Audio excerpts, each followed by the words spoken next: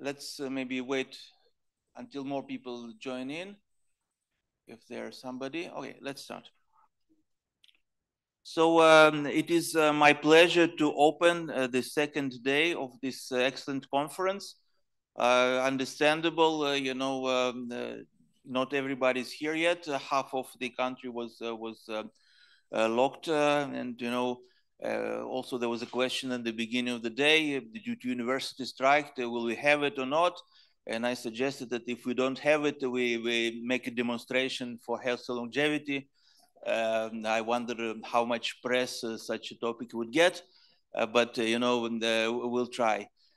So now we have our session as usual, and we start once again. It is my pleasure to thank everybody, and right now we'll have I wouldn't say killer, a revival session on geroscience, top of the top Israeli geroscientists with companies, with directions for therapies. All the others are great, but this session is especially relevant to developing therapies, who will speak not just about the promise of geroscientific developments, but also about the challenges it faces that still need to be overcome, also in terms of policy.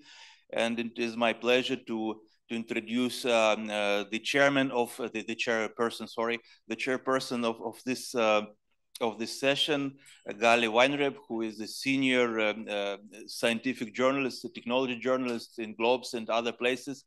Recently, she published a very nice article about biomarkers of aging and measurements of aging, obviously critical topic, and she wrote about this topic again. And also thanks to Abigail. Sorry, I must also thank to you who has been supporting our field for many years. I think at least 10 years. Thank you very much, Abigail. And yeah, so hopefully through this conference and through meetings and through press, we can indeed raise this agenda, because I think between us in this building, it's more important to be healthy than some of the other issues. But we try our best. So please, Gali, the floor is yours.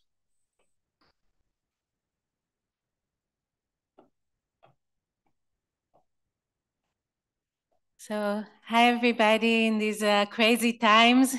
I'm Gali Weinreb. I'm a writer at Globes. I write about healthcare technology and science, and I'm really excited about this amazing panel that's going to happen between and show us all of these great technologies brought by these very senior people. And I did want to just begin with a few more general words. Last week, everybody was suddenly reminded of their grandmiser.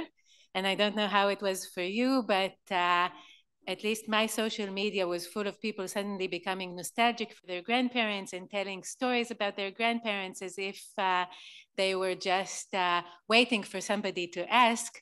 And it was kind of touching, because I did remember that just a few years ago, in the beginning of the COVID pandemic, there was a little bit of a different attitude towards our grandparents. People were telling them to kind of close themselves inside, shut themselves off for society for their own good. And it did have a rationale.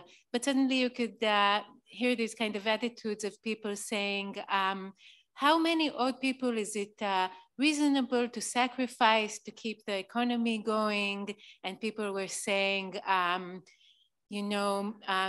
if you said that somebody had died, they said, okay, how old were they? And if it was past a certain chronological age, then they'd say, oh, and like kind of insinuated it wasn't that horrible. And there were even countries, thankfully not in Israel, where people were of a certain age with certain underlying conditions were told not to go to the hospital and to leave the hospital open for younger people. And at this time, my father, who is now 74, he was 71, and he has diabetes and colitis and an artificial valve and a pacemaker. He was sitting at home and running his two startups, one of them in Homeland Security and one in medical device. He was running them from home, and he was taking care of himself better than anybody I'd ever seen take care of themselves, of their health. And I thought that it must be because he feels important to society and important to the family, but he also feels important to himself. And, you know, when we talk about minorities, sometimes we say what you don't see, you can't be. You can't be what you can't see. And I think that in a sense, it's the same for people over a certain age, that it is very important. And for me, the media, I take it as my task to have representation of people who are of a certain age and are still productive. And I know that everybody who's in this room is probably here because we don't want to get old. And when we do get old, we don't want to look old, we don't want to feel old, but someday we will inevitably look old and feel old, and that's okay. And we will still have the right to be important to ourselves and to people around us, but also to ourselves. It's our human right to keep feeling important at any age and at any level of productivity. We're still here. And I think that this ties into what we're going to say today at the conference, because as my father showed me, and I did see, and I can be, if you feel that you are important, then you take care of yourself, and then you do have a healthier lifespan. And this is what we're going to show how you can achieve today. So I'm really proud to announce as our first speaker, Professor Haim Cohen from Bar-Ilan University, who will talk about scientific advances in healthy longevity.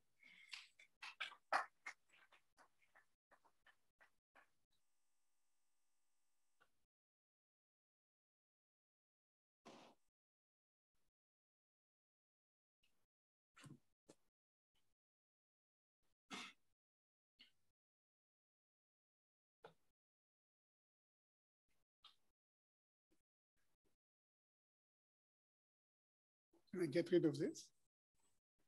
Yes. Hi, good morning. We'd like to thank Hanan and Ilia for this excellent conference. And for the other speakers, it was really a pleasure yesterday to listen to them. Thank you.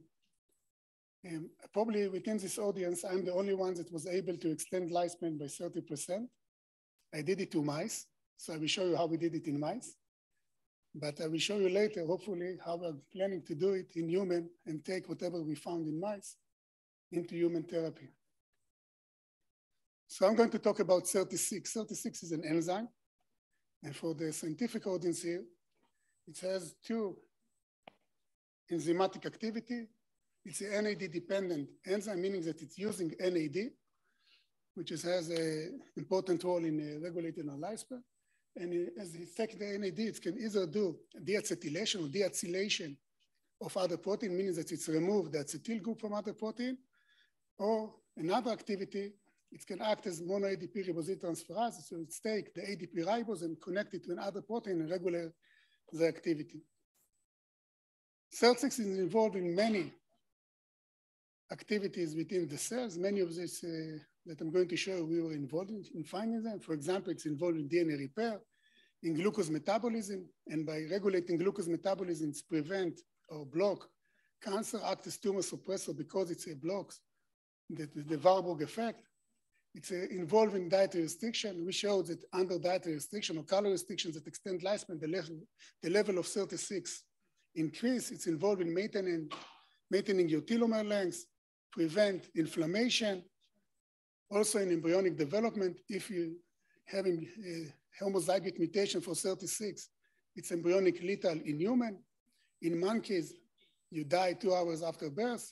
In mice, when you don't have 36, you develop premature aging phenotype. You die very early after four weeks. Today, I'm going to show evidence or results that we have about the roles of 36 in aging.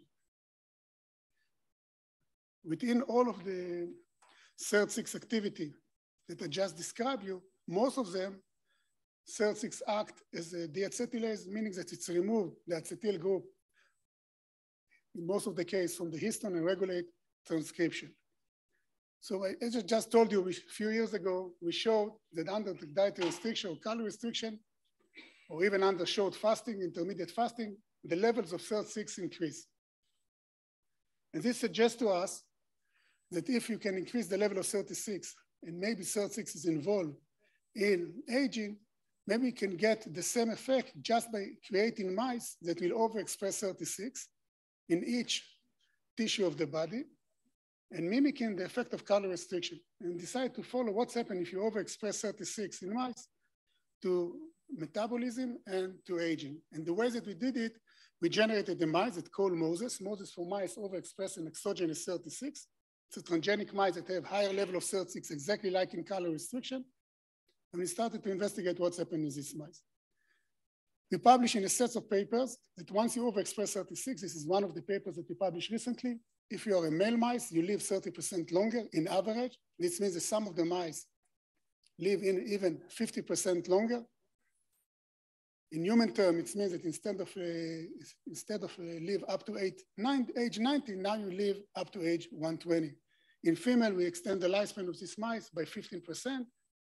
And now we're trying to understand what was the difference. I know it sounds like a much bigger question. What is the difference between female and male, at least in regarding to regulating of lifespan? It's not only that we're able to extend lifespan, we've also been able to extend healthy lifespan. And this means that when we follow the biochemistry of the blood, they maintain biochemistry of the blood exactly like young mice. We follow tumors. There was delay in the appearance of tumor. Some of the tumor types did not appear at all. If we follow inflammation, it's block age-dependent inflammation. So plenty of phenotype that because of 36 overexpression, we were able to delay or actually block once we overexpress 36. And one of the phenotype was when we took the mice and fed them high-fat diet, even for half a year, they didn't develop obesity-related phenotype. One of the main phenotype, I will try to speak faster because now I realize I still have only 5 minutes. One of the main phenotype of aging, it's called frailty or the frailty syndrome. I think all of us know what is the frailty syndrome. If we think about old individual, I will repeat it. Neither do I. Frailty is a syndrome that characterizes in almost 30% of individuals above age 80, 5 to 10% of individuals above age 65. And you can see the main characterization of frailty, it's weakness, slow walking. The reports that have low level of physical activities are exhausted, and they lose weight even without any diet. If you think about old individuals, you imagine immediately you will figure out what is frailty about. So what we found, the 36 blocks frailty syndrome. I will give you some example. This is a movie in which we compare between 36 transgenic mice and wild-type litter mice. The age of these mice, the minimum I think is 24 months. Some of them were even older. In human terms, it's meaning that the age was 80 years old. And we just followed the running of these mice. Remember again, at age 80. You can see here that the transgenic mice keep running, whereas the normal or wild-type animal don't move. In other words, what we showed, that 36 block the frailty syndrome. And I think in the practical terms, this is very important because frailty, it's one of the challenges that the NIH decided to address in the next decade. So we have several questions. How 36 maintain higher activity at old age? And I will make a very long story short. We did all the metabolomics of old mice. This is the liver, for example. We also characterize the blood. We characterize what's happening in the adipose tissue and so on. And to sum it, if you can see, arrows show what's going up or going down with aging. Dot show what's happened in 36 overexpression. You can see that basically it's reverse it to young-like metabolism in the liver. But it's not enough. But once you reverse it to young-like metabolism, now you can produce energy either by this cycle or by other cycles that 36 activate, and now you can get enough energy to be active even at old age. But it's not enough to have a better metabolism. You also need to see what's happening in the muscle.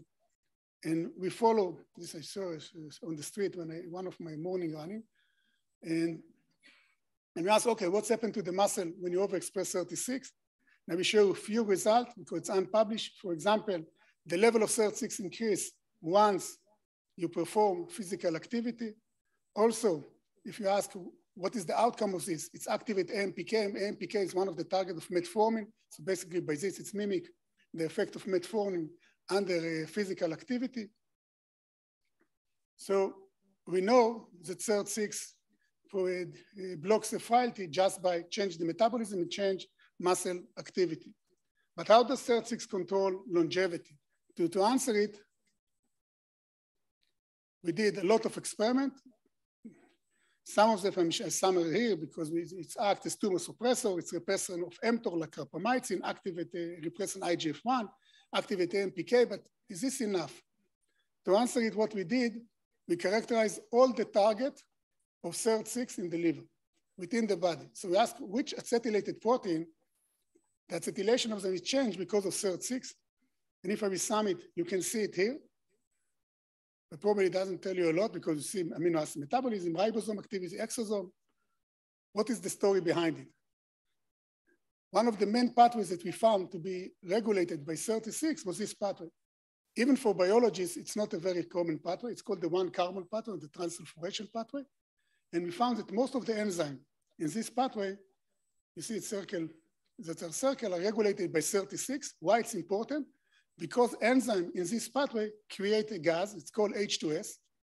And this H2S gas regulate, and this is a set of cell paper showing that once you change H2S production, you now can mediate the effect of calorie restriction. So we ask what's happened to H2S production in 36 overexpression. H2S, it's a gas that regulates the effect of calorie restriction. And here it's what's happened. So for example, when you compare what's happened to H2S production in normal wild-type mice, it's reduced. What's happened in 36 overexpression? In young mice, it's significantly higher. In old mice, it's even much higher. So even at old age, if you compare young mice to old transgenic mice, you see there is no difference in the H2S production. So 36 maintain H2S production, and by this, get the effect of get the effect of calorie restriction. But the big question I think that all of us ask here, okay, so we spoke about mice, can we translate it into human, right? That's probably what I believe most of the audience here ask themselves. So we established a few years ago a company called CertLab. It came out of my lab, it's now in Nest Ziona. I'm going to show you one of the results, or two results, in which we ask what will happen if we activate 36, not from birth, but we'll activate it later in life, and even under condition of NASH and under conditions of high-fat diet and diabetic mice. I'm going to show you two results. This is one of the results. For example, here we did it in several models. This is the model of high-fat diet that the mice develop, they become diabetic and they develop fatty liver and so on. And we use a drug. For example, you can see the orange line is 36 or mice that were treated with a drug. The blue line are mice that were not treated by a drug. If you don't get 36 as a drug, you die. If you activate 36, you survive. This is the simple lessons that come out of it. If you ask what's happened to the liver, how the livers look, if you are a fan of liver pictures, this is how it looks. This is how it looks, a fatty liver after the treatment. You see it was this fat on it, it says the beginning of tumor, so on. This is how the liver, even after a short treatment of 36, just remember we started not from the beginning. We gave the mice time to develop fatty liver. We gave the mice time to develop diabetic mice, and then we treated them with our drug, and it's restore normal liver. So we can save their life, and we can restore the normal liver by using a drug that activate 36. And this is very important because we believe now that what we check now is the effect on longevity in mice and the effect on frailty in mice by using a drug. We'll finish here. We'd like to thank, my groups, my students here are my group, and all the collaborators. And for all of you, thank you very much.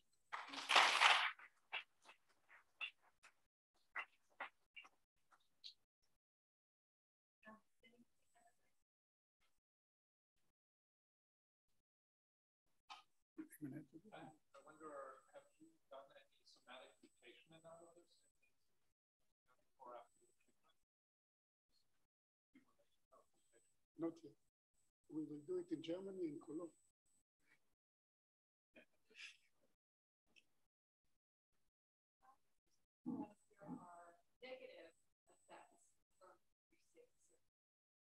Okay.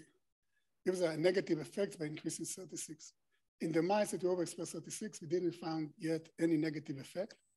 There are some evidence that 36 under some condition might repress some, I would say, let's say this way. One way that maybe that we find some negative condition for 36, maybe under extreme inflammation, if it's block inflammation, you might want to have some level of inflammation, but yet when we did it, you can see that 36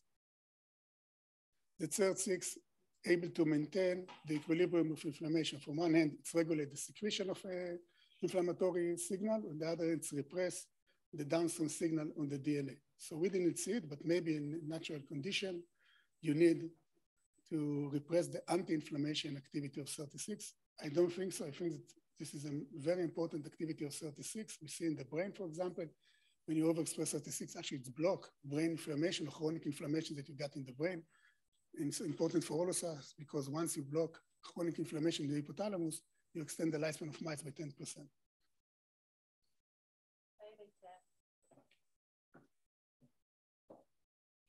I'm sorry that we don't have time for more than 1 or 2 questions for each speaker, but everybody can talk to everybody later.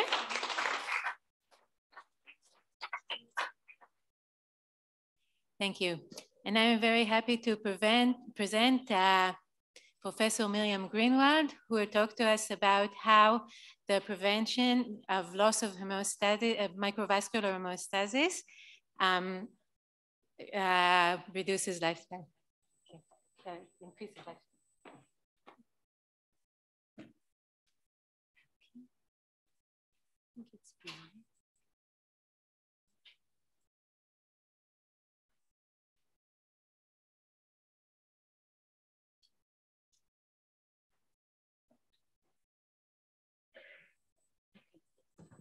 So I would like first to thank Ilia and the other organizers that I don't know the name to inviting me. It's very interesting to see the other side of the aging field, not just the scientific part.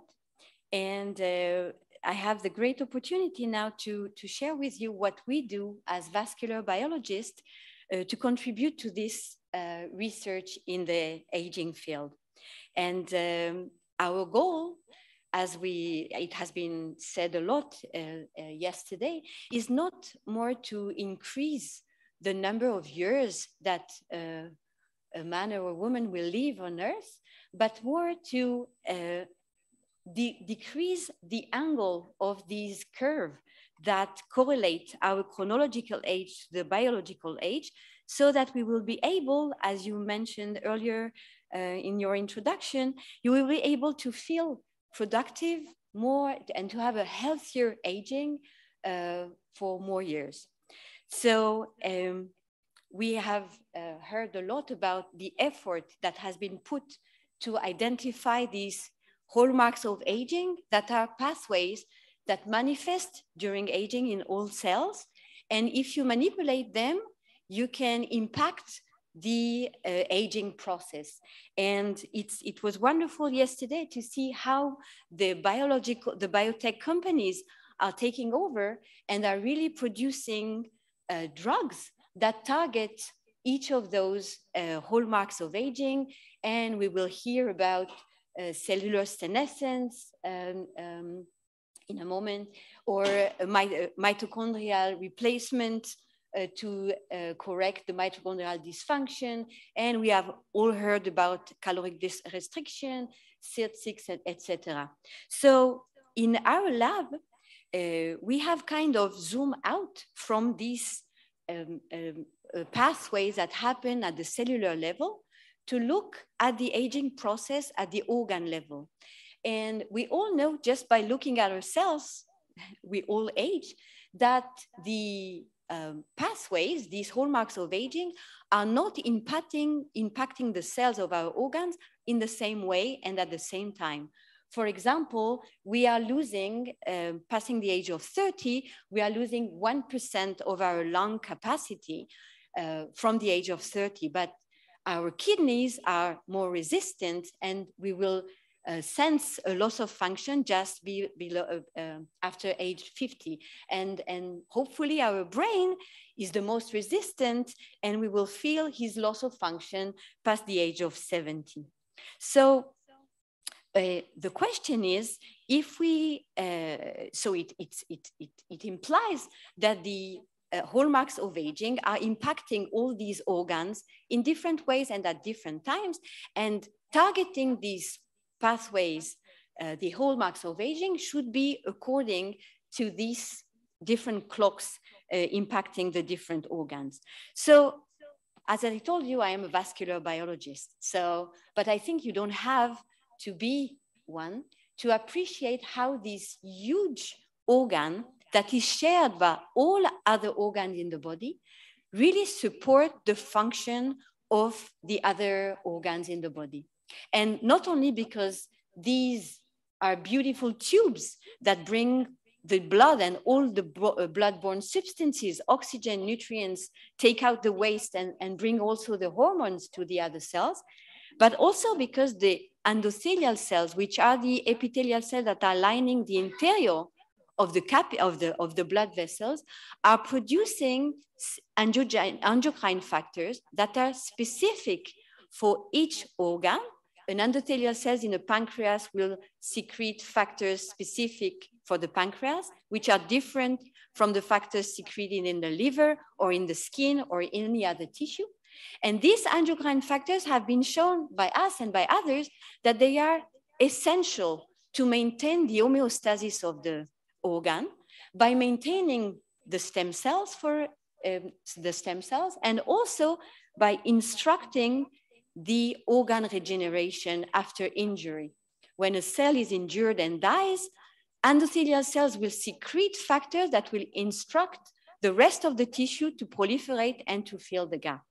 And what is aging if not losing these two capabilities, losing the regeneration and the homeostasis capabilities? So our working hypothesis was that aging of the vasculature should impact the function of all other organs.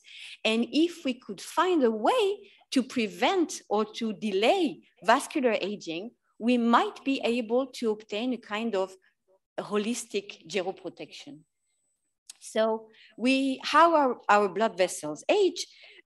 We all have heard about the classical cardiovascular disease, which affect the large blood vessels. And remember that a man or a woman is aged as his arteries.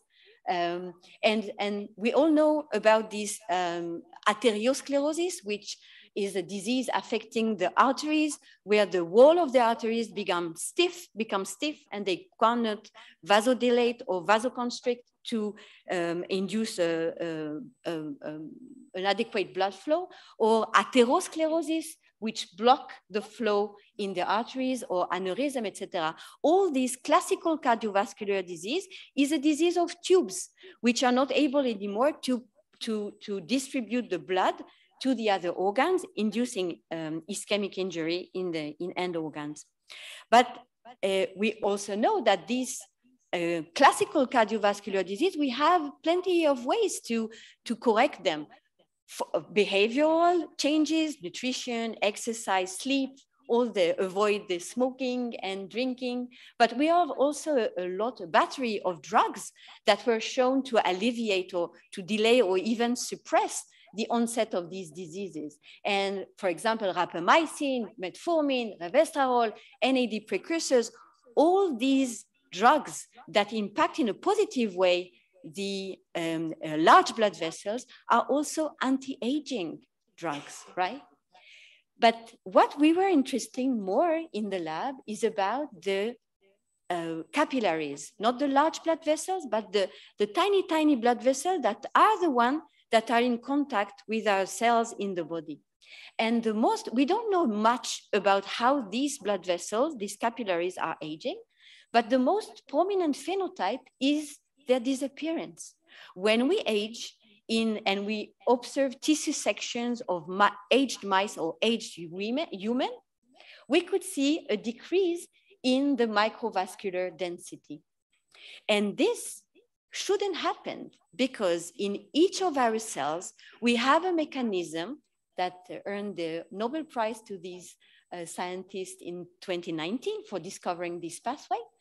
When any cell in the body will sense a lack of oxygen or nutrients, it will switch on the HEAF pathway that will induce the secretion of factors, which will instruct the neighboring blood vessels, capillaries, to grow and to bring back the perfusion to the ischemic tissue. And one of these factors is very interesting, the vascular endothelial growth factor, because it is involved in all aspects of the angiogenic process.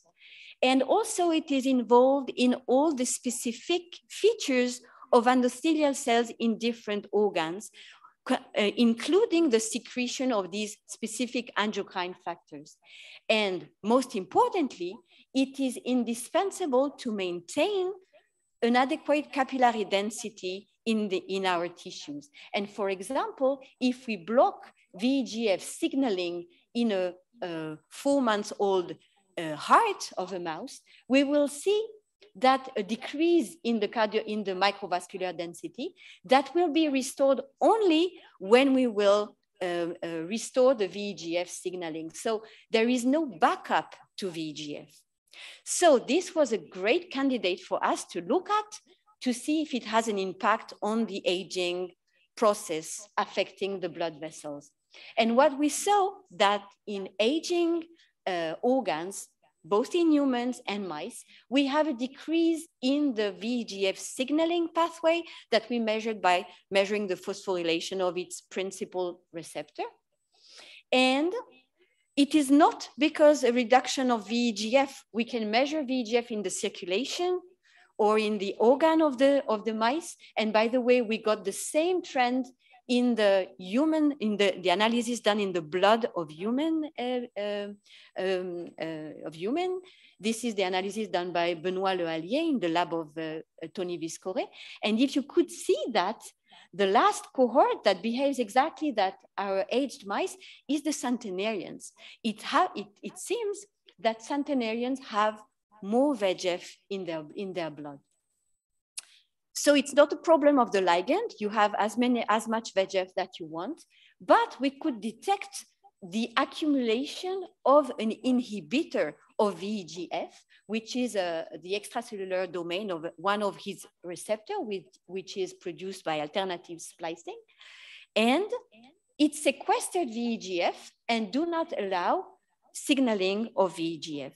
So the question that we asked was, can we maintain, is there a way to maintain VEGF signaling in aging mice? And we could do that by targeting, of course, the inhibitors, but I just presented you one inhibitor. It seemed that we saw that we have lots of inhibitors of VEGF that are accumulating with time in aging.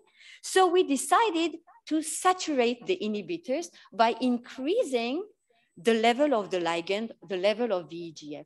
Oh, we do that genetically by manipulating our mice, and we could obtain twice the amount of VEGF, which is generally produced by normal mice during aging, when they age, and we could elevate the level of VEGF twice the amount of naturally produced. And this dosage is very important because in our system, if we go too high on VEGF, we have deleterious effects such as edema and an impact of the hematopoietic system. But this is also an interesting story, but for another time. And pay attention that we begin this treatment at about 10 months of age of the mice. So they are not very aged, they are not ill. So all what I will present to you is about preventing the age-associated disease and not reversing them, as Haim Cohen presented us with the CIT6 story. So when we did that, we could maintain a useful amount of VEGF signaling in the tissues of our mice. And this, the consequence was to maintain an adequate microvascular density in the liver, in the muscle, and all in other tissue, brown adipose tissue, white adipose tissue, bone marrow, all the tissue that we have looked at in these mice. And what was the consequence, the first consequence of this maintenance of perfusion? Well, it's oxygenation, right? So we measured the oxygenation of the tissues in these mice, and we could see that it is completely maintained as the level that we could see in young mice. So we follow a cohort of 100 mice, female and males, treated with VEGF and control mice, which are litter mates. And we could see that not only we were able to extend the lifespan, that was not our goal, but we also compress the morbidity period. This time when the mice begin to die, because of these age-associated diseases and frailties. So we went after all the phenotype that we could measure in these mice in our lab or by way of collaboration. And because this has been published 1 year ago, 1.5 years ago, I will just summarize the results. We looked at the distribution of the adipose tissue, which is something that we could see on ourselves when we age. Aging is about fat, I'm telling you. So we could see that the abdominal fat that is generally accumulating in aging mice is alleviated in VEGF-treated mice. And the contrary which happened in the skin, where we lose our subcutaneous fat, is alleviated also in VEGF-treated mice. We also looked at the brown adipose tissue, the white adipose tissue, and I will just run because I'm going out of time.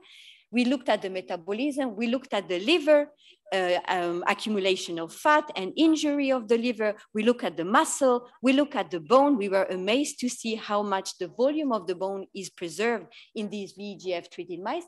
And maybe because of good muscles and good bones, we could see also a better kyphosis index that we all see in our grandparents.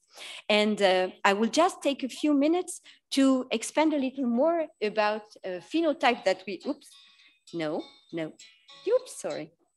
that we have seen in our mice is about the tumor burden. Because when we say VEGF in an audience, immediately you connect it to cancer, right? Because cancer cells are producing tons of VEGF when they grow to recruit new blood vessels so that can proliferate and increase their volume. And when we followed the mice by MRI, we could see that if the 24-month-old mice have a lot of spontaneous tumors, as you can see here, VEGF mice were protected.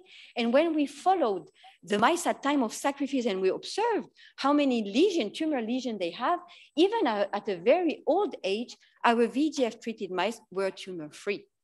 And now we are pursuing this aspect of this research, trying to understand why we have less tumor when we have better blood vessel, better capillaries. And one of the directions is to show that we have less inflammation. This inflammation, which is chronically present in aging mice and in aging human, in VEGF, we can see a decrease in this inflammation. And by the way, it's one of the hallmarks of aging that we correct with VEGF treatment. We also looked at the senescence. We didn't see much of senescent cells in many organs, but in the liver, it was astonishing to see that the endothelial cells are the first cells to become senescent, and we could correct them with VEGF treatment, which implies that VEGF can protect the endothelial cells from entering the senescent process, or maybe impact on the immune system that can remove in a better way these senescent cells. And just to cut a story long, done by Priya Gupta, a postdoc in the lab who is sitting in the audience, we also found that the immune system of these mice are improved. The thymus is not undergoing the atrophy that is happening in all the aging mice and the human. We have more naive T cells, and we are very excited to see that the T cells that are in the in the mice treated with VEGF express much less of the PD-1 that we have heard about at the immune checkpoint, which can explain why we have less tumors and why we have also less senescent cells, since these cells have been shown to express this PD-1 ligand. So I stop here, and sorry for taking a little bit of more time, just to thank the people in the lab that have participated to this study. Of course, Professor Eli Keshet, that I'm working with for many years now, and the postdoc and the PhD student that are looking at different aspects of the aging process. And we are recruiting at the level of postdoc, so if you are interested, please contact me. And this, I was always wondering if the fact that VEGF signaling pathway has entered the conscious of the aging field. So I asked yesterday night the chat GPT what he thinks about VEGF and aging, and that's what goes out of it. So I think that it is in the conscious of people. If you have questions.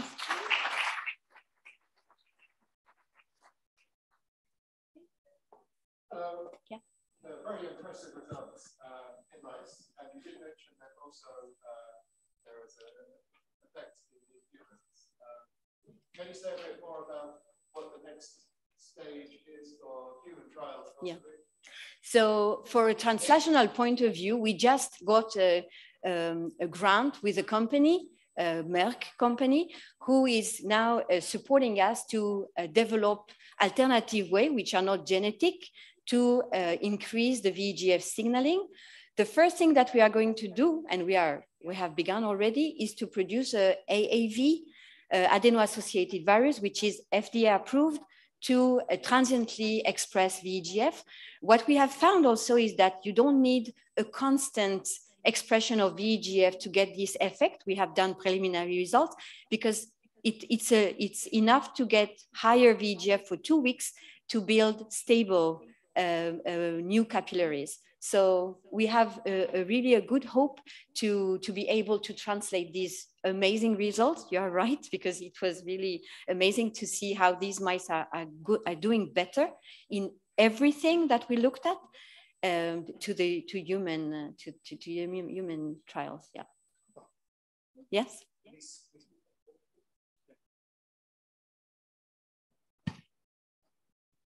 Thank you very much for the presentation. It was wonderful and it's quite inspiring. But I'm a clinician and I have one practical question about the, what about the retinal vessels and choroidal vessels? Thank you.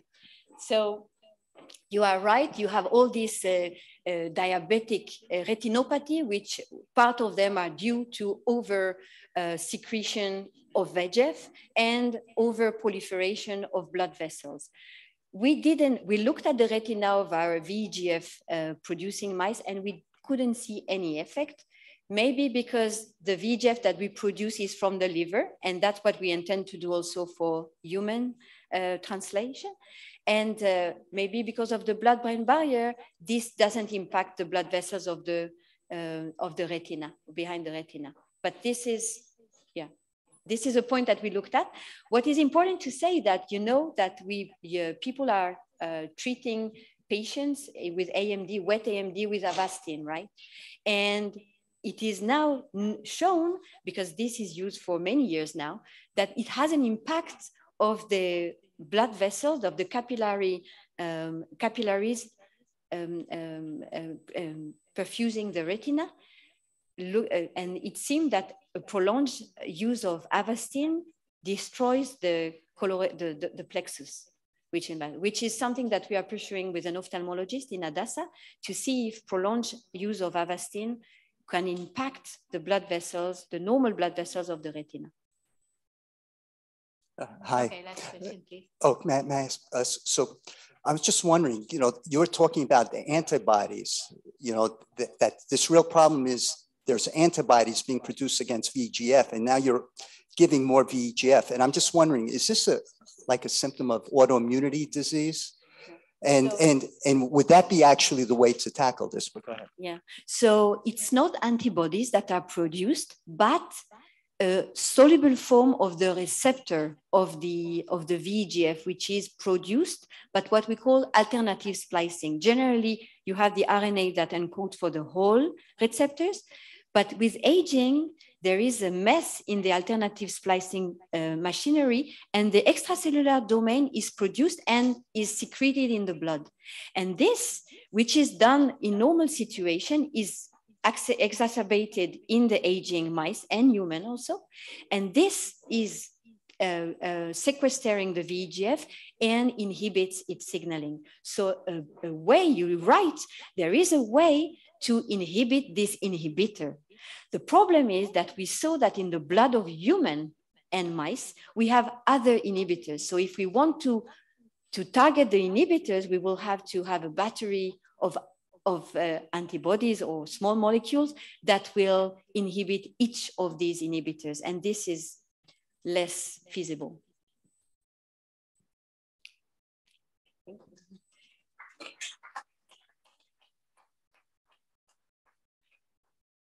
Thank you so much. And again, we can all ask each other questions in the break. And now I'd like to introduce Professor Valery Krizhanovsky from the Weizmann Institute, who will talk about senescent cells, the good, the bad, and the evil, and the ugly. Okay, let's see.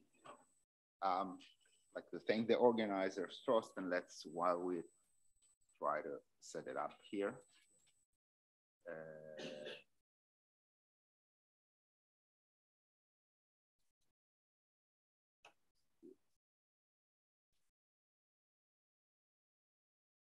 Probably try to set it from here. Where is the computer? It's hiding.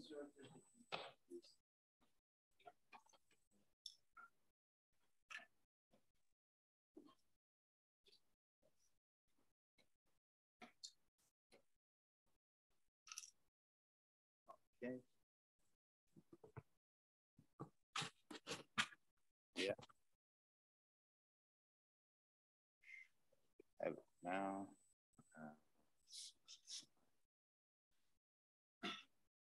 Okay, it seems like we are up and running with the presentation. So our lab is interested in cellular senescence, and in this talk I would like to tell you just in very general terms and without specific of data about what is the role of senescence in aging and what we have done over the years in order to study role of senescence in aging, regulation of presence of senescent cells, how they accumulate in our organism with age, why they accumulate, and how we can tackle these mechanisms that regulate the accumulation of senescent cells in order to extend health span, at least in mice first. So, because we all have seen this, let's try to move this part so it does not as much as possible at least. So this is from the older review of hallmarks of aging, and senescence is one of the hallmarks. And what we learned over the years about senescence and senescent cells is that senescent cells accumulate in organism over the age, and together with this, there is increased risk of development of age-related pathologies. We have learned that immune system tries to control presence of senescent cells, and we studied this a lot, and I will mention a few things about this. But in the last decade, we also learned that if we eliminate senescent cells using genetic models, that we can extend the lifespan of mice by about 25 to 30%, and also extend the health span of mice. So what are these senescent cells, why they are formed, how it's possible that something that is damaging to the organism is formed naturally in the organism. So the idea is that senescent cells are formed as a protective mechanism. mainly as a result of activation of the oncogenes in the response of DNA damage in all other types of cellular stress.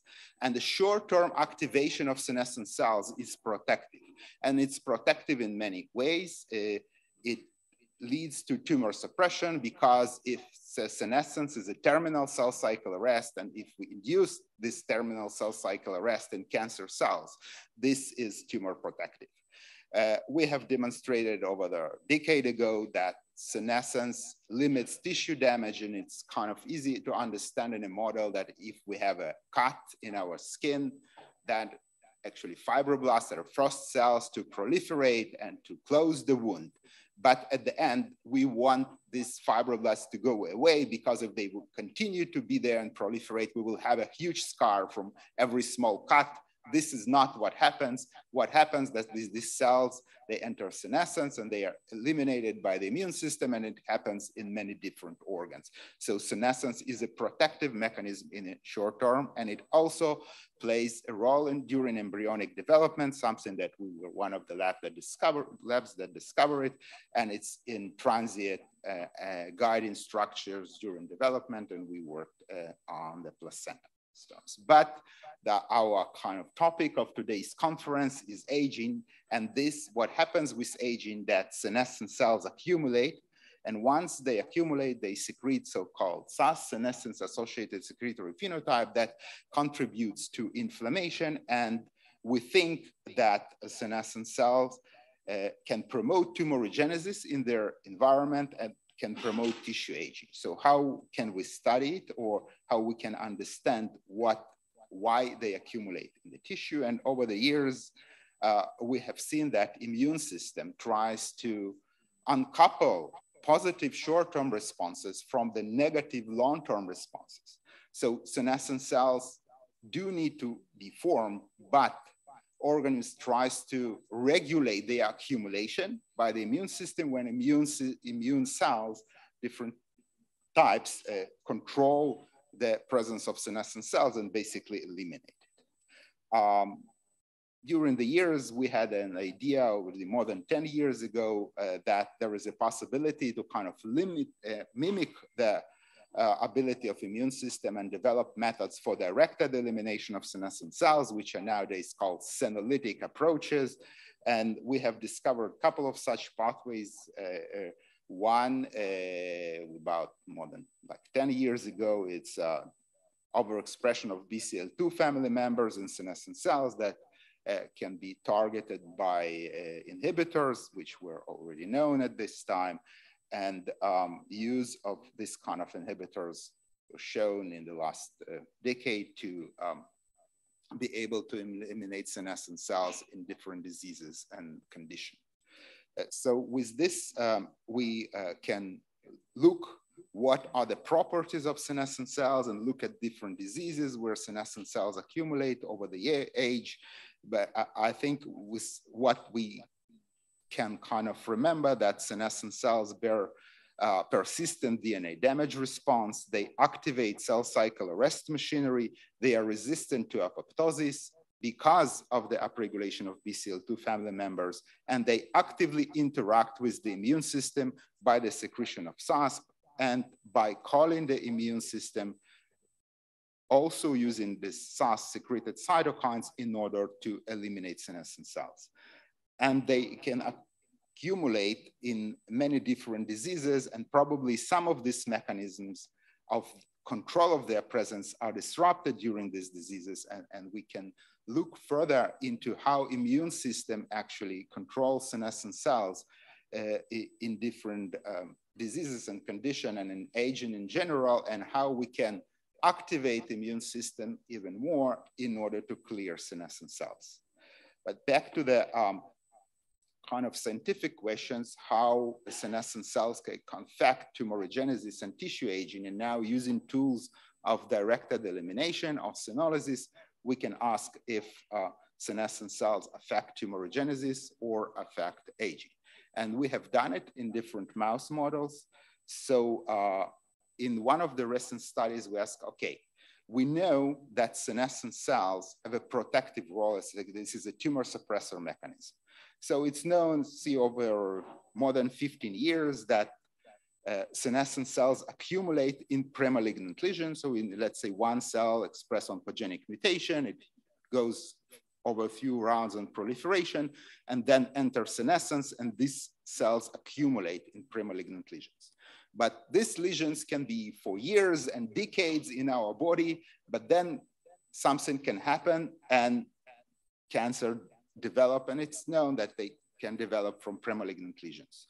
So we asked what would happen if we eliminate senescent cells from these premalignant lesions, and we have done it in the model of pancreatic cancer in mice.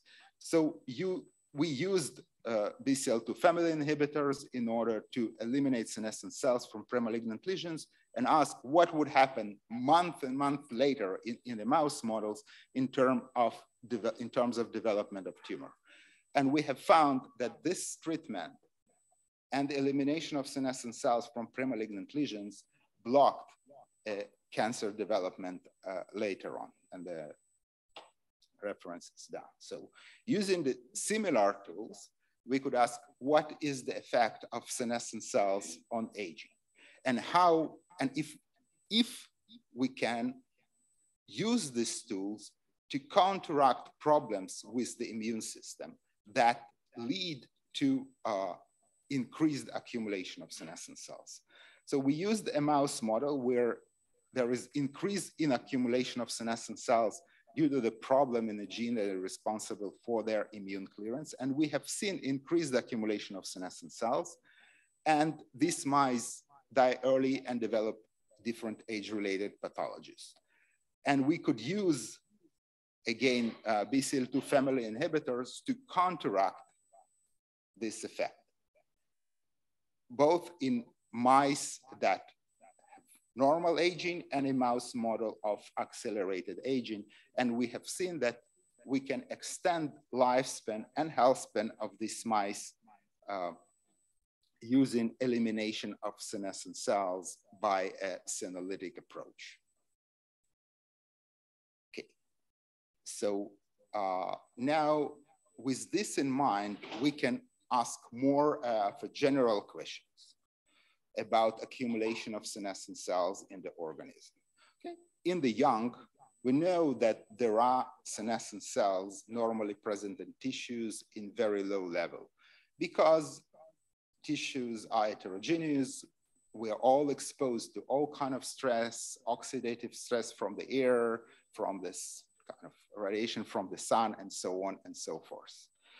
So senescent cells are formed and they are cleared by the immune system in order to keep the tissues in normal state of homeostasis.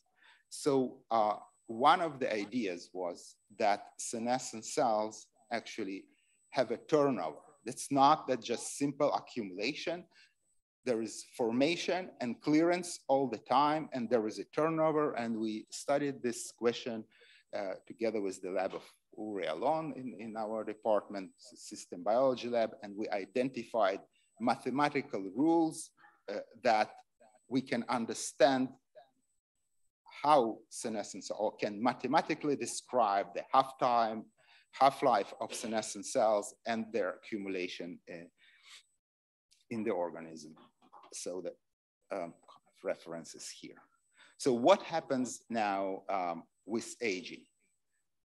One of the kind of ideas that came from this mathematical model work was that senescent cells inhibit their own removal by immune system. But there was no biological molecular mechanism at the time to understand why this happens. So we used different models. While using different models to understand the role of senescent cells in aging, we recently discovered that this turnover, yes. So we can control the turnover using PD-L1. And why? Using anti-PD-L1 antibody. And why? Because we have observed that senescent cells upregulate PD-L1, and the regulation of PD-L1 is by a basic molecular or connected to basic molecular mechanism of senescence, P16, which is a CDK inhibitor protein. And we have shown that P16 regulates protein stability of PD-L1 protein, and that we can use anti-PD-L1 antibody, and they are all famous about activating PD-L1 antibody, and they're, in cancer treatment, there are now many anti-PD-L1 antibodies. Some are blocking and some are activating. So we used activating PD-L1 antibody, meaning the antibody that not only blocks the signaling between PD-L1 and PD-1, but brings the immune system to attack cells that express PD-L1. And we were able to eliminate senescent cells, in this case, from the lung of mice. And this provides one example of a mechanism how senescent cells regulate their own removal and how senescent cells accumulate with age. And we also have seen that senescent cells, there is a difference between senescent cells in the young organism and in the old organism. And there is increase in expression of some proteins, immunomodulatory proteins with aging, including PD-L1, which expression is increased with aging. So this is the general model that we are trying to kind of look around, or trying to understand the regulation of senescent cells in the young organism. There is a normal turnover of senescent cells because we are exposed to different types of stress and damage, and senescent cells can be formed and they are cleared by the immune system. But if there is a disbalance for whatever reasons, and this what happens with aging and increase accumulation of senescent cells increases, there is inflammation from senescent cells and probably from other sources, which is known to increase with aging. And this might lead to accumulation of senescent cells and reduction in their immune surveillance, and therefore further increase in the presence of senescent cells, which support the development of different age-related diseases. And this is only a short list of this. And we can think about targeting these senescent cells by several different ways. First, by senolytics, as I mentioned, then by specific antibodies against senescent cells, because there are or might be specific markers, and there are known specific markers on senescent cells that can be used in order to bring the immune system to clear the senescent cells in a safe way, and at the time when it's really necessary in order to reduce possible side effects from the general senolytic approaches, because we need to remember that senescent cells are essential in the short term, and therefore targeting them all over the body or in any situation might not always be beneficial, or sometimes can be dangerous. So with this, I would like to thank my lab and the funding sources and you for your attention.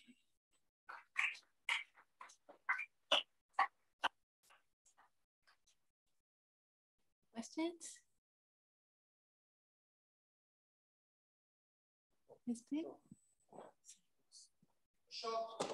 Just a second. Do you have results for maximal life extension in mice? Real results? Yes, so there are genetic studies and there are pharmacological studies with senolytics. With genetic studies, well-known papers by Jan van Dursen and colleagues, it's 25 to 27% life extension in mice. And with the senolytic approach in our study that I just mentioned during the talk, this were not in normal mice, but in the mice where they live shorter because of increased accumulation of senescent cells, we have seen similar increase in lifespan following treatment with senolytic drugs. But maybe my problem is always to take, let's say, sick mice and cure them, but it would be better with normal mice. So that's... So why don't you take this mice and let them die? So that's, so why, so I think there is sometimes in a mouse model, you induce a disease specifically, right? But in the mice that I mentioned, your senescent cells were eliminated genetically, or in our model where it was just a problem with one immunosurveillance gene, that's not that they develop specific disease. We have shown they develop all variety of different diseases like any old mice or old humans develop. So this is different from looking at a specific disease. It's looking at a model that develop all variety of diseases and conditions that resemble aging phenotypes. And then these are delayed. This model is just a model, right? So by using the models, I think we accelerate discovery of things that are relevant to humans. Just one question. Is it possible to have like finding out the level of a normal person or certain ages that you'd say, these are how many senescent cells you need, and if you go above a certain burden, maybe this person should be treated, and then you have a way to monitor it? Yeah, so this is very, very central question in the field that you raise.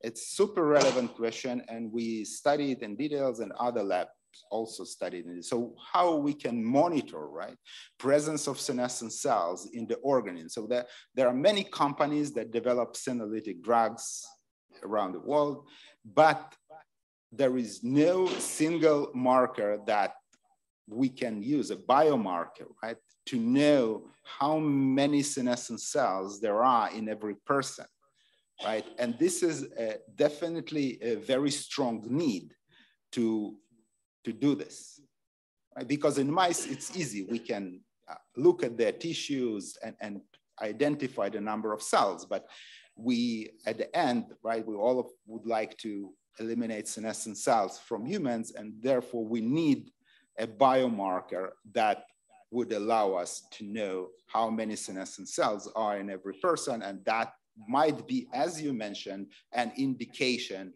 for senolytic treatment or a readout of efficiency of such a treatment.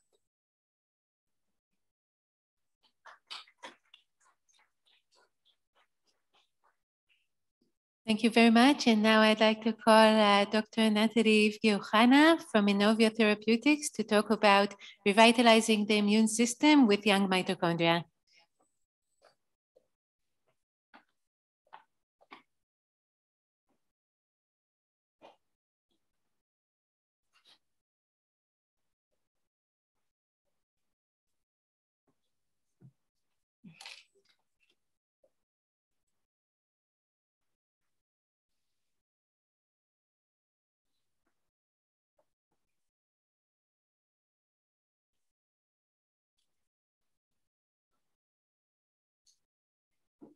Thank you, everyone. Thank you, Ilia, for inviting me. And my apologies, my font changed in this computer, so I hope it will be fine.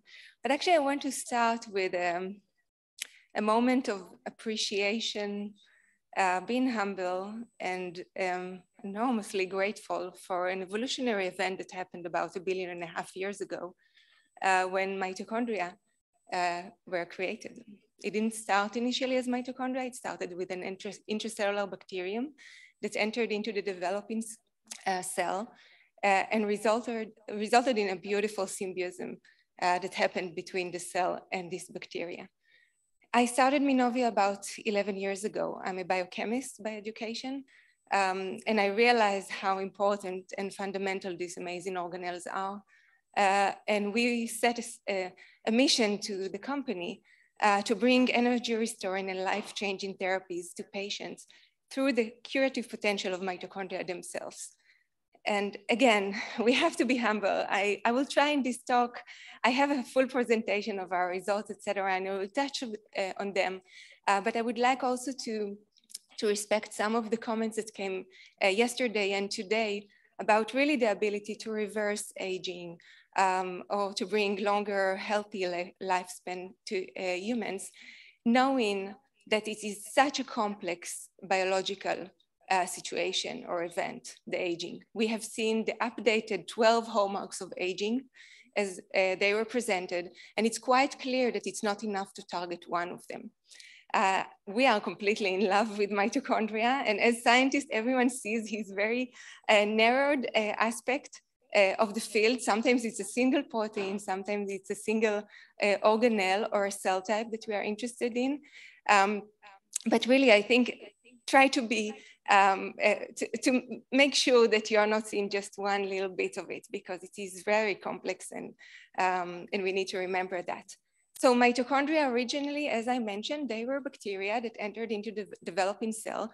And actually we have to appreciate that life on Earth could never happen without this amazing event, because cell could not survive in the high oxygen environment. And once mitochondria were created, they could actually use the oxygen that we breathe to produce the energy together with the nutrients, of course. So it's really a tremendous and enormous event that happened. We are all inheriting mitochondria only from our mothers. So the amount of mitochondria in the oocyte during the fertilization will be the same mitochondria that will carry out throughout the entire creation of the human body. And this is amazing, I think. And it's quite challenging to detect mitochondrial mutations, because there are tens to hundreds of mitochondria in every cell, almost every cell in the body, by the way. There is one special cell population that does not carry mitochondria, which is our red blood cells.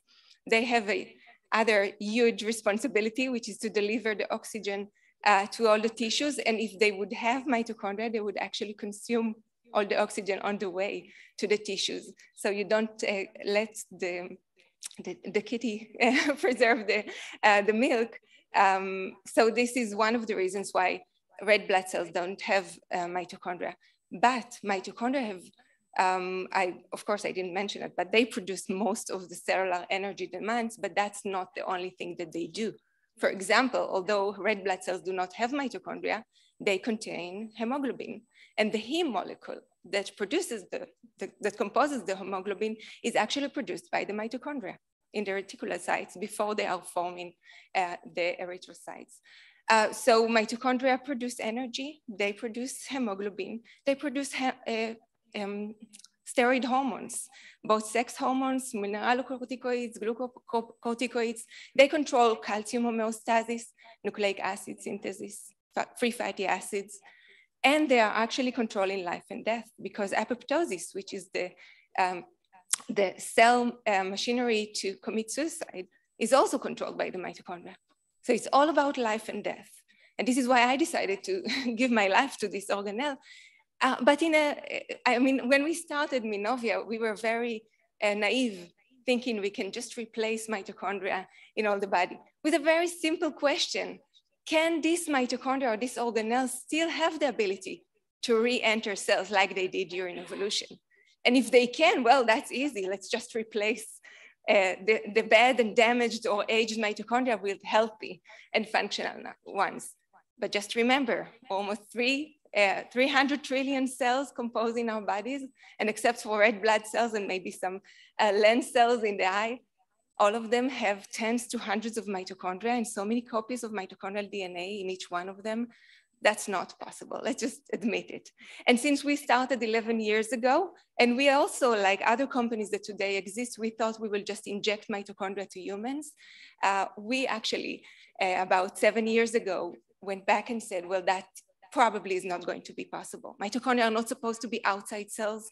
The conditions that needs to control their integrity and function are not those that cells like, okay?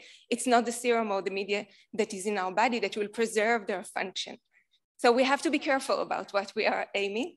And this is why we took a different approach in Minovia to enrich cells with mitochondria. And I will show you how. So this is the complexity of a person suffering a mitochondrial dysfunction. Again, all the mitochondria in the body, which results in every organ system that is deteriorated. We can see this in primary mitochondrial diseases. They are the best model, by the way, in our eyes, to study age-related mitochondrial dysfunction. There are diseases where children are born with mutations in the mitochondrial DNA that results in multisystemic diseases with visual impairment, with hearing loss, with dementia, with epilepsy, with stroke-like episodes, with diabetes, kidney insufficiency, you name it, bone marrow failures. Those are diseases that we know from aging, right? So they appear in those mitochondrial diseases. And there are no approved therapies for those diseases. They are considered rare, and I want to talk about it in a second. What are the outcomes of a disease that is mentioned as a rare or an orphan indication by the regulatory authorities? It means there are no available therapies. Those are life-threatening conditions, which mean there are accelerated pathways for approval of drugs. And I think that if we want to develop therapies for life-threatening age-related diseases, we should change the mindset of the regulatory authorities. We should have the right to try for patients in ages or with such devastating diseases for technologies that are on the way and not yet maybe approved, but have shown to be safe. So Minovia, as I mentioned, we took a step back from just let's directly inject mitochondria to people. And we said, let's do mitochondrial augmentation technology, which is to enrich cells with mitochondria, ex vivo, okay? So there are different cell types that we can use to enrich. We can improve, for example, CAR T cells, loading them with healthy and functional mitochondria. We can load mesenchymal stem cells, and there are several benefits of doing that. Or we can use hematopoietic stem cells. So I started as a big fan of mitochondria and turned to be a big fan of hematopoietic stem cells. And the reason is because those stem cells can actually regenerate the whole blood system, including the immune system. And we just heard how important the immune system is in maintaining blood vessels or in removing senescent cells. And there are so many others, of course. We have seen during COVID how important it is to maintain your immune system, because then you can much easier overcome an infection, of course. We use mitochondria from the youngest source, youngest, healthiest, that just a minute ago supported the baby, which is the placenta. Minovia started in Rehovot, and I'm living in Haifa, and I used to travel by train. And one of these long travels, a person sits next to me and asks me, what do I do? So I told him, I'm developing therapies based on placenta. And he asked, do you know what a placenta is? And I said, of course I know. And I said, no. Placenta in Hebrew, the word is shelia. And he said, it's actually shelia. It's divine. It belongs to God. That's the meaning of this word.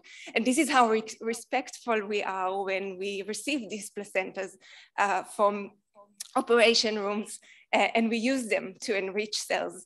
The green labeled mitochondria here are those that were introduced into the cells. Very hard to have enough cells harboring this exogenous mitochondria. So think about if we just inject them to the blood, whether they will enter the cells or not, they will probably not. It's very hard to control that. Another reason why there are no approved therapies for mitochondrial disease, it's not just there were no ways to rescue or restore mitochondrial function, but there were no ways to measure mitochondrial dysfunction. I assume you know that when you feel bad, no one measures your mitochondrial activity. And that has to change, okay? So we are part of a consortium called the Liquid BX, which is supported by the Israeli Innovation Authority to develop these specific blood biomarkers for mitochondrial dysfunction in multiple diseases.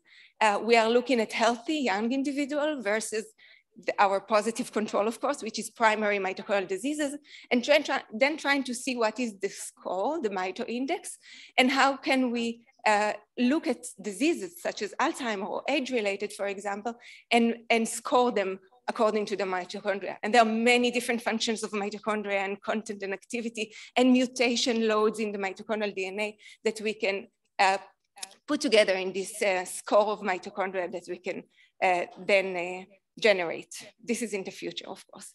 So we can really restore mitochondrial function in cells. These are cells, diseased cells that will rescue the growth of these cells. We can rescue the protein synthesis by augmenting cells with mitochondria. But most importantly, and this is where I will probably stop because I don't have enough time to talk further, as I mentioned, we enrich hematopoietic stem cells with mitochondria. This is a personalized cell therapy approach. We have a bank, the first in the world bank of allogeneic cryopreserved mitochondria from placentas, qualified placental mitochondria, but that's not enough. This is our way of scaling up the production, and we do that. But eventually, if we need to collect the hematopoietic stem cells from the patient and enrich them in a GMP facility, a clean room, in a grade that is suitable for clinical use, that means at least 4 people working in the clean room, 4 people qualifying the product at the end, at least 2 people working on the quality assurance of this whole process. And that's going to be a very expensive product and not highly scalable. This is just rejuvenating the immune system. This is just rejuvenating the hematopoietic system. If we want to further deliver mitochondria on and on throughout the body to every person on earth, because we are all going to age eventually, right? And develop a mitochondrial disease, we have to solve these very complex issues. And that's going to cost a lot of money. And I will remind you again, this is just mitochondrial dysfunction. And as important it is, we do believe it's super important, but that's not the only thing that causes to age. And we have to remember that. So it's going to be expensive. Minovia have so far raised tens of millions of dollars, and that's not enough even to finish the development to a single primary mitochondrial disease of 100 patients in the world. It's going to be very expensive, but we all need to do that, right? This is why we are here, and we are devoting our life to this. And looking at these patients that were treated, 12 patients so far, we could actually observe that this therapy was continuing the development. And this is why we are continuing with the next generation products, and hopefully we can take that further to the clinic and into clinical trials, and succeed with our huge mission on Earth, which is to deliver this mitochondrial augmentation technology to as many patients as possible. Thank you so much.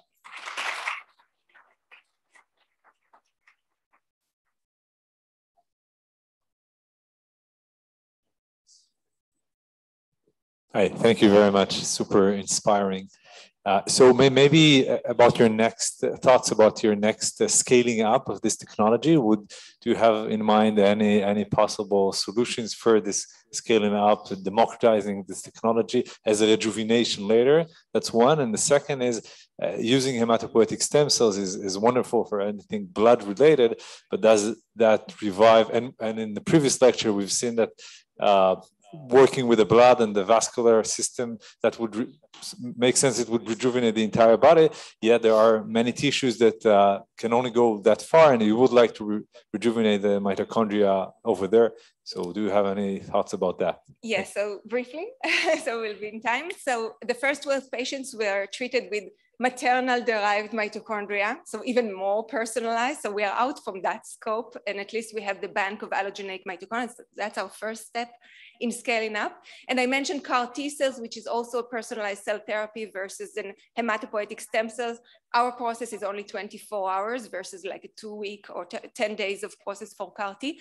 So we are already doing better. We can automate this process. It doesn't fully require working in a GMP, and we are working on that. Just an instrument that with the bottom you can push and start the process. Still, it will take 24 hours probably, but we are working on that as well. So we are already thinking about the next stages. And one thing to remember, although we are targeting only the hematopoietic stem cells, what we have shown in our paper is that there is continuous transfer of mitochondria between cells. Most of what we see is still in the hematopoietic stem cells. There are nanotubes formed between cells, and there are vesicles that transfer mitochondria. And that could, again, but let's remember 300 trillion cells, okay? We're not going to replace all of them. So there is another effect. The immune system that is now being fixed has a systemic effect by itself. And what we observe is actually when we treat an aged mouse with mitochondrial augmentation technology, we see that the kidney gene expression profile changes from the old towards the younger. This is the treated group, okay? It goes towards the younger phenotype. And more specifically, of course, we are interested in the mitochondrial genes. So you see that the gene expression profile of the mitochondrial encoded and nuclear encoded genes is changing towards the younger phenotype. They also have some brain changes. You can see this open field test. They walk more in the center relative to the periphery, and they walk longer. This is in aged animals. So we see a systemic effect, even though we target just the hematopoietic stem cells.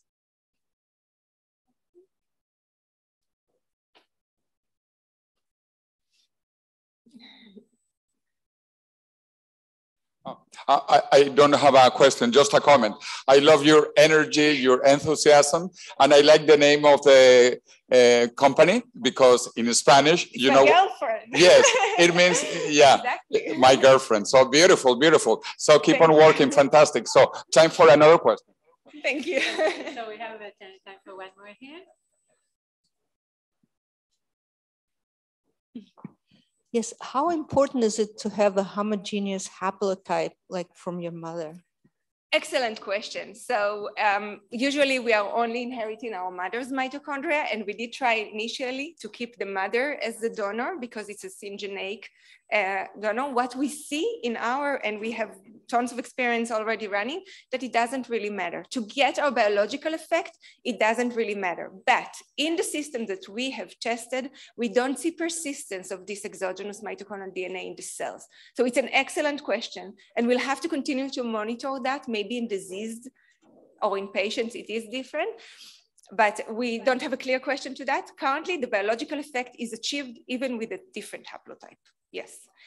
One last comment, if I may, we can do something about our mitochondria. Yesterday, someone said it has to start early. It has to start early. We have to monitor our mitochondria. We know what makes us feel well. We know what we eat, it makes us feel bad. We know how we feel after we exercise, we yoga, or we sing out loud. This is because we bring so much energy, so much oxygen, so much energy to our cells.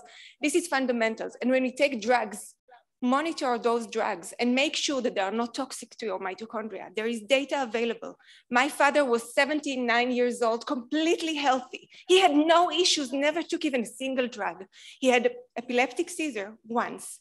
He started receiving valproic acid. That drug almost killed him. It caused him to be completely paralyzed. He couldn't even hold a spoon. It was just a drug. 4 months later, we realized it was a drug. There are next generation drugs for epileptic seizures, okay? No adverse events, guys. He's back on his feet. He sings, he prays. This is so important. I have no idea why they continue to sell these drugs, but I give this to you. Just make sure that they are not toxic, okay? It's controllable. Thank you.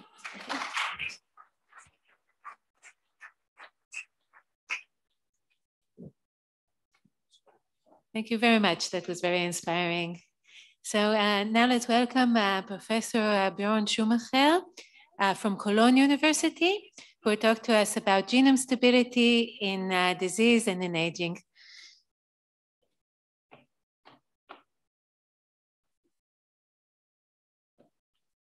So let me thank Ilia and the VTech Foundation and the organizers of this wonderful meeting for putting this together. And so I'm going to talk about the role of genome stability in aging and disease. Let me see, do I have a laser pointer here? This probably means laser pointer. That's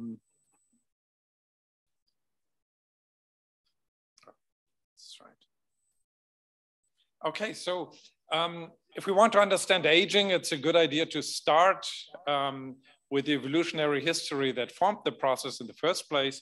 And a fundamental insight into this came from August Weizmann in the late 19th century, who established the theory of inheritance, where he realized that exclusively germ cells pass on the genetic information, and they do that indefinitely. Our germ cells are essentially 200,000 years old of modern Homo sapiens, and they continuously perpetuated the genetic material. When he realized that germ cells are sufficient to transfer the genetic material, Weizmann also realized that indefinite maintenance of the soma would be completely futile in terms of offering any sort of fitness benefit for a species. So upon establishing the next generation, the soma can age, decay, and die. That's essentially why we're getting sick when we age, because we are not made to live forever. We are just the mere vehicles for our germ cells. So DNA damage is a key driver of the aging process. And that is because our DNA is irreplaceable. It requires constant repair. The DNA in each one of our cells is subjected to tens of thousands of DNA damage events every single day of our lives. It can come from the environment or from the endogenous metabolism. This myriad of DNA damage events has consequences. What we've understood for many decades now is that DNA damage can lead to genetic aberrations, such as mutations, for example, that alter the gene sequence. And if they affect oncogenes or tumor suppressor genes, the result is cancer. We know for a long time now that DNA damage is the root cause of cancer. But DNA damage can also stall transcription and replication. And this will lead to dysfunction of cells. DNA damage signaling can become chronic. It can drive then functional decline of cells. It can lead to atrophy and inflammation by triggering processes such as cell death, senescence, as we heard from Valery, but many other additional factors. So a key mechanism to prevent the detrimental consequences of DNA damage is DNA repair. DNA repair is one of the first processes that has formed in evolution to allow stable genomes and stable genetic information. What happens when DNA repair is dysfunctional in humans is shown on this slide. Two patients that are born with single gene mutations in DNA repair mechanisms. And you see here xeroderma pigmentosum patients who already as a child has multiple skin carcinomas, something very unusual.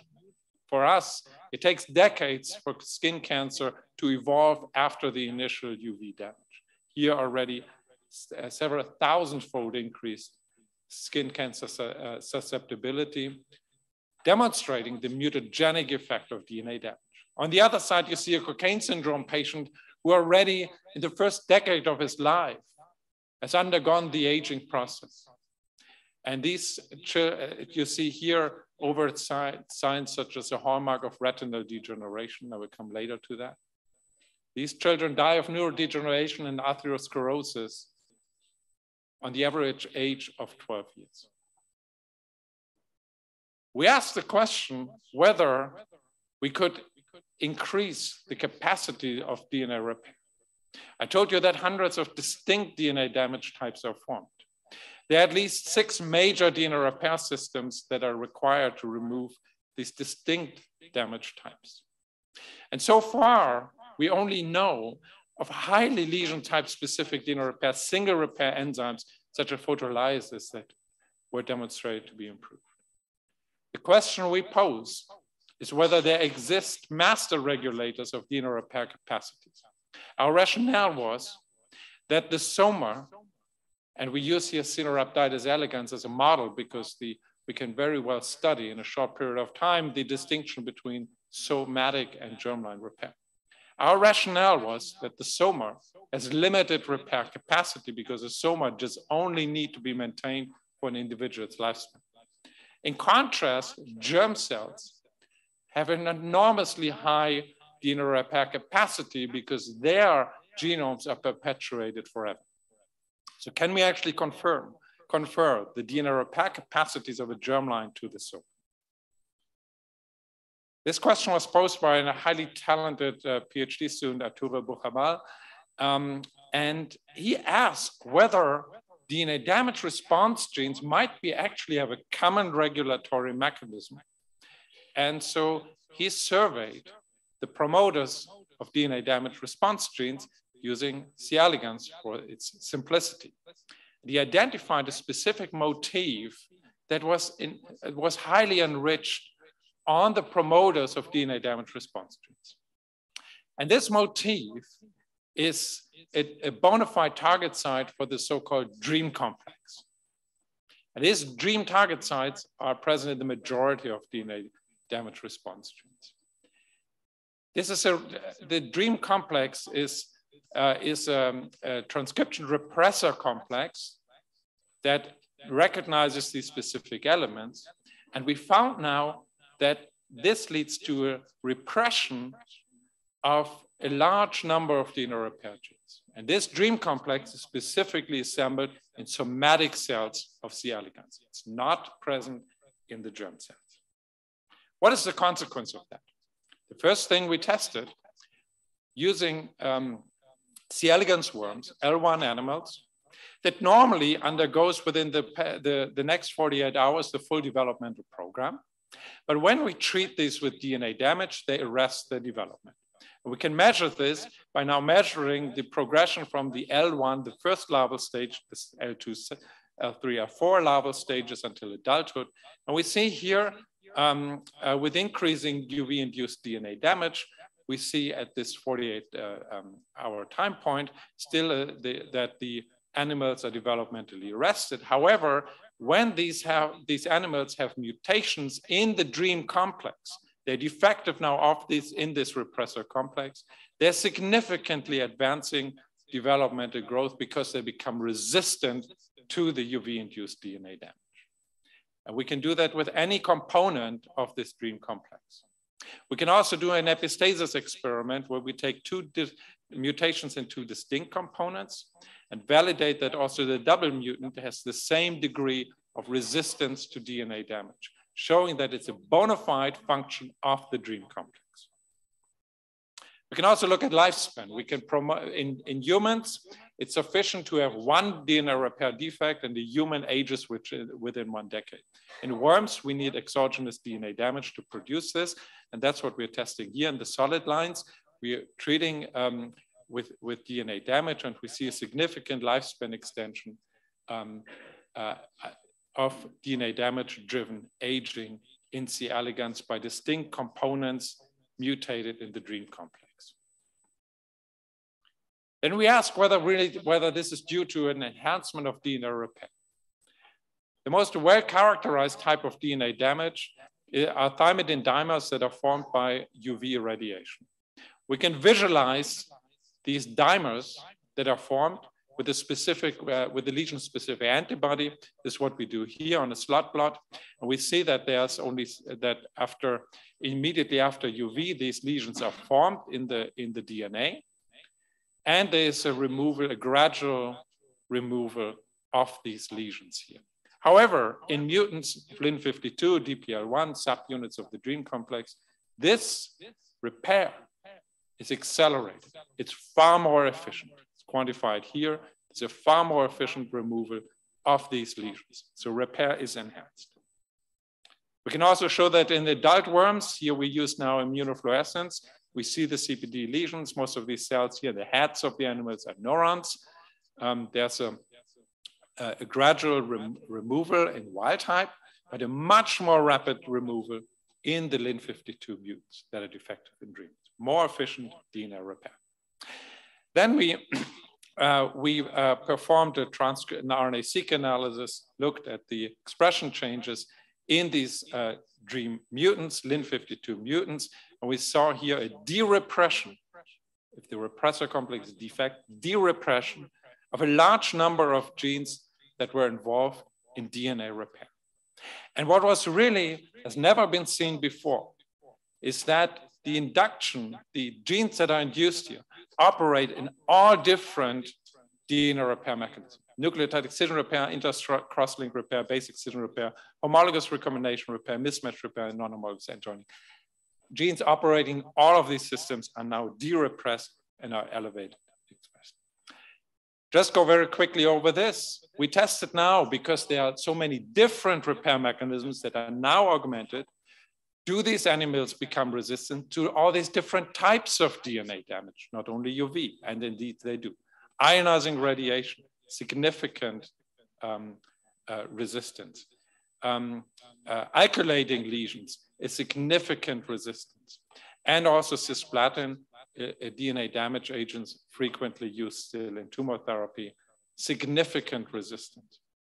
And also single mutations in DNA repair genes can be suppressed because other repair mechanisms are enhanced. It's an interesting experiment, a different type of experiment. Here we use an embryo. These embryos undergo most rapid cell divisions of somatic cells to form a larva. When we use ionizing radiation to induce double-strand breaks, these embryos die. And this is quantified here with increasing ionizing radiation in black, the wild type. Lin52 mutation is sufficient to increase resistance even in the proliferating cell types here to double-strand breaks. And what is more, we can suppress a BRCA-BART mutant that is highly sensitive to double-strand breaks, equivalent to carriers in humans of BRCA mutations. A Lin52 mutation is sufficient to completely revert the sensitivity. You might wonder, what do we care about worms? What about humans? So we looked at all human DNA repair genes, and we asked whether in ChIP-seq experiments where distinct components of dreams were investigated, whether the dream complex also binds to promoters of human DNA repair genes. And there's a significant enrichment among dream target genes, genes that are bound by the dream repressor complex that are involved in DNA repair in humans.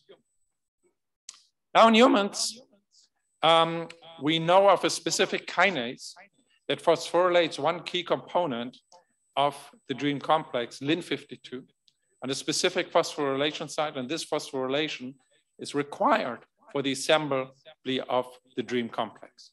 So what we tested as a proof of concept here is to inhibit the DYRK1A kinase that deposits this specific phosphorylation with two independent types of inhibitors, the natural component Haim and an independent inhibitor, the chemical Ilia, and tested whether we would find the same that we identified in C. elegans, which is that upon disassembly of the dream complex, we would also have a de-repression of DNA repair genes that could then lead to prevention of cancer by reducing mutations and by promoting longevity by enhancing genome stability. Now, do these inhibitors function? And so we use RNA-seq, these two independent inhibitors in human quiescent cells. We find a de-repression of DNA repair genes, the same as we find in C. elegans. Does this have a consequence? And indeed, we test here UV and MMS, alkylating agents and UV-induced lesions, completely different lesion types that induce apoptosis in these quiescent cells.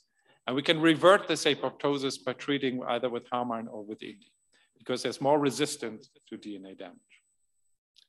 Can we use this in an in vivo model? And we used here age-related macular degeneration as an intervention target. We know that DNA damage, such as triggered by a defect in Cohen syndrome, I showed to the patient, in the mice, it also leads to loss of photoreceptor cells. They undergo apoptosis. We find in human AMD patients a reduction in the expression of the very same repair gene types, transcription-coupled nucleotide excision repair. This downregulation is linked to the macular degeneration. Here we use a mouse model that has an ERCC1 knockout. And we looked at the retinas after we treat these animals with Haim for 2 weeks with the inhibitor of DYRK1A. And then we look here at the induction of apoptosis in the photoreceptor cells, and we see a significant reduction of apoptosis. Why is that? That is linked to a reduction of DNA damage. Here we use gamma H2AX to quantify the DNA damage that is accumulated in these animals, and we can revert this DNA damage with the inhibitor of DYRK1A. So I conclude that we identified here the dream repressor as a master regulator of DNA repair capacities. Dream mutants and C. elegans elevate resistance to DNA damage by improving DNA repair kinetics. Dream mutants de-repress somatic expression of DNA repair genes and confer germline-like repair capacities. This dream complex inhibition in quiescent human cells elevates the resistance to distinct DNA damage types. And in vivo, we show that dream inhibition protects from retinal degeneration, a bona fide aging feature that we can readily quantify as a proof of concept. And the dream inhibition thus offers a pharmacological route to enhance genome maintenance to prevent DNA damage-driven cancer development of aging. That's what we propose and want to base upon this work. And I think the major driver of this work in the lab, Arturo, and I think also our collaborators, Georgina and Kalina in the George Garina's lab, who did the mouse work here. And I thank you for your attention. Thank you.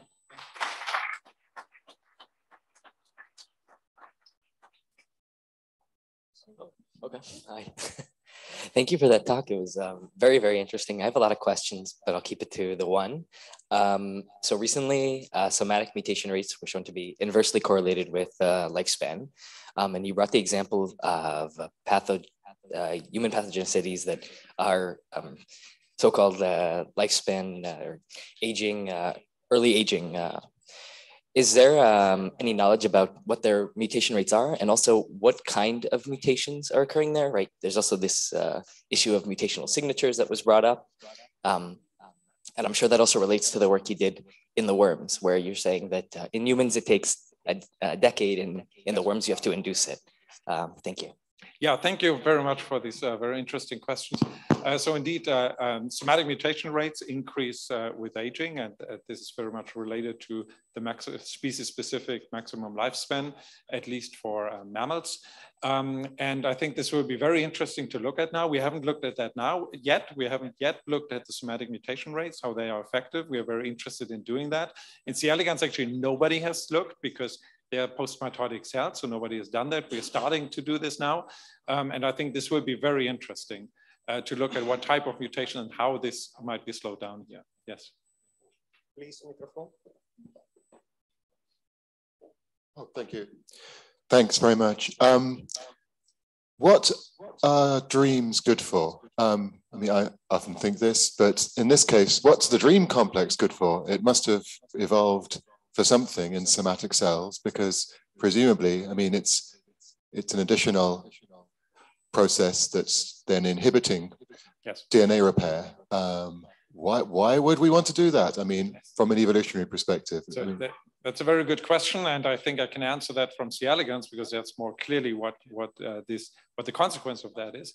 So switching off somatic DNA repair allows to save resources for the animal. So if we eliminate dream, we do have a slight decrease in fitness, in fertility of the animals. It's rather slight, but of course on an evolutionary scale, this could have an effect. So it's probably saving energy. Dream, of course, also represses a lot of cell cycle genes. That's also another function of dream. The good thing is inhibiting dream is not sufficient to drive cells into cell cycle, but it's sufficient, as we show, to improve DNA repair. So I would argue that it's a very safe type of target. But the reason probably that this mechanism evolved is just by diverting resources, because investing more in elevated somatic DNA repair is just futile in terms of the fitness of a species, which means the long-term reproductive success, which only requires this level of DNA repair on the germ cells.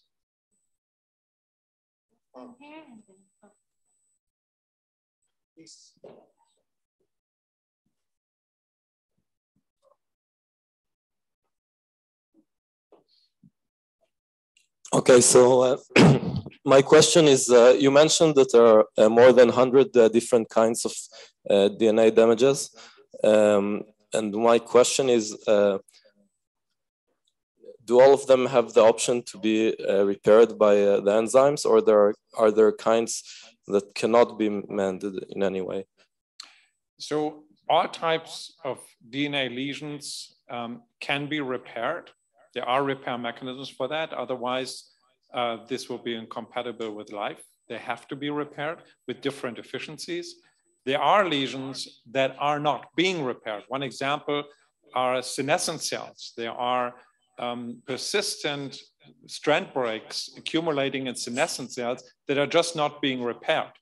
They could be repaired if the repair capacities were there, but probably because essential repair mechanisms are repressed in such cells by, for instance, the dream complex, these are not repaired. So yes, there are repair mechanisms to restore any type of DNA lesion. Okay, thank you. All right. Okay, thank you very much.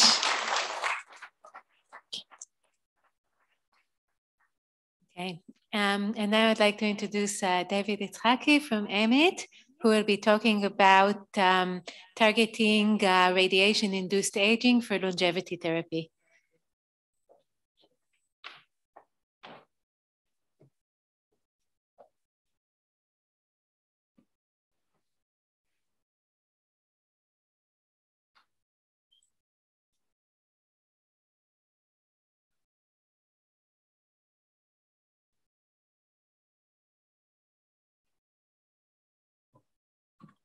Hi, I'm David. Nice to meet you. First, I'd like to thank the organizer, Ilia and Myriam, for giving me this opportunity to give the talk today.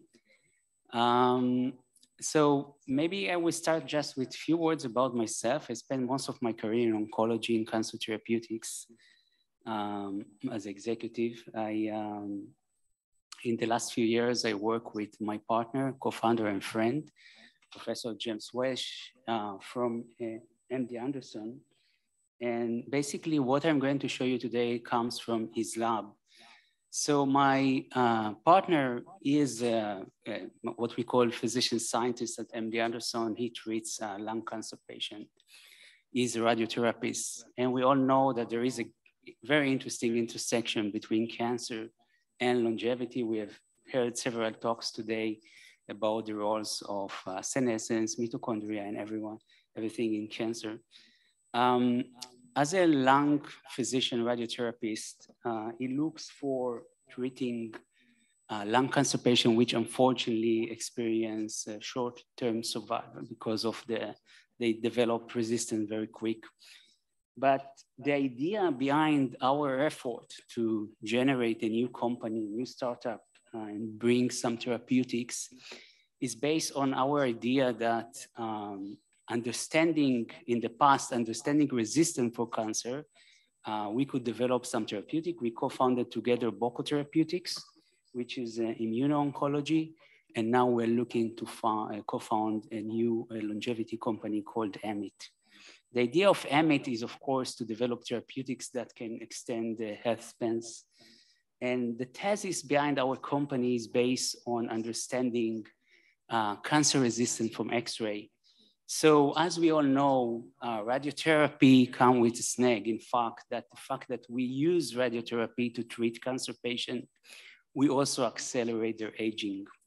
And we have heard several talks today and yesterday that X-ray can generate damage into the cancer cell. I mean, the idea is to kill the cell, but at the same time, they also can damage healthy cells. And they can damage this by generating senescence. We just heard today from Valery, the roles of senescence, what we call short-term role in senescence in pre-malignant, but there is also a very interesting role in cancer. And we believe that understanding how can cancer protect themselves from radiation, utilizing senescence can generate some therapeutics. So think about that. Radiation, even low radiation does, even like 0.5 can generate what we call age-related disease or increase the risk of age-related disease. This is just an example of CVD. And even if we're looking at very low exposure, like 0.5 gray, that's already enough to bump the increase the risk factor for several diseases for cancer patients. We have showed that once we shine X-ray on cancer cell, we can actually and gradually increase the dose. We can see that we generate more and more senescent cell, and that's as we also heard today from Valery. But as I said, cancer cell can utilize this to protect themselves from X-ray, and they do that by a very interesting mechanism. We demonstrated that by looking at shining, of course, radiating X-ray on melanoma cell. We demonstrate that if we use senolytics that we heard today, that can we, and we had yesterday, and we know that very well, that can remove senescence, we can dramatically increase the survival of that. So that means that the therapeutics, which is the X-ray, giving to kill the cancer has a much profound approach compared to if you don't give senolytics. And that means that you need to remove the senescent cell in a later stage. You can see here that if we actually remove them earlier, it won't help. The reason we need to remove them later is because we need to get them to be generated. So it takes time to generate the senescent cells by X-ray, but once you remove them, you can dramatically impact. And that was the basis for us to develop a platform that we can actually develop based on that platform, look for lone non-coding RNA and mRNA, and look for some therapeutics that are related to aging and longevity. One example of this is to use antisense drug, because we believe that the antisense platform is a very versatile and can help us bring this further into the clinic. So the idea is, of course, as we heard today from several talks, to develop therapeutics that can target several hallmarks at once, not just one hallmark, but several.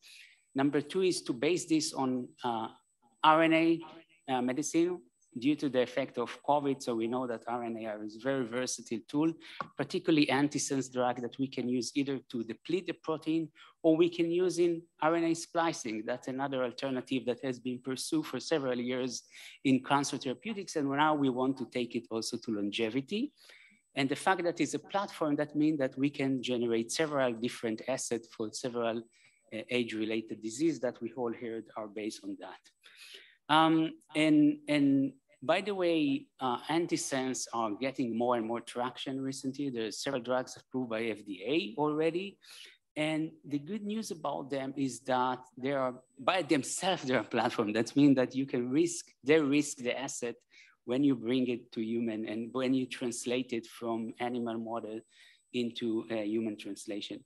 And that's give us a much shorter time to go from preclinical model all the way to phase 1. And of course, there's several modalities those days. There is antibodies, small molecules, there's cell therapy, and so on. And each one has its own. We found out that the first target that we identified is related to SIRT. And we heard today a lot about, from Haim, about SIRT6, and we found out that is also related to SIRT1. So those genes are very important in age-related disease. There's already extensive study in the literature about the role and in several age-related disease. And we believe that we can focus on a few of those using the first target that we have identified with this, and in order to show that, we did, I'm not going to show you in vitro data, just jump directly to the in vivo data, the animal model.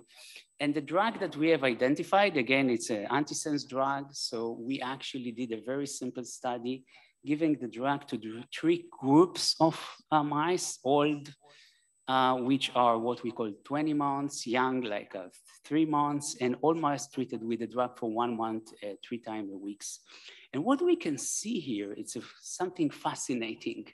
We can actually bump and increase several of the hallmarks in the old mouse compared to the old mouse with no drugs.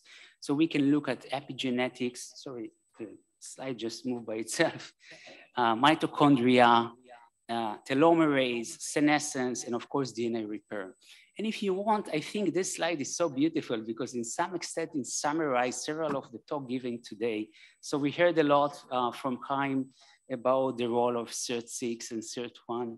and the family of surgeon. And Natalie taught us about mitochondria and how important mitochondria is this in longevity, in aging. And yesterday we heard a lot about telomerase. And senescence, Valery explained to us how senescence are very important, not in the short term, but also in the long term. So if we can do something about senescence, that will be great. And of course, DNA repair, because Professor Schumacher just showed us how important if we have a way that we can increase the capacity of DNA repair. But now imagine that you have one drug that can really pump all of these in a very elegant and very nice way. So where we want to take this, because there are several age-related diseases that we can actually thought. We decided after some discussion with several key opinion leaders to focus primarily on fibrosis. And Haim already showed us that fibrosis can be affected by SIRT6 gene, but macrophage also play a very important role in fibrosis, and SIRT1 is very important here. And we thought, oh, let's just can combine this together with one drug that can actually modulate both. So we would like to focus basically primarily now as a proof of concept of this approach on lung fibrosis.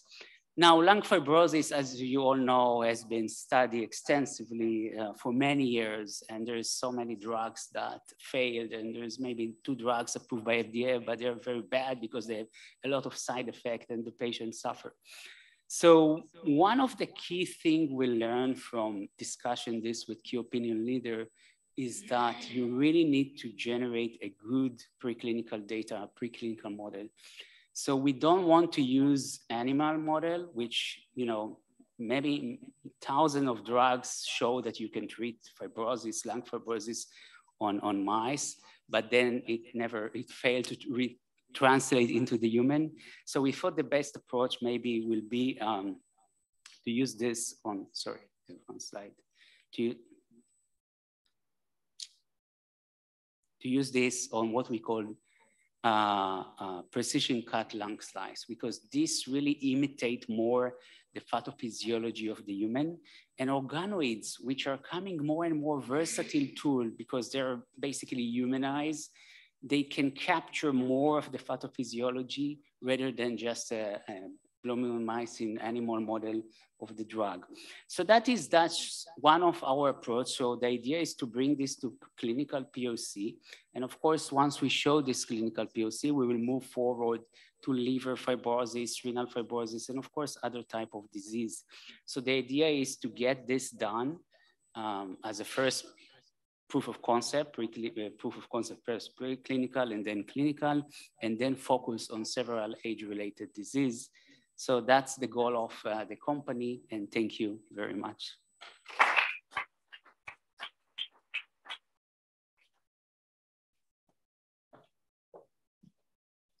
Hi, I guess because I sit here, I get the mic first. Thank you for the talk. It was really interesting. I'd be super interested in hearing about more details, but I guess that's proprietary secret stuff. In terms of lifespan extension in the mouse trials that you did, maybe I missed it, but could you elaborate on, you talked about the hallmarks of aging, but what was the actual numbers in terms of extension, or was it health span extension? Thank you. Okay, that's a great question. So we didn't look, due to some ethics issue with the protocol, we didn't look for really, because then you have to keep them the mouse for a very long time. And the idea was first just as a proof of concept to see that we can really get the biomarkers of hallmarks change modulated by the drug. And then now, of course, the next study is planned is to look for life extension. But I have to say something about that because several companies showed and demonstrate life extension, you know, of the mice. We just heard today even like by 25 to 40%. I don't think this should be really like now because we all know that it doesn't really translate immediately to the human. So I believe more in the idea that if you have focus on some specific age-related disease and you can prevent them, it's more important, at least for now.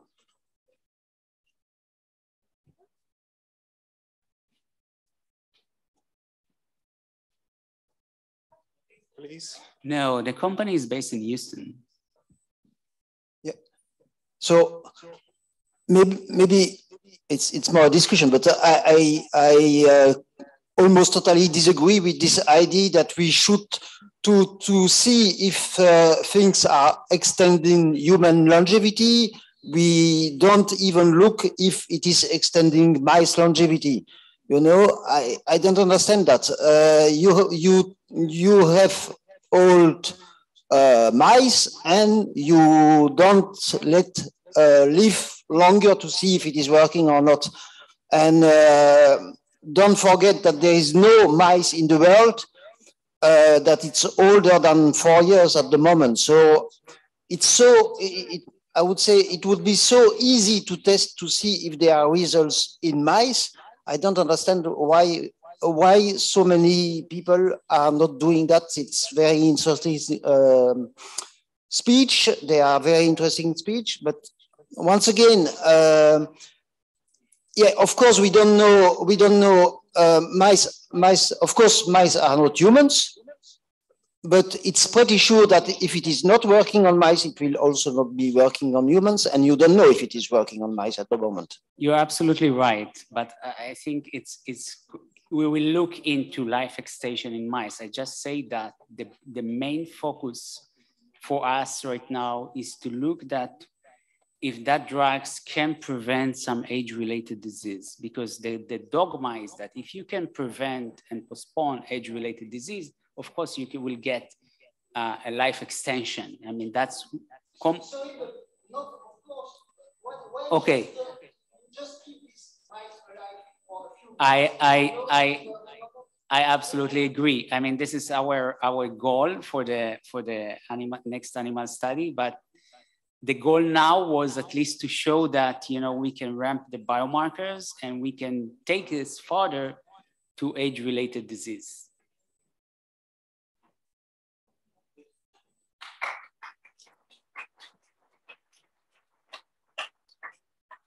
Okay, so thank you very much, everybody. Thank you to all of the speakers. I believe that we're all coming out hopeful, at least about this issue. And please feel free to approach the speakers and ask any additional questions. Thank you very much.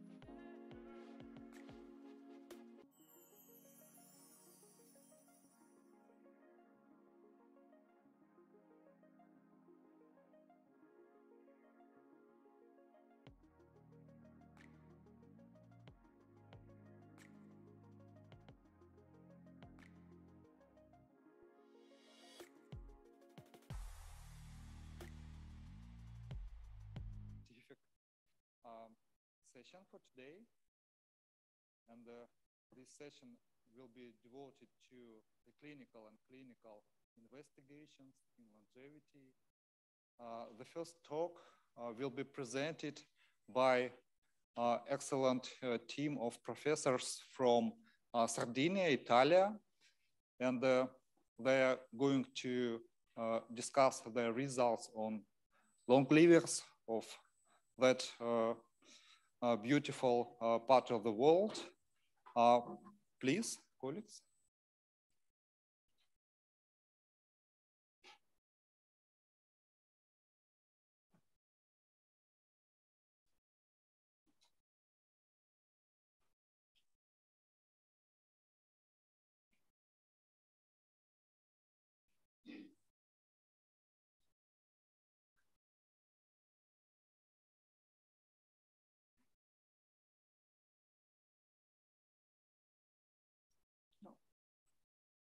Isn't mine.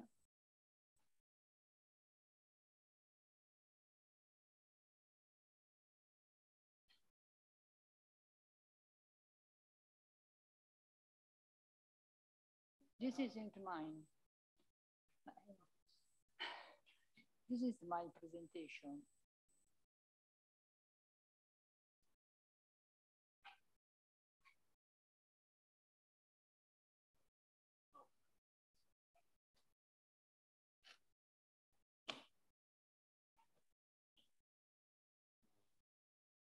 This? No. Perhaps this? No. Okay. This. Okay.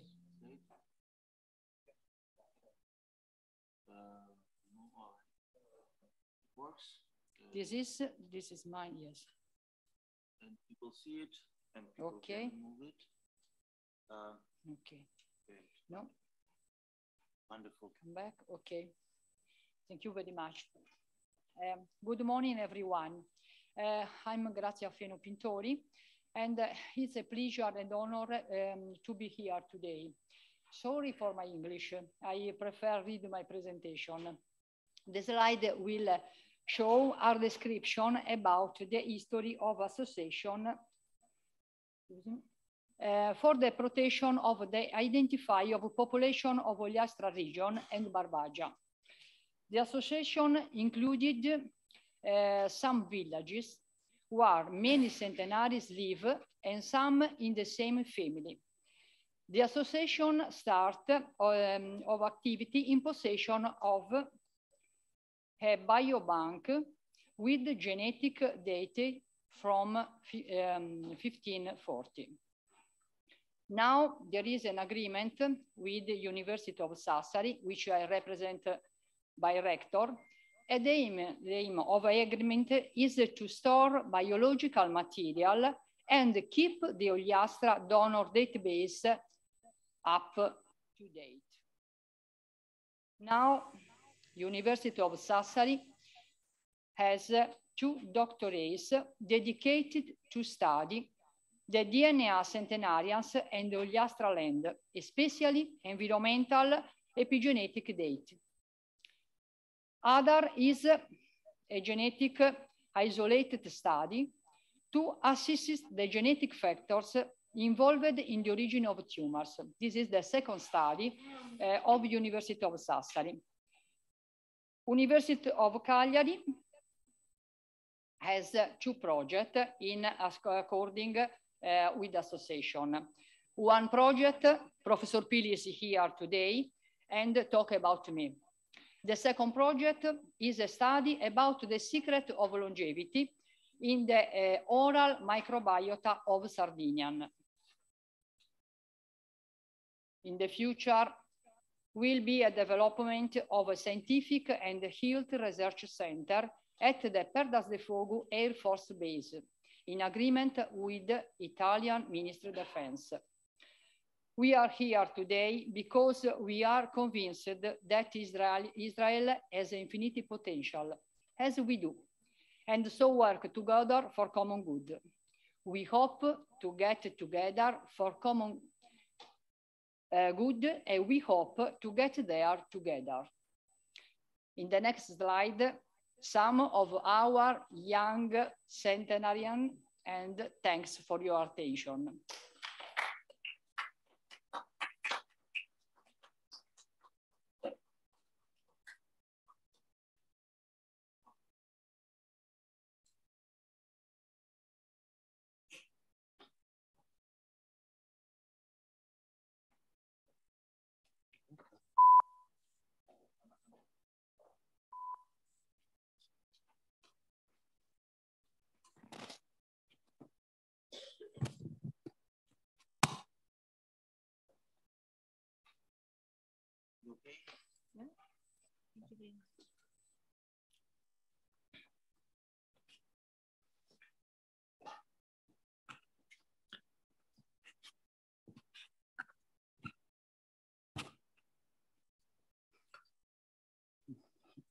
Allora,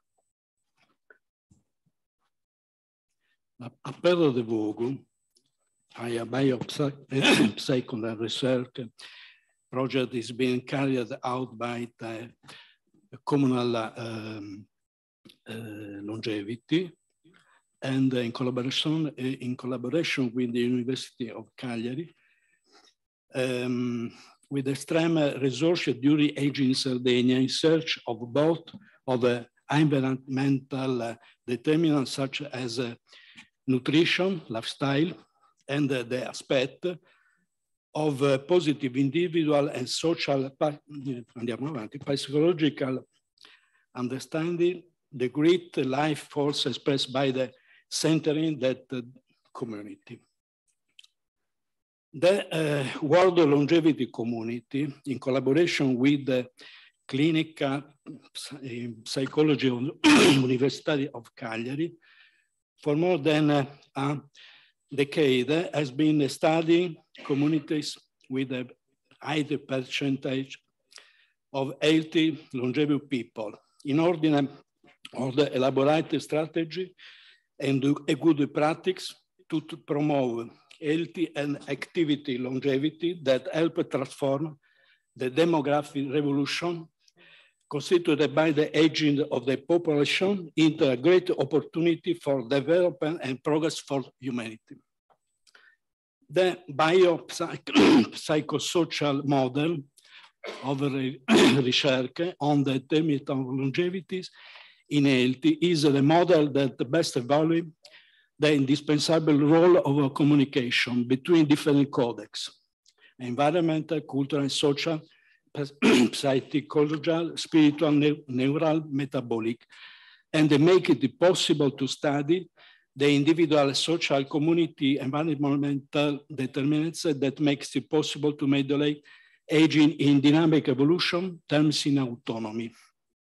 This research model also lends itself to the transfer of the useful results into popular pedagogical programs of education for aging as free as possible from the chronic degenerative disease of old age, capable of developing persistent adaptation to environmental conditions in pursuit of adequate physical and mental dependence, even if in the ability to cultivate the vital with ultimately proved decisive, as evidenced by the testimony of the centenary, who have managed to see human life from the final perspective and understanding its meaning in this certainly age by intense spiritual dimension.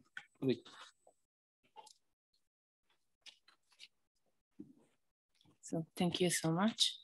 Just a few words about the research and methodology and the topics that we are working about in the last years together, the Global Community on Longevity and the University of Cagliari.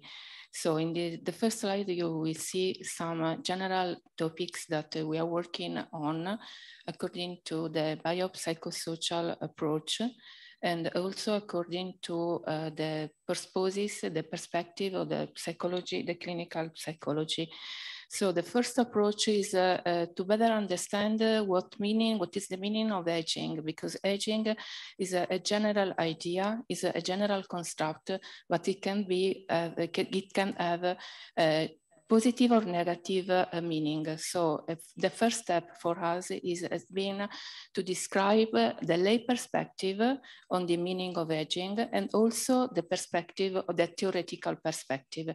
As you can note in some other published paper, we decided to use the word longevity instead of aging, because aging can have a meaning, positive or negative meaning. And then we work a lot in the study of the population, of the community, of the so-called longevity communities, specific communities in the center of Sardinia, like Perdas de Vogo, we described before, where we have the possibility to study communities where the number of centenarians and oldest old is very higher, is exceptionally higher. And so we have the possibility to, again, better understand the meaning of aging from the perspective of people that live along better and live along in a healthy way. So some other specific topic that we are working about, specifically on the different pillars that from a biopsychosocial approach have an effect on longevity and on the possibility to live longer and to live with a good quality of life. For example, some pillars like eating, diet, activity, physical activities, spirituality, and religiosity that, for example, have a great role in a community, in a longevity community in Sardinia, but maybe also in other countries. And then we focus our attention specifically to the gap between the gap that was well described yesterday and also today from a different point of view from other speakers, because there is a great increasing gap between the increasing life expectancy and the increasing healthy life expectancy. So it's very important to see how people can live longer, can live better, even if they have age-related disorder and age-related disability. So some other speakers talk about specifically on age-related disorder, and now we are very interested in better understand how can people live better with a good quality of life, even if they have age-related disorder and age-related disability, even if it's very important to work also in the prevention of and in supporting people to run a situation where there are age-related disease and disorders. So some other papers and some other field of study that you're working about. And a general point of view. So we work in two different situations. One is research, the other in Italian is called ricerca azione. That is very interesting because it is a way to disseminate directly research into the community. So starting for the community, we can learn what can be different pillars and different ingredients that can help people to live longer. And again, we aim to put this information again in a community with the psychoeducation, geragogic approach and projects for young and young old, because young old are the people that are for whom it's very important to better change their life, their healthy lifestyle, and to run the other more advanced phases of life. And last but not least, we promote also a specific professional figure that the name is in Italian is promotore della longevità. It's very difficult to translate in English because maybe it's a sort of coach of longevity, and there are two kinds of coach of longevity, professional, and the other kinds are testimonials. Again, as we said before, people, centenarians, oldest old people that can guide other people with the translation, with the transmission, intergenerational transmission guide in the more advanced phases of life. Some books, just some other picture about some young centenarians. On the right, there is Valerio Pirotti that some years ago was the Dean of Sardinia, about 111 years old. And Valerio Pirotti has a glass of water, and in this picture he said, in salute, cum salute, that means with health. So thank you.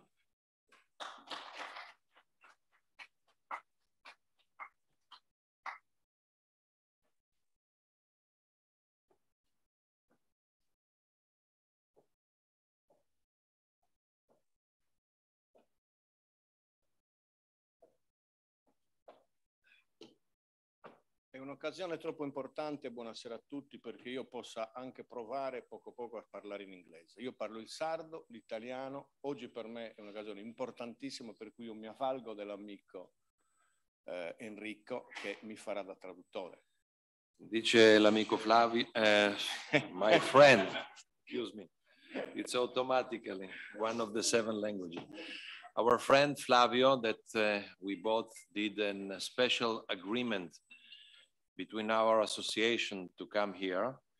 He said it's a very important place and meeting today. Because of that, I will not try to speak with my not very good English, and I will ask Enrico to translate me and to tell you some few things.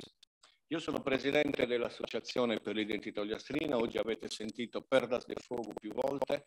Beh, questo è un paese al centro della Blue Zone di Sarda, che è l'Ogliastra. Io sono il presidente dell'associazione.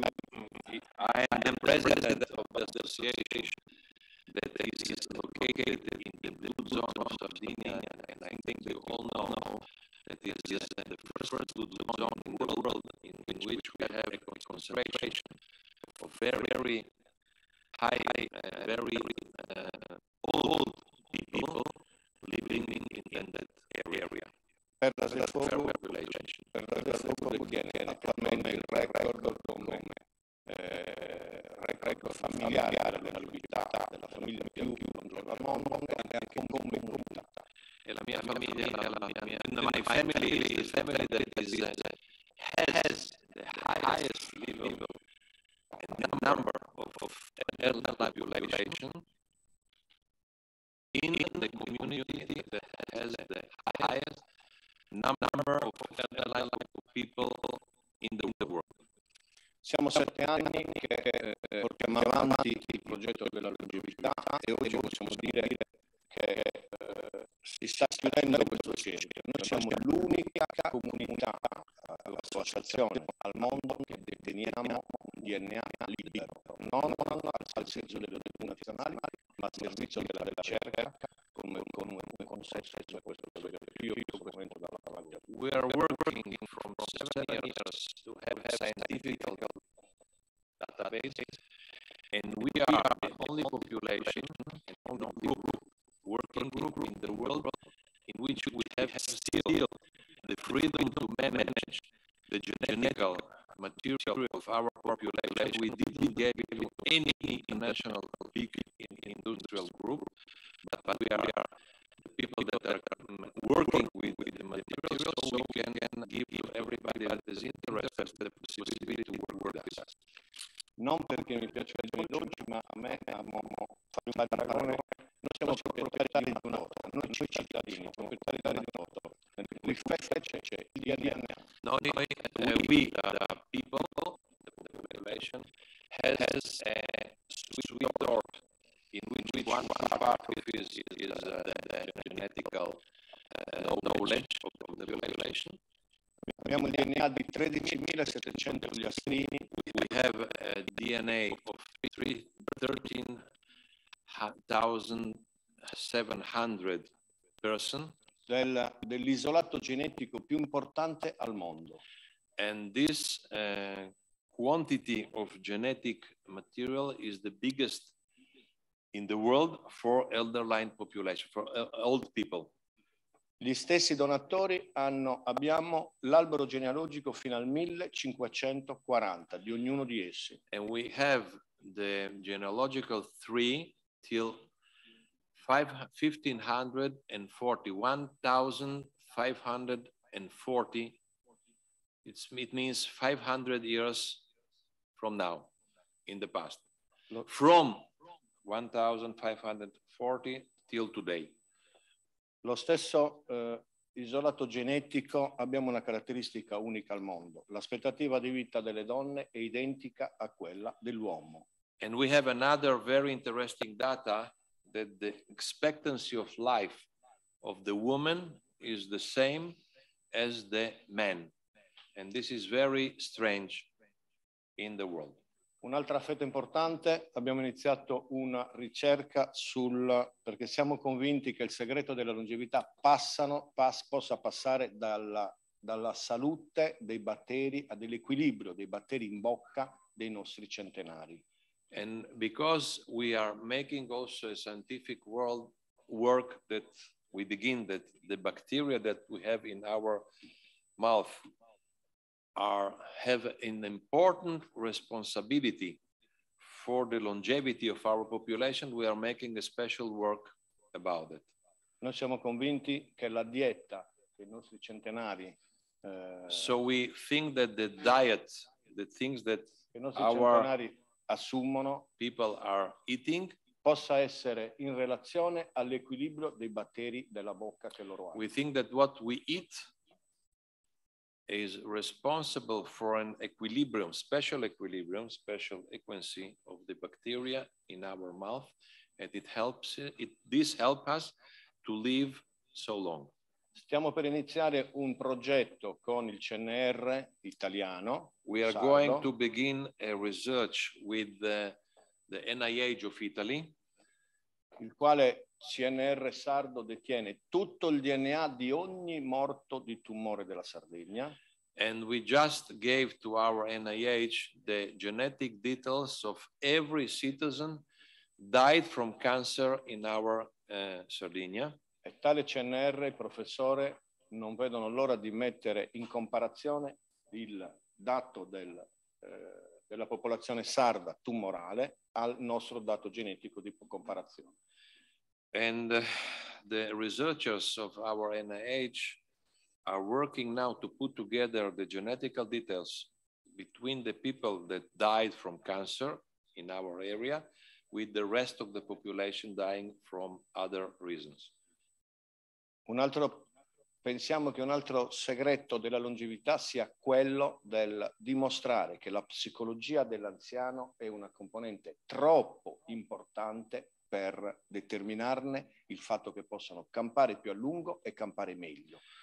And we think, of course, that the psychological equilibrium and life of our people is a strategic component of the reason that our people are living so long and they have good life. Io sono grato al professor Ilia, a professor Myriam.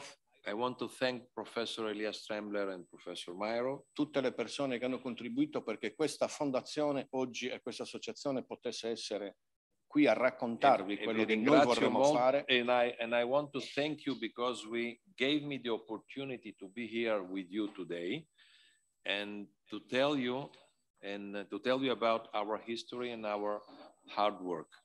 Oggi posso dire con grande orgoglio che col professor Enrico, noi e la sua associazione, la sua fondazione, abbiamo fatto un accordo di collaborazione tra Sardegna e Israele. I'm very happy also to announce to you that our both association, one that I am the president and the other Professor Mayor of UDAI, that is the Democratic Union of the Friends of Israel in Italy, we did a special agreement to collaborate between us. E spero anche che domani io possa raggiungere anche una collaborazione con Shai Peretz. con Shai Perez, perché sono convinto che il vostro know-how e il know-how che che hanno la loro associazione, cosa che in Italia e in Sardegna manca, possa essere uno dei segreti perché si possa vivere a lungo e meglio.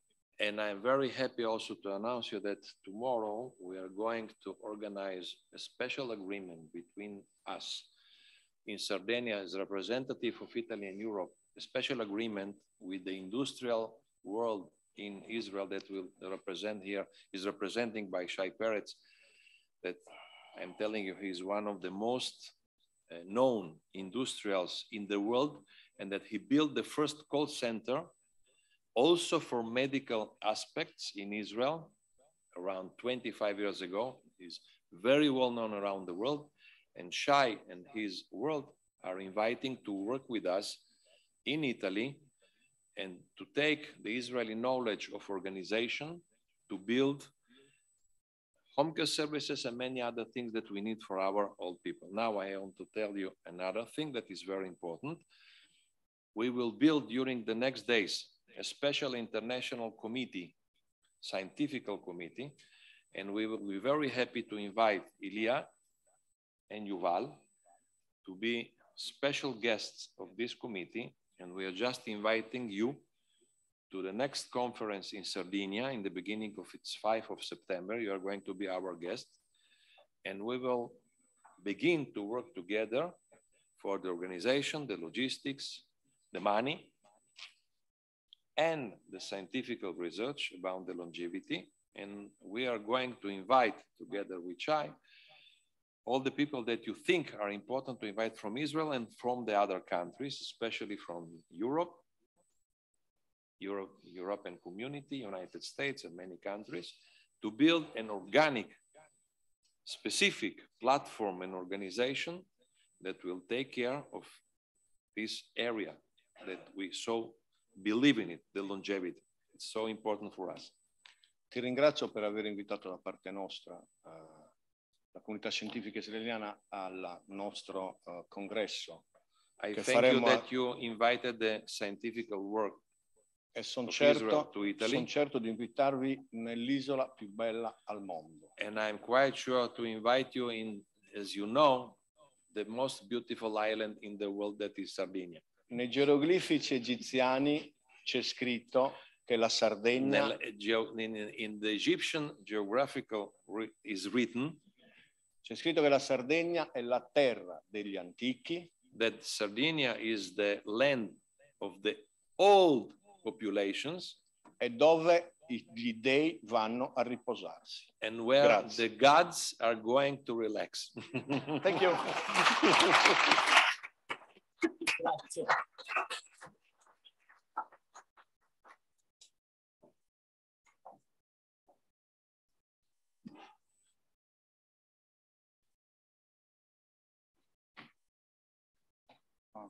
Thank you for an excellent presentation. The next speaker will be Professor Gil Altsman from Haifa University, who will present his data about epigenetics of longevity. Gil, please.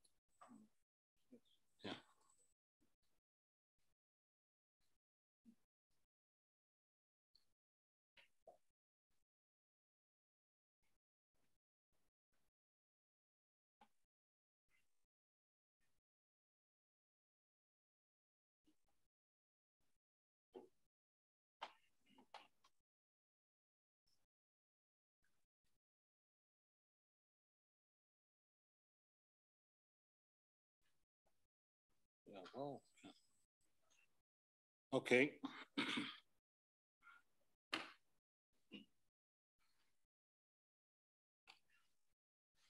I would like to start with thanking the organizer for inviting me to speak to you today. And the idea of this talk is to present to you a new concept, a new hypothesis of how longevity is evolved.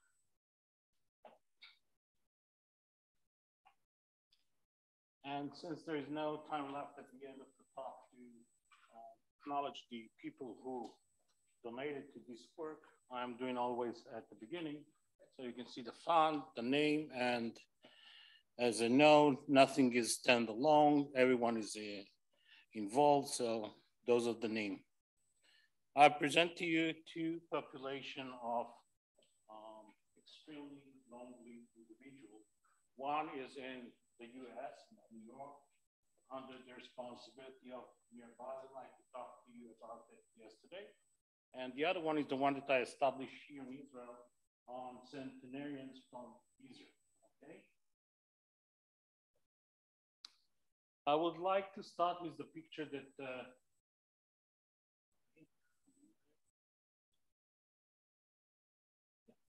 Nir showed you yesterday. And this is a picture that was done like 80 years apart. Just a couple of anecdotes about those guys. The number next to these people are the year when the age they died, when they died.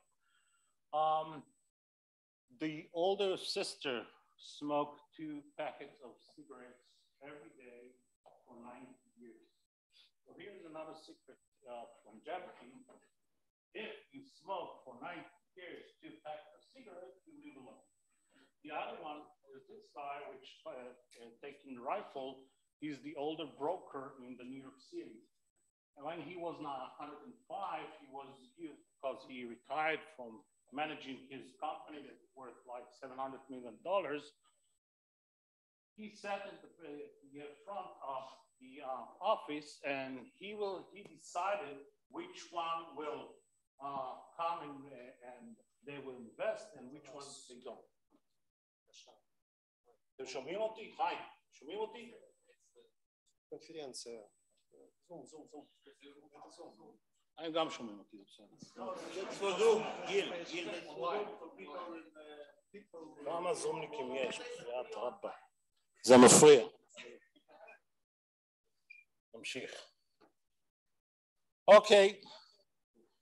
So, numerous papers we published to show that the environment doesn't have any effect of our long-lived individual. And, no, one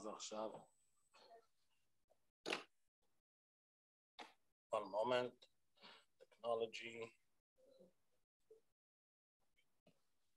And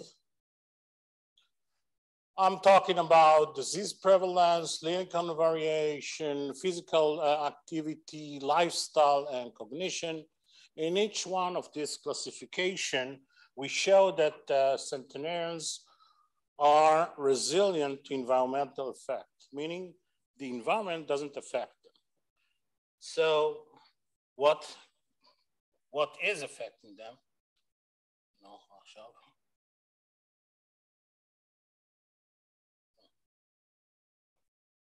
okay. So here I present to you the clock or the biological age. So if you look at the biological age, you see that our Eli, the exceptional long-lived individual, the centenarians, their age is around 95 and older, but the biological age is like 20 years younger. We measured those biological age by methylation, which is a candidate for environmental assessment. So if you look at them, you see also that the control doesn't have or minimal effect, while the offspring, between the offspring of centenarians has the same effect or the same prevalence as their parents. So we know that offspring of centenarians has some of the, let's say, the health performance of their parents. And we say, okay, if it's come from them, there might be some genetic insight. So how can environment affect on the offspring, how it can be translated to the next generation? So here we need to answer two questions. First, is the environment, where can we measure the effect on the environment of those people? And second, how it's inherited to the second generation. So we can count, we can analyze how much genetics is in longevity. Oh, like, you know, sibling and whatever. And we know that the longevity or the genetic component in longevity is about 10 to 20%. And we know that the environment is negligible when we talk about centenarian. So what comes? What is the major effect of those guys to live longer? So what we think is the genetic and environment interaction, which label as epigenetics.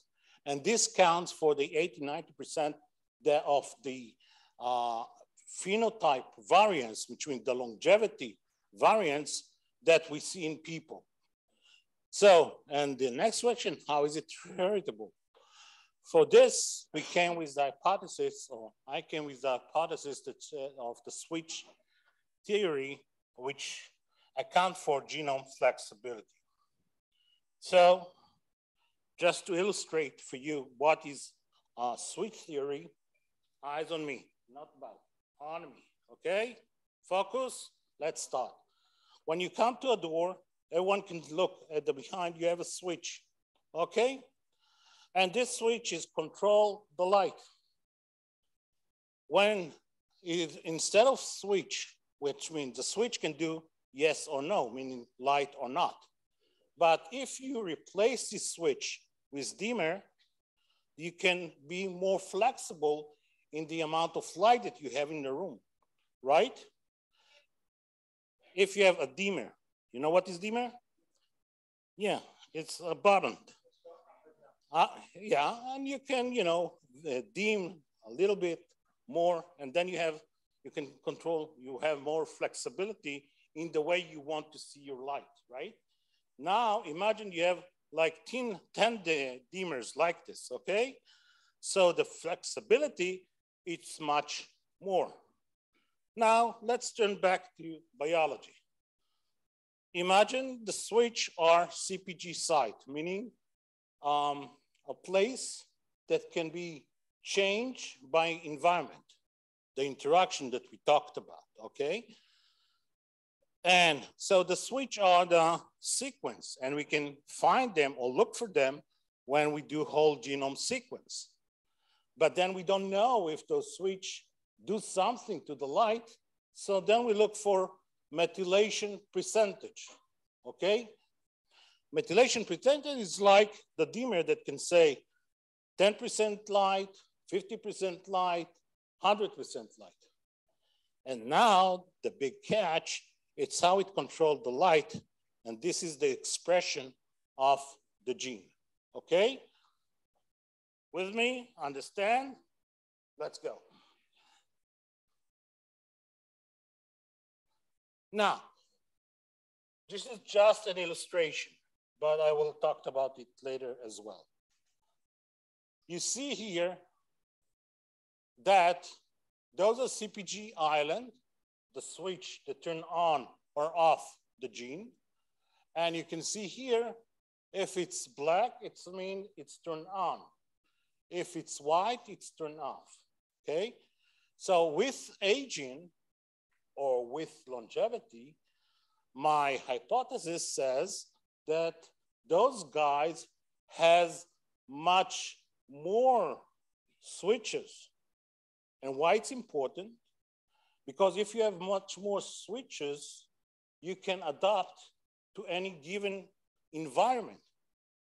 If you have only one switch, it's one environment. But if you have 10 dimmers, you can do hundreds of environments. And that is why the environment doesn't control those extremely long individuals. Okay? So we can do many ways to come into turn on the gene and the number. We can play with the switches and the number of switches and how much methylation we have. And if it's turn on or turn off the gene. So in order to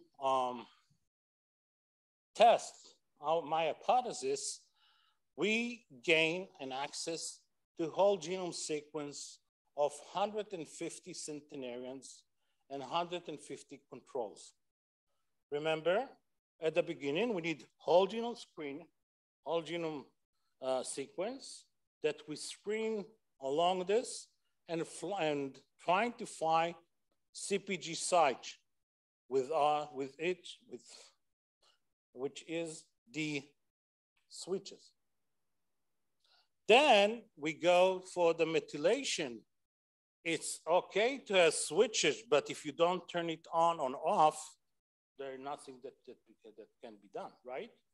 So in order to quantify the dimer or the switches or the methylation, which is the epigenetic effect, that's what we did. We looked of two types. One is HELP and one is Infinium, which screen the entire epigenome and look for methylations.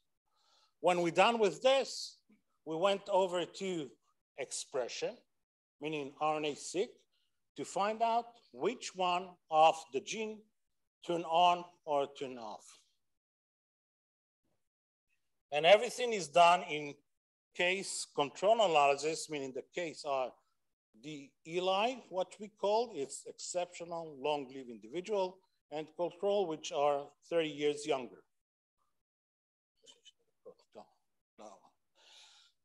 So what you see in this slide is we screen the entire, as I said, 150 Ilis, 150 control. Those are Ashkenazi Jew from the New York cohort. It's not me. Okay, and those are from Italian, not Sardinian, Italian. Sardinian, I'm looking for your data. Yeah, I know.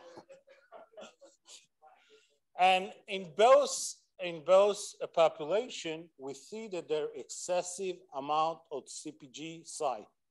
So we tag one of our hypotheses, meaning that Ilis has much more CPG site, much more switches, which means they are more flexible.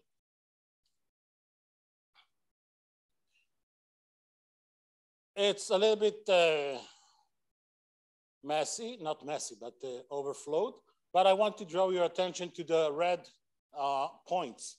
Each red point mark place where the methylation is higher in centenaries compared to control.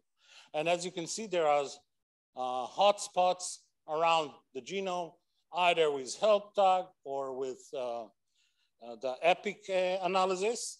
So this is, we check mark the next one, which is, we know that those CPG sites are used by those centenarians to maintain the environment stressor. And then we look for the RNA-seq. And as you can see here, there is a difference between the Ilia and control, and some of the genes are significantly different. Okay, so this is the third check mark, which means we started with the switches. We see that there is excessive amount of CPG site. We saw that there is hotspots of a methylation area, and this in turn affect the light, which means there is a significant expression of those methylated areas. In this one, I want to talk to you about the protein, and I highlight two places that we talked earlier about the hallmark of genome. We talked about telomere signaling and adipogenetics. And why am I highlighting those two figures that we did we did a network analysis of those 14 genes that were significantly expressed, is because telomere, anyone know, it's part of the hallmark of aging, but the adipogenesis is because, but when I said of our earlier analysis, we saw that most of the genes that were highlighted that associated with longevity are genes that have a link to adipogenesis. So it's confirmed what we found earlier in our population. The same happened here. Again, adipogenesis pathway. So to conclude, excessive amount of CpG site may provide regulation flexibility in genes involved in age-associated mechanism in a level that allow fine expression monitoring and thus adaptation to environmental stressor. This mechanism may promote longevity. And this is the thing. Such mechanism may exist in any resilience phenotype, meaning it's not necessarily associated with longevity, which is a good phenotype. It can do the same in, let's say, Alzheimer, that people has resilience to Alzheimer using this the same mechanism, or Parkinson, or whichever you think. And with this, I would like to end, have a year of healthy living, and all those pictures are of centenarian. This is the 100-meter dash runner. This is marathon. She's doing yoga, and she smoked for 100 years. Thank you.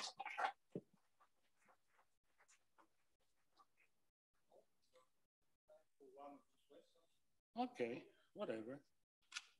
Any question?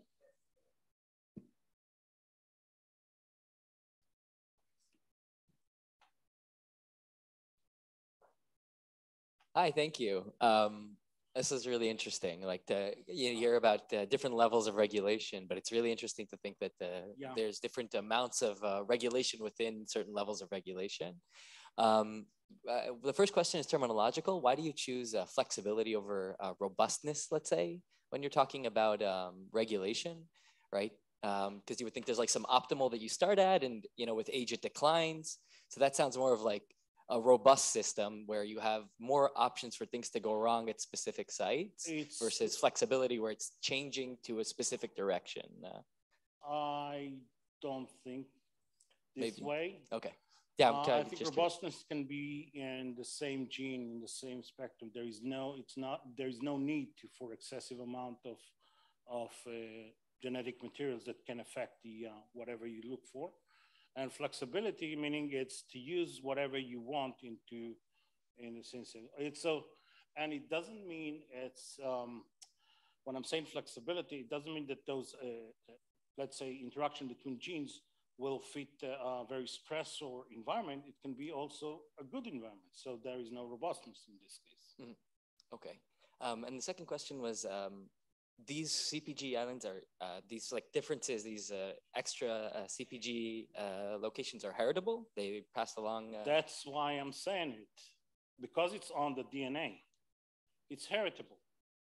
So if the centenarian has it, the kids has also. But it's not always expressed. No, it's not. The meaning that you have a switch, it doesn't matter that you will use it, but you have it in case you need it. Thank you.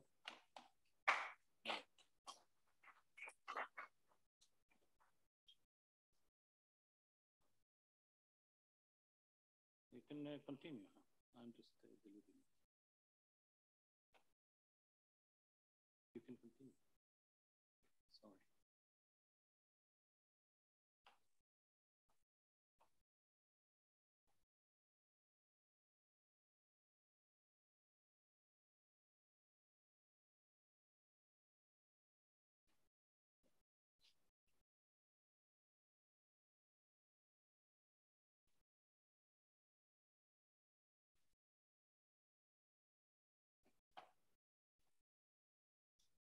Dear colleagues, first of all, I would like to thank the organizers and especially Professor Ilia Stambler for invitation and the possibility to present at this great event in this beautiful country and excellent city.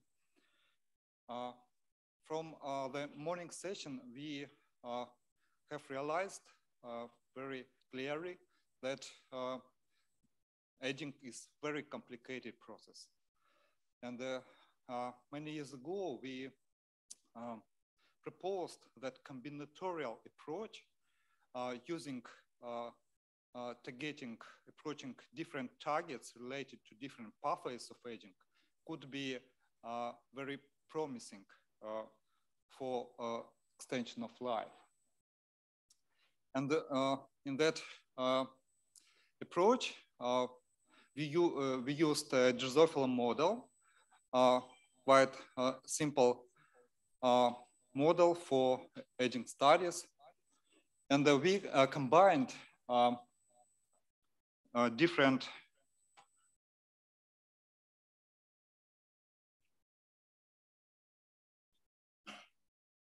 how to close this?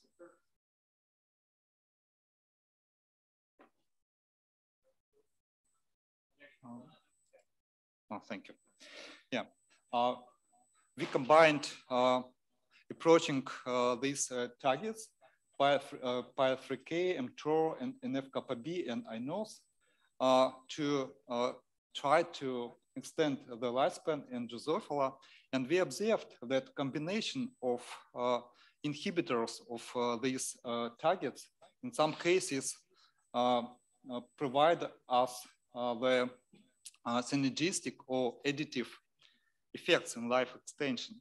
For example, the most obvious effect we achieved by combination of rapamycin and wartmannin. Rapamycin is the inhibitor of mTOR, and wartmannin is the inhibitor of PI3K. It was published 10 years ago. Professor Jan Gruber, approximately 5 years ago, shown that in C. elegans model, it could be also possible to reach synergistic effect of combination of inhibitor of TGF-beta and EGF-1 signaling. And then Professor Linda Partridge in Drosophila model also have shown that a triple drug combination targeting PI3K and RES pathway extended synergistically the lifespan in this model. And last year, we published a paper where we used the combination of several approaches, including the genotype and also combination of 3 geroprotectors and the caloric restriction and the darkness condition to achieve the maximum extension of the lifespan in Drosophila as a model. Before our experiment, the maximum lifespan of Drosophila was less than 180 days, but we extended up to 213 days. This is our transcriptomic data analysis at this experiment, and we observed that long-living flies, in the case of combinations, they have some specific alterations in epigenetic processes, lipid metabolism, cellular respiration, nutrient sensing, immune response, and autophagy that are previously were related to longevity in different models and in human as well. In mice model, the combinatory approach was not so successful. The first attempt was made by Angie Bartke, who combined the genotype the knockout of a receptor of growth hormone in mice with a caloric restriction, but failed to additionally extend the lifespan in such combination. But it is well known that these pathways are very related between each other. The next try was made by Stefan Spindler, who did a huge experiment of cross-sectional studying of commercial nutraceutical combinations that sold as potential health enhancers for human in mice in isocaloric conditions, and also failed to extend the lifespan in this model using these combinations of minerals, botanical extracts, vitamins that are very presented on the market nowadays. And very recently, the huge group of colleagues, for example, Rich Miller, very well known in mice studying person, they combined rapamycin with acarbose. Acarbose decrease the glycemic load and glycemic index of the diet. And rapamycin is a well-known geroprotector inhibitor of mTOR. And in combination of these two compounds resulted in very promising life-extending effect in mice, depending on the age of start of the combination. In the case of 9 months, they achieved about 30% life extension after combination. Since 16 months, they observed twice less effect, but still obvious and in both genders, both in males and females. Of course, if you know the talk of Aubrey, who started the experiment of also combinatorial approach in mice using senolytics, hematopoietic stem cells, and rapamycin, and we hope to see the synergistic effect of this combination. I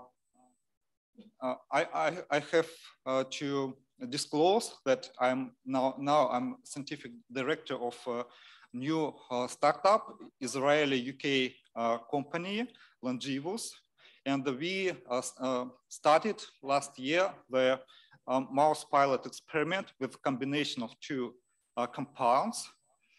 Because this data belongs to the company, I could not share the name of these compounds, but we injected mice for 1 month, every 3 days, by combination of specific inhibitors of particular targets, and observed and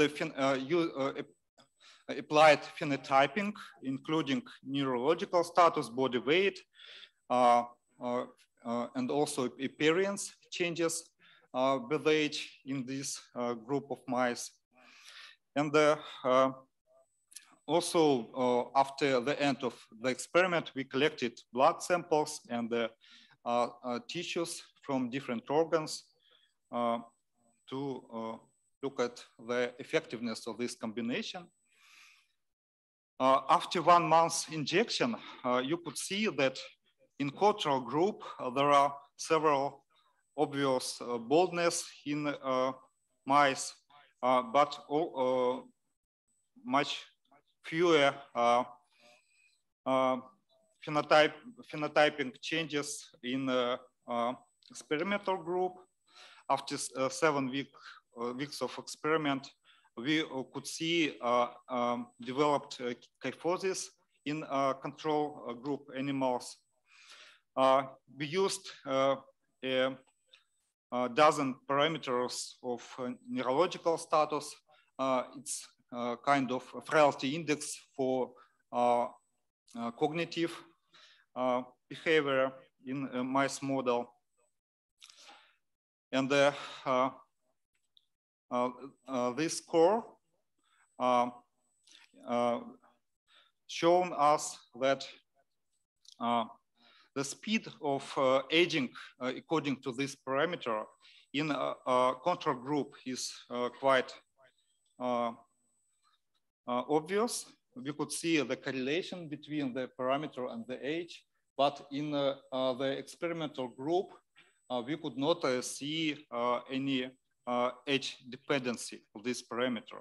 Like aging speed is 0 in the experimental group. And the 1 month injection rejuvenated old mice for approximately 75 days. It is important to note that we used very old mice, about 20 months old at the start of the experiment. After we are going to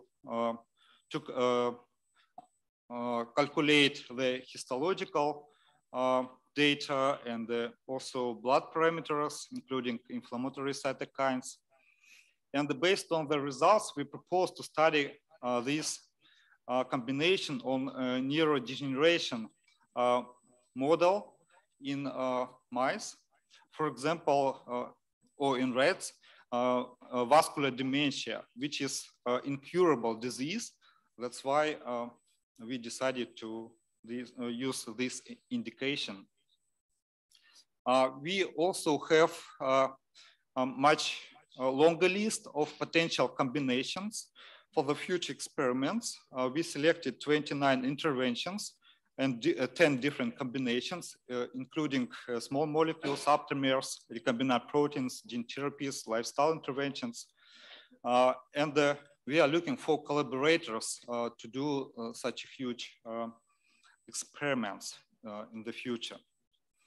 I presented you some positive synergistic results, but according to the very recent review published in Aging Research Reviews, most of combinatory studies in different models were failed. You could see in red that these tries were failed, not in our experiments, in experiments of many colleagues. And at the end, I would like to thank our company, my laboratory, and also collaborators who will be involved in these studies. Thank you for your attention. Do you have any questions? I have a question. Just a second. Wait for microphone.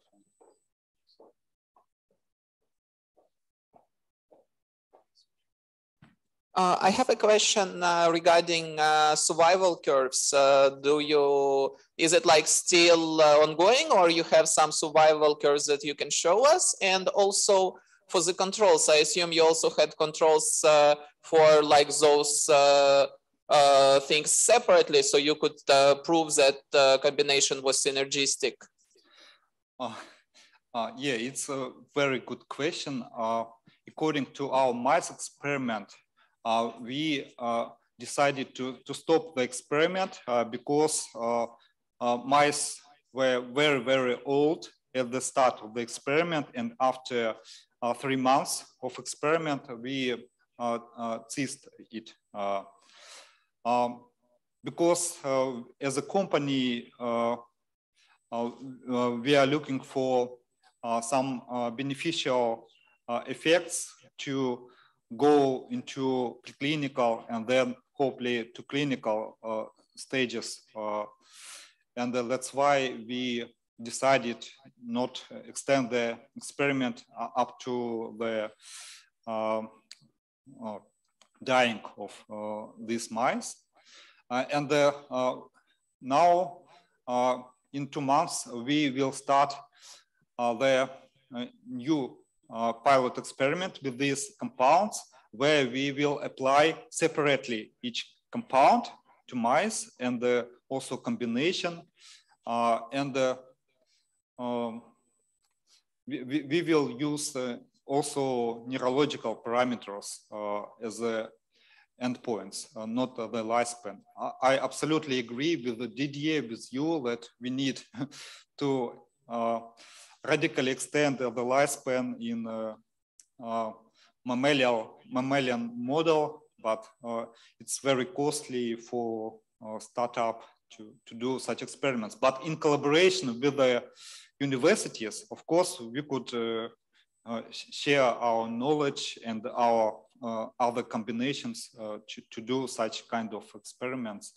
Maybe we could do with the Healy Foundation or other foundations these kind of experiments. Thank you. Okay, next speaker is Alexei Strygin from the company Gero.ai.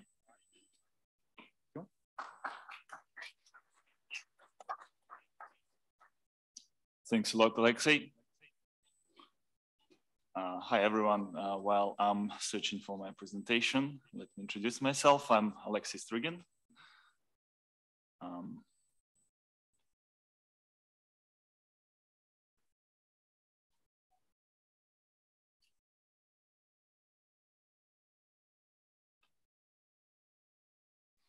Okay, so many thanks to the organizers for inviting me. Big thanks to Ilia.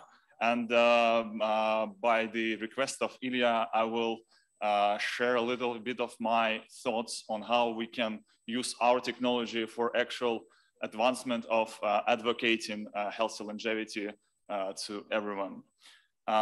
We're currently part of Gero.ai. It's a drug discovery company which primarily focusing on discovering drugs for prolonging human longevity, decelerating or even stopping aging. And we are very happy to announce that we just a couple of months ago, we entered in drug discovery collaboration with Pfizer.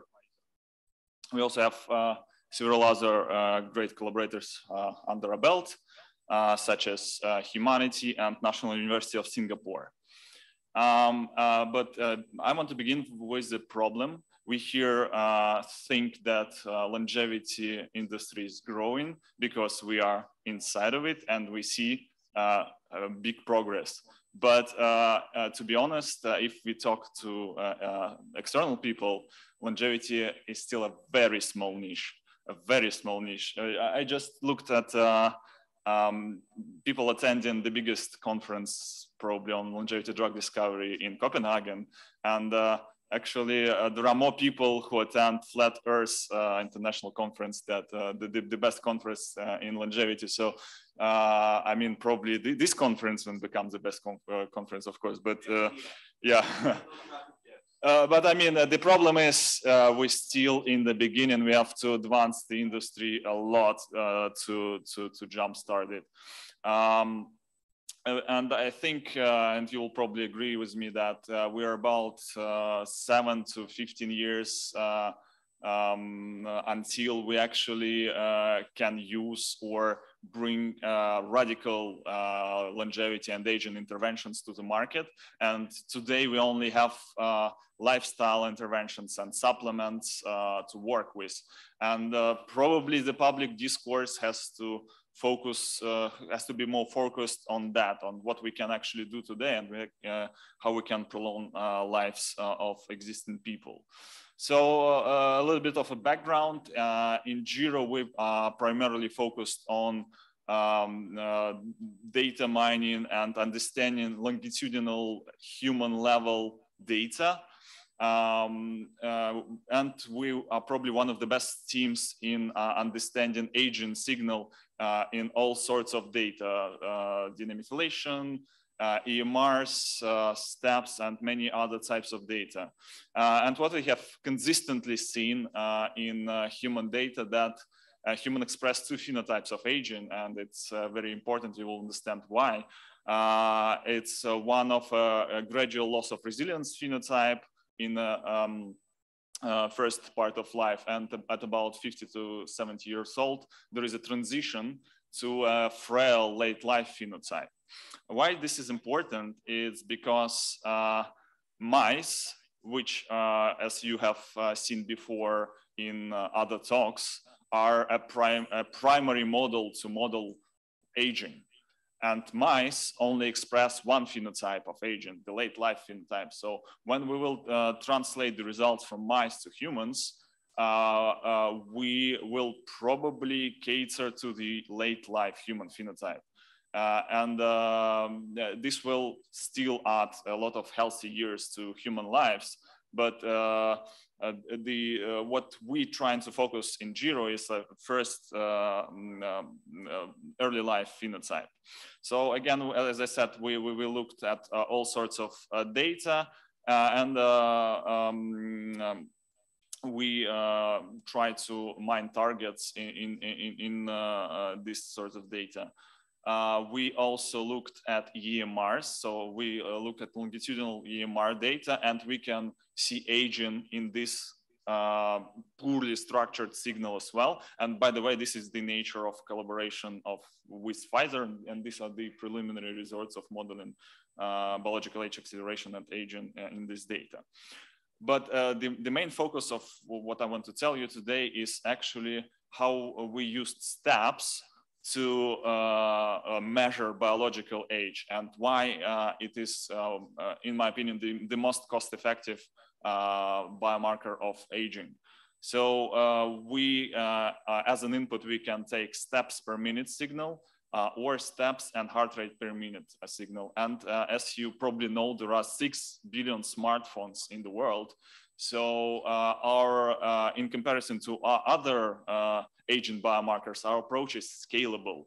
It is scalable like a tech product, not like just a repeated product. So we can use this signal. It works best for groups of people or for people on population level, and assess whether the intervention is working on groups of people or populations. Why use it? First, it's very convenient. User just have to once allow access to the data which is already being collected in the phone, and it's non-invasive, and then users can forget it, and the data is still being collected, and the experiment is going on. He might be a control subject, and he wouldn't even know that he is. The second one is, of course, the costs. As I said, it scales like a tech product. And as you know, DNA methylation costs, if you buy it as a consumer, it costs about $300. And even though the fidelity is better, you need to buy at least twice. And you're looking to spend $200 to $600 just on DNA methylation. And if you're doing an experiment, the cost adds up. And many other clocks are more expensive, and again, cumbersome in terms of labor involved in collecting them. And the third very interesting feature is that you can use it retrospectively. So if a user allows access to his health kit and or Google Feed, you can then look back into his past, and for instance, to compare against some intervention that you know has happened, and you can see that user or users change their trajectory, their biological age trajectory. We taught the model on UK Biobank data, and it's the very good secret why it works, because UK Biobank is well annotated, and if you just collect data from smartphones, it's hard to use it because you don't have tags of what this data actually means. We have also our own proprietary data set and several other biobanks. And again, you will, of course, ask me why not just use average steps? Why do you need an AI model which is trying to see something more in this signal? And the answer would be steps is already a great biomarker of fitness. It predicts mortality and morbidity quite well. But we do even better job than just steps. For instance, if you divide population, and you'll know that the more you move, the more you live. It's like a usual type of knowledge. But if you divide sample by occupations, you see the counterintuitive data. Suddenly, the more you move, the faster you die. So like in the company, we joke, if someone pays you to do steps, it's probably bad steps. So like our biomarker actually is selective, and it filters out those data, and we have like a very nice relationship there. The second thing which is important, we were not as precise as DNA methylation clocks, but we have about the same fidelity as a blood-based pheno-age clocks. So, which is quite good for a non-invasive tool. And we, for instance, test the likelihood to die from COVID-19, and just the amount of steps doesn't predict it. So like people move quite good and then they die. But our biomarker was able to predict the death from COVID, as did the blood pheno-age Morgan-Levin's clock. And again, if we looked at lockdown data, and it was a point of time when suddenly everyone stopped moving. And if you just used steps as a predictor of death, you would predict that everyone would die. But yeah, our biomarker did much better job. It didn't quite see any changes. We also have a metric of resilience. So as I said in the beginning, we observed that humans have two phenotypes of aging, and there is a point of human life where there is a transition between these phenotypes, and we believe we can catch this point of transition, and this is probably the best way for public authorities to intervene. It's the best way to force a person to switch to healthier lifestyle.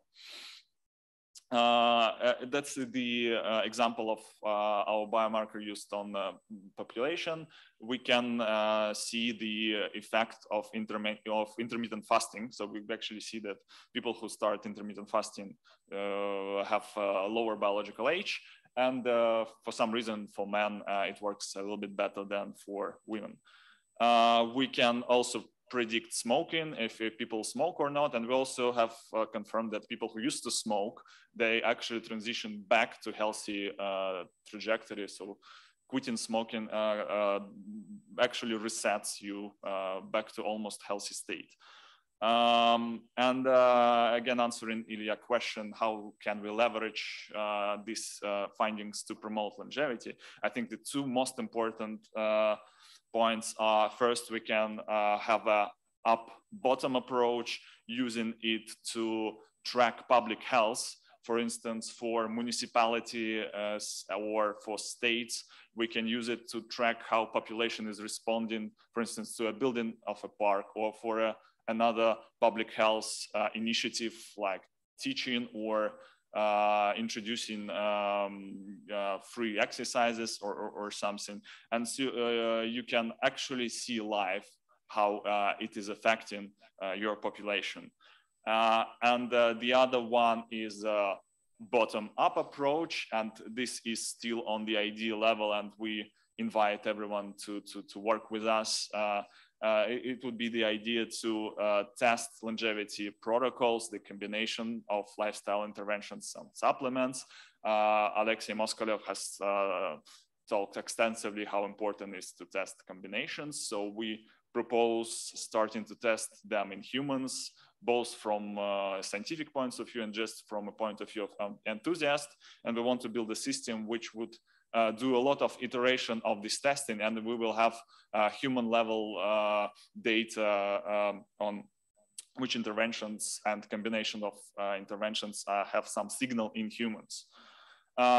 We also invite everyone to collaborate. We really want to be a part of any human trial of longevity interventions. We want to be like a digital biomarker part of this intervention. So please write us. We would happily join you. We also are happy to test supplements and other interventions. And we're also happy to work with health tech companies as a backend tool to assess the efficacy of what these health companies do with humans. We already collaborate with Humanity, PepsiCo, and National University of Singapore.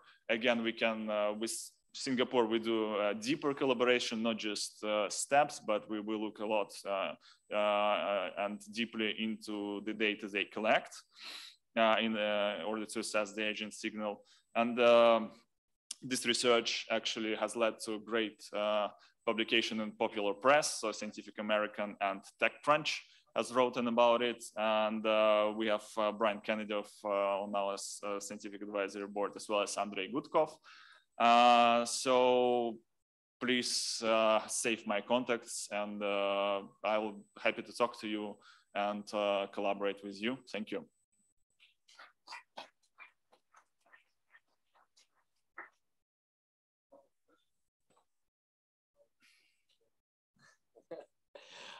Very cool. I wanted to ask two questions. One, what age do you see this transition in your data from the young aging to the old aging? The second one is if you integrate more biomarkers to, so you said not all steps are equal, right? So if somebody's paying you to do these steps, maybe there's some other things that are happening there. When you integrate heart rate and breathing and that kind of data, which you can, I guess, also get from the watch, right? Is there significant, like, does it add to your predictive power at all, or steps are the most important factor from what you found? Yeah, thanks for the question. The first answer, what was the first question? Age transition between. Oh yeah, it's about 50 to 70 years old on average, but it depends a lot on a particular human. So the second answer is we have steps and heart rate model. It has a little bit better predictive power, and we actually are working on improving models constantly. And as when other sensors become available, we of course will introduce it. So like what we are doing best is working with longitudinal signal. And when we'll have more sensors in wearables, of course, it will be better. The best part about steps is that it's collected by the usual smartphone. So, and there are 6 billion smartphones in the world. So like it's the most accessible biomarkers we have on a public health level. And if you're interested, only about 100 million people have wearables, and less than half of them measure heart rate. So like the likelihood of meeting a person with wearable is not as high as you would think. Like in the healthiest and the most health conscious people, about 20 to 25% of wearables, even among this population. You can actually look at the people in here, like about the fourth of them are very wearable. So yeah, the signal is better, but steps are good because they are ubiquitous. Sorry, 1 minute. So while you were speaking, I just downloaded the app. Okay. It told me my biological age and resilience, but I don't know how it managed to calculate it because I don't have a wearable. So how did the app manage to do that? Yeah, as I said, your phone collects your steps in step per minute increments. So we have this trajectory which we take a last month or last week worth of data. And actually, it's an interesting question. So I actually have a slide about it. Why it works. So do you know, Alexei and other people, they track animals in a lab. So they put a camera in a cage and they track how mice are moving, or how C. elegans are moving, or how fish are moving. And the movement patterns of an animal change with age. Typically, animals move less and they exhibit less exploratory behavior.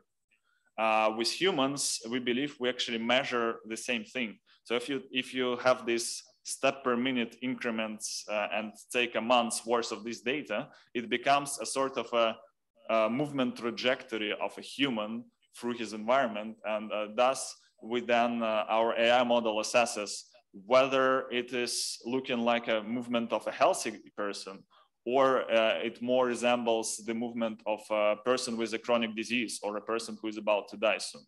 And then it assesses biological age acceleration and removes this value from the value of your calendar age. And yeah.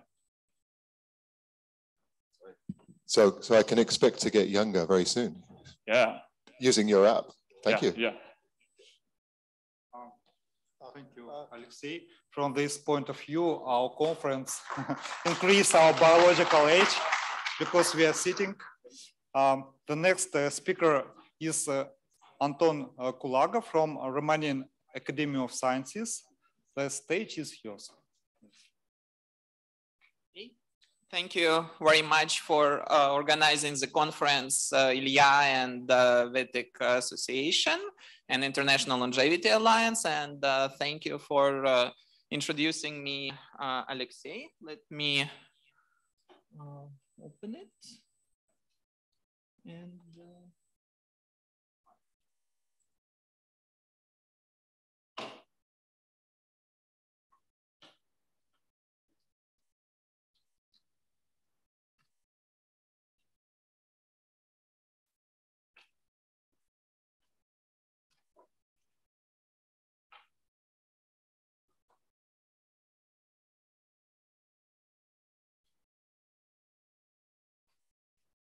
so today I will go a little bit personal, because I am not only showing my personal genomic results that some of you saw on my t-shirt, but because also I am presenting a project, Just DNA-6, that is a personalized longevity genomic platform. And so yeah, as Alexei mentioned, I am in several places, including systems biology of aging group, but here I will focus mostly on my open source endeavor and represent our Just DNA-6 project team. So it started from my personal interest not to be a shoemaker without shoes, because I am a bioinformatician, and of course I wanted to apply aging research skills and longevity knowledge and bioinformatics to myself. And the easiest way to do this was actually to get some omics data, like DNA sequencing was the easiest thing because it's cheap. It's like 300, now actually it's $200 to sequence yourself with 30x depths with Dante or Nebula. That's what I did, and it was my just personal investigation in the beginning. So it was pretty easy to understand that Dante pipeline was bad, so I made my own open source pipeline. I included deep variant. I published it at GitHub, and at some point, people started noticing the project, and they were also curious about themselves, and they started contributing and analyzing their own genomes that they also sequenced. And after I managed to get genome assembly and variant calling, and I started, okay, maybe I can think what pro-longevity SNPs I have, and also look what should I do. And there, me and other people who joined, we actually got stuck because making a pipeline is the easiest thing here. And then you have like on this slide, you have a huge number of databases and almost nothing that you can use on longevity. And popular longevity databases like longevity maps, they were actually not even designed to be used by people on themselves. They just didn't have fields that you can use to annotate your own genome and get results. And at some point, we just put it on hold because, well, it's a pet project and you have other stuff to do.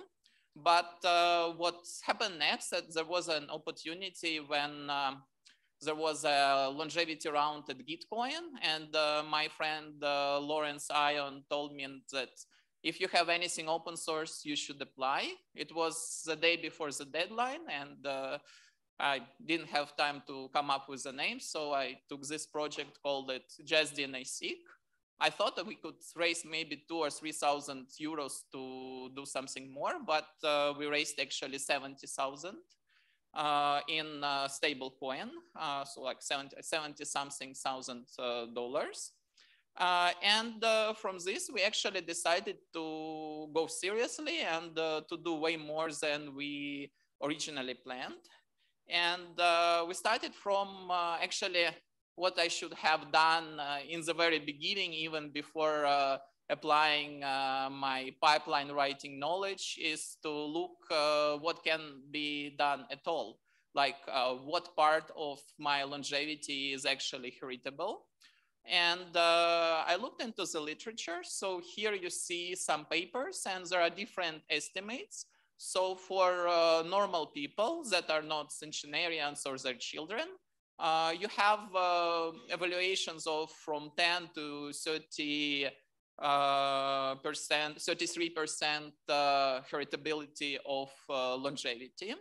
And heritability is usually assessed in two ways. One is with family and twin analysis. And there, like, because twins have same genetics and family have, well, related genetics, but you have more pedigree data, you can actually see how they are different in this or that trait and make assumptions. And second way is through genomics. And as you might see in this picture, actually heritability is higher when you look at twins for obvious reasons.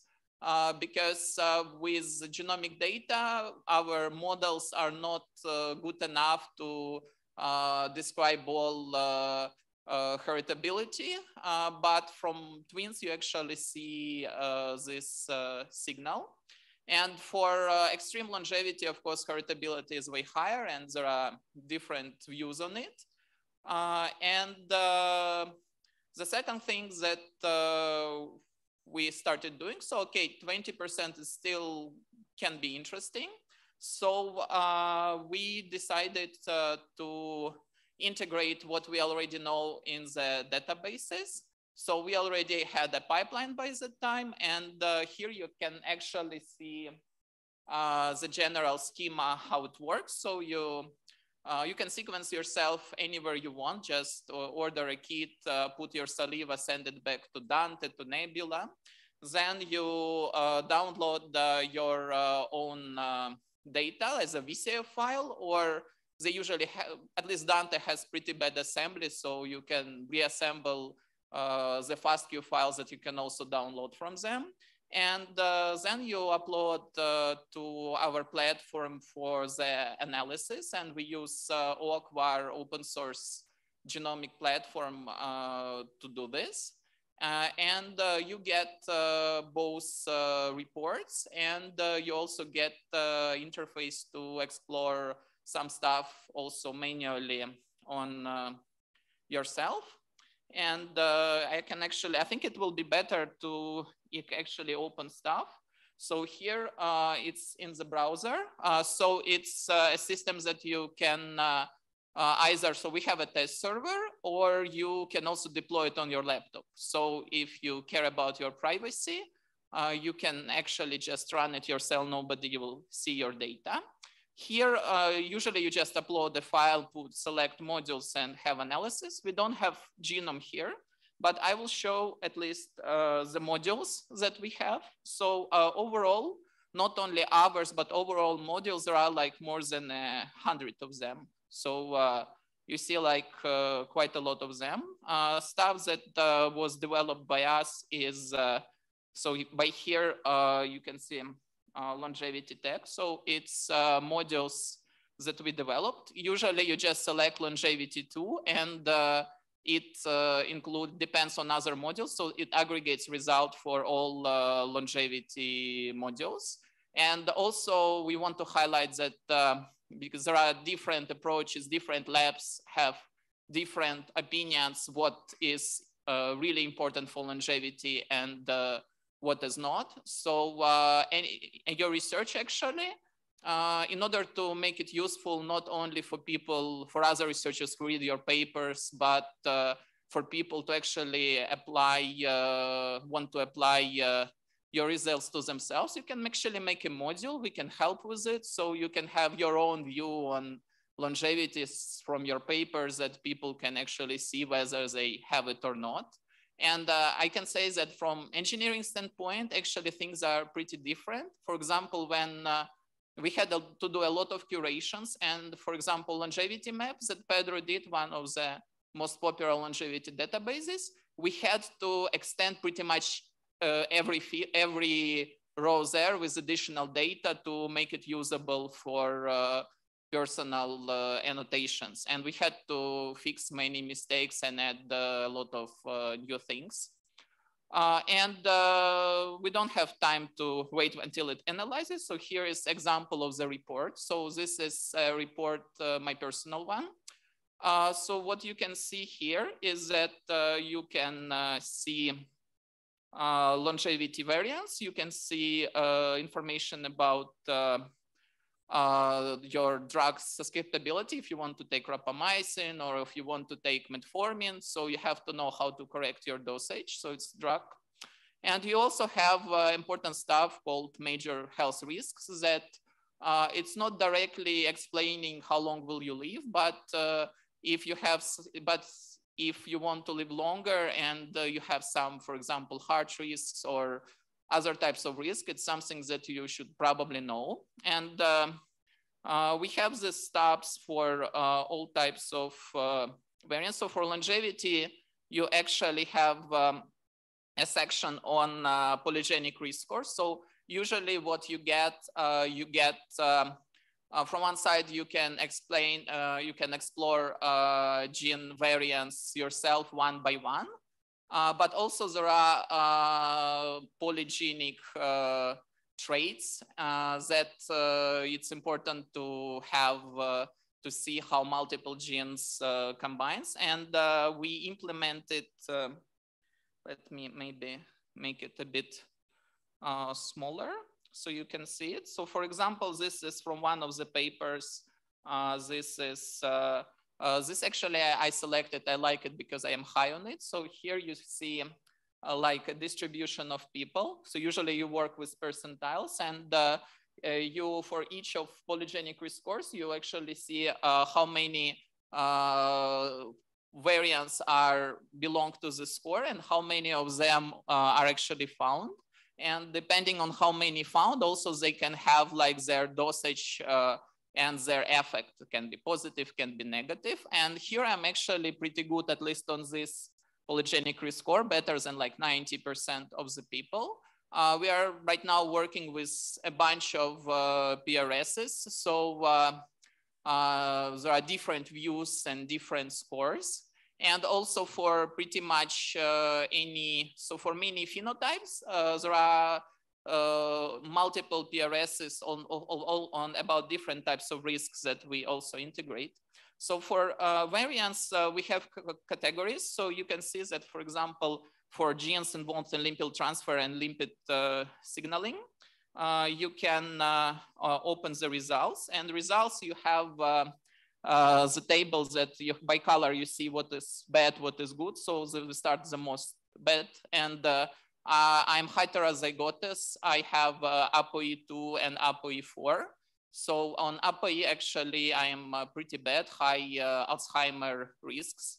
But I also have some positive stuff. So you see like downstairs. And you also have data like everything is clickable. You can see populations, your genotype. And something I like that on another category about IGF-1 signaling and insulin signaling, I have really nice SNPs with FOXO that I personally like. And we have like multiple, we have mTOR pathways, we have tumor suppression genes, we have many other categories. So you can read about it and make your own opinion. We also have for longevity drugs, we have a bit different table when you can see the effect, will it be slower? Because depending on cytochromes on transporters, you can metabolize drugs faster or slower. And that's what you should know if you take some drugs that you take like whole life, like geroprotectors, or you have like to take statins and so on. Then we have measure risks. So like cancer, coronary artery, cardio risks. And again, you have this type of tables. And you also have, for some of them, let me go down. You also have polygenic risk scores that we plan to integrate quite a lot of them in the future. So here you can see here actually is the risks scores, the more it's the higher risk. And coming back to actually, let me go through. And coming back to our recent developments, because now we started actually, so in terms of models, polygenic risk scores are just kind of linear models that are interesting, but not super good. And we are actually, so this is polygenic risk scores that we have, for example. But now we are also trying neural networks. So we are using so-called interoperable neural networks for genetics, GeneNet architecture. That is, here you see the neural network schema. So it's a dense network, or that you can see that you get SNPs. And then you actually look into genes related with those SNPs and pathways. And this approach is a little bit explainable because you have some idea what it's doing, but it's a bit biased, unfortunately, because you select topology of connectivity before between neurons here based on available data about pathways, about what you know about them in the literature. And of course, such approach, it downgrades links that we don't know, but that may exist, and it has some bias. And you see we, for some of the traits, we actually did, here you see comparison for coronary artery disease prediction. You see polygenic risk scores. And you see that it's my results, and I am 13 percentile from PRS model, and on GeneNet you see its accuracy, and I am negative, and it means that actually we see some concordance because low polygenic risk scores means also that I am negative, because the higher it is, the higher the risk, at least for this polygenic risk score. And this is some kind of, we looked into some other categories with this network. And this is the project we are started now.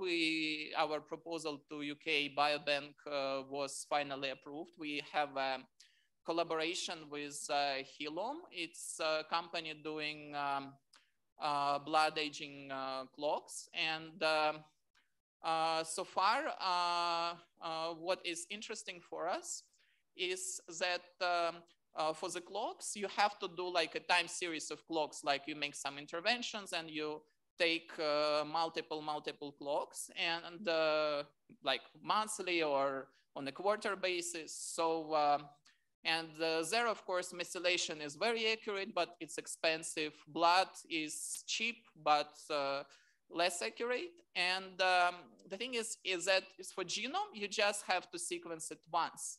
And the major idea is that if you once sequence yourself and you get genes and you continue taking your blood aging clocks, and maybe you can use your genetic data to improve accuracy of any type of aging clock, just reapplying it all the time as one of the input feature. And that's what we want to check with UK Biobank. We are only starting, but here you can see the schema that we have an ensemble model, like we have one model, genetic model, we have blood aging clock, and then we combine them together in a model that has both blood component and genetic component. And we also did a little bit of training, autoencoder training. And yeah, so this is example what we had in the blood aging clock. And here is the architecture, at least that's what we're experimenting with neural networks. So it's actually two models. Left half is an autoencoder that because in UK Biobank data, you have more parameters than typical person does, like when he does a blood test. And you had extra data, so you can actually learn the interrelations between different health measurements with the blood. And you can make assumptions, for example, that if your BAN is not right, maybe something is wrong with your kidneys, and you can get it from this representation. And you have a second model that actually does a prediction where we have some 1D convolutional layers that predicts chronological age, biological age delta, like whether you're older or younger. And because we trained autoencoder, we can make also assumptions on your risks of organ-specific diseases and mortality. And we want to combine it with genomic data. We only started this, so it's like draft architecture, everything will be changed a lot. And yeah, so that's what we are doing now. And a few words about future plans. So I told about the UK Biobank. We also want to improve many aspects in our platform. And what we are searching now is we spend a lot of time implementing it, but now actually we want people to use it. So for the labs, for companies, it would be great if we can collaborate. Maybe you can apply it for your research, for your clients, for your data sets. And we also want to build Hack Your Own Genome free online course so people can actually play with their own genome or with an example genomes, like similar like to this Udemy courses. And there we also need collaboration for people who can help us to make it. So thank you very much, and ready for the questions.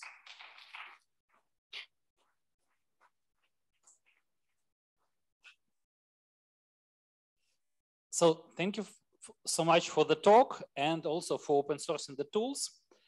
My question is, what's your take on, in addition to the open source tools that more tech savvy users can use, build a website where people just, upload their genome and get the same results.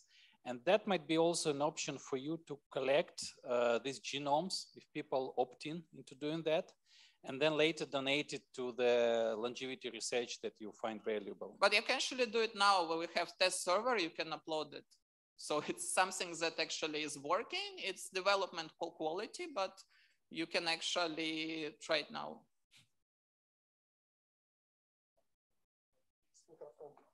Yes, of course, I have an announcement that that you know conference going out, we're going to punch now. Thanks for your patience. But before that, let's make a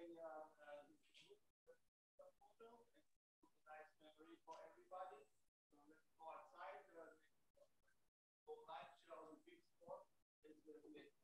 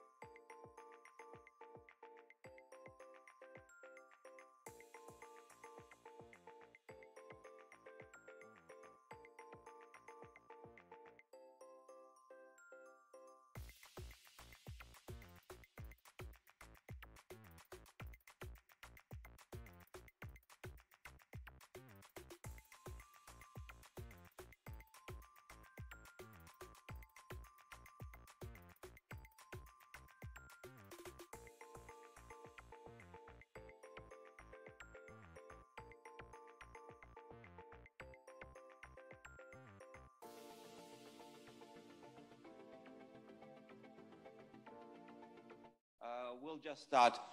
Is Evelyn online? Andrei, Evelyn на линии?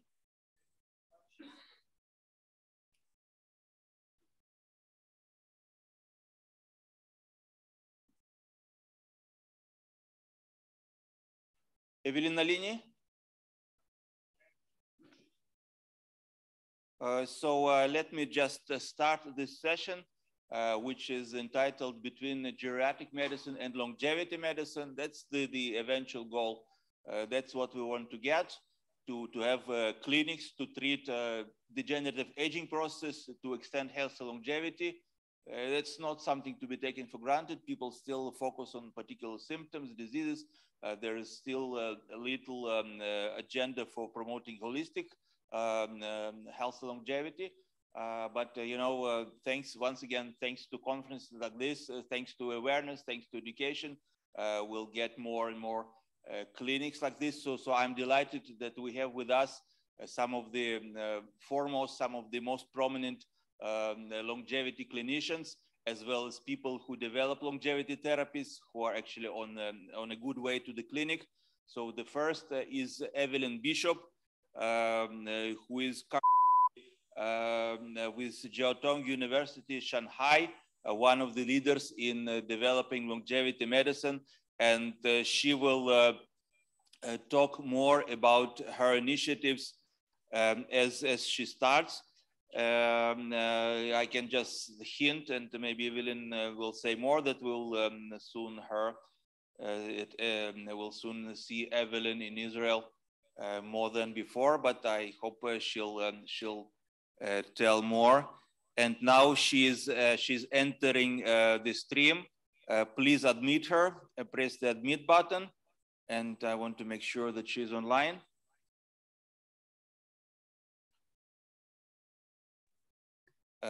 Yeah. Hello, everyone.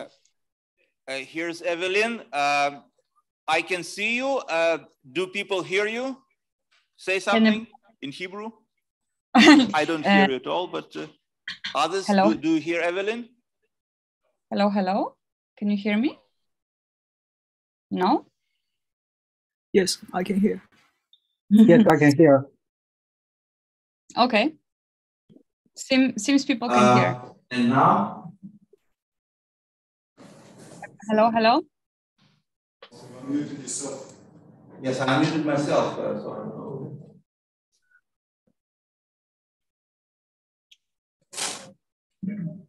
Yes, increase the volume to the maximum.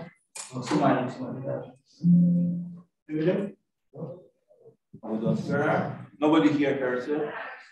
No, people on Zoom can hear me.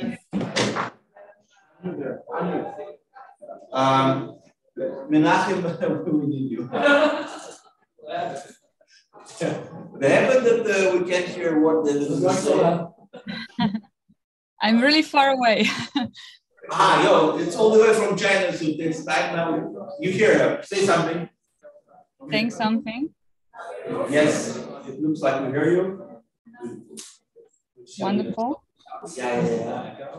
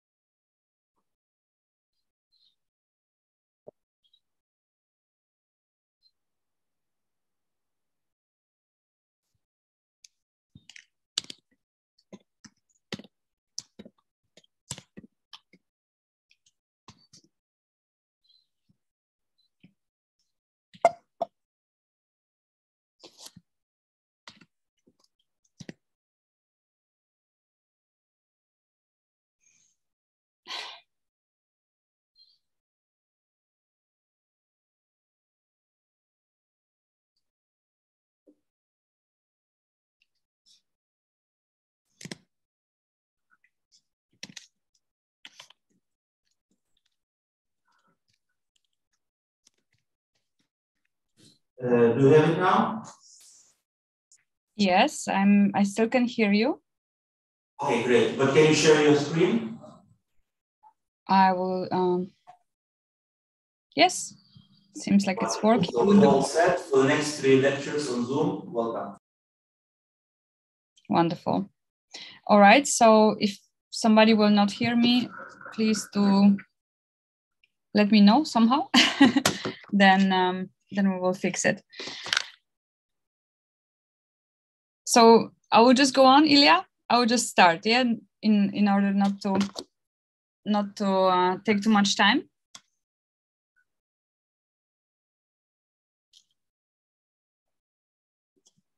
Okay. Thank you. So first of all, thank you so much for having me. It's a great pleasure and honor, and with great sadness, I have to say I could not make it in person this time for the conference in Israel, in Bar Ilan. Hopefully next year, and congratulations to the entire organization team, and warm regards to everybody who is there in audience, all the friends that I could not meet in person. I hope to see you very soon on other conferences, and then next year again in Bar Ilan. My name is Evelyn Bischoff. I'm a medicine doctor and professor of medicine in Switzerland and in China. Originally, I'm from Germany, and I'm an internal medicine specialist and oncologist, and also longevity physician, if one may call him or herself like this, for the past several years in the field of healthy longevity medicine.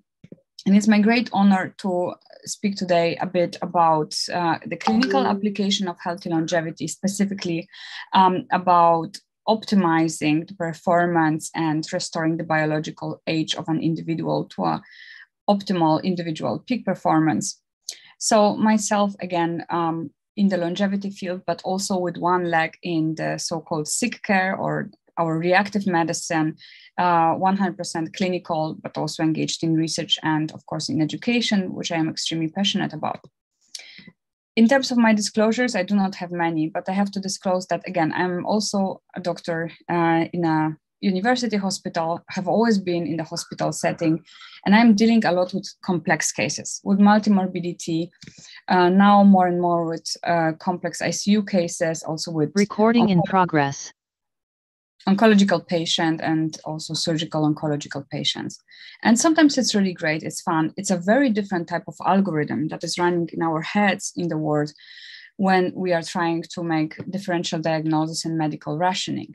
At the same time, we see that there is a huge shift and change in the field of medicine, which is coming, of course, with the big data, which is coming, of course, with the generative AI that I will also mention in my later slides, and with generation of new type of data sets of every patient longitudinally.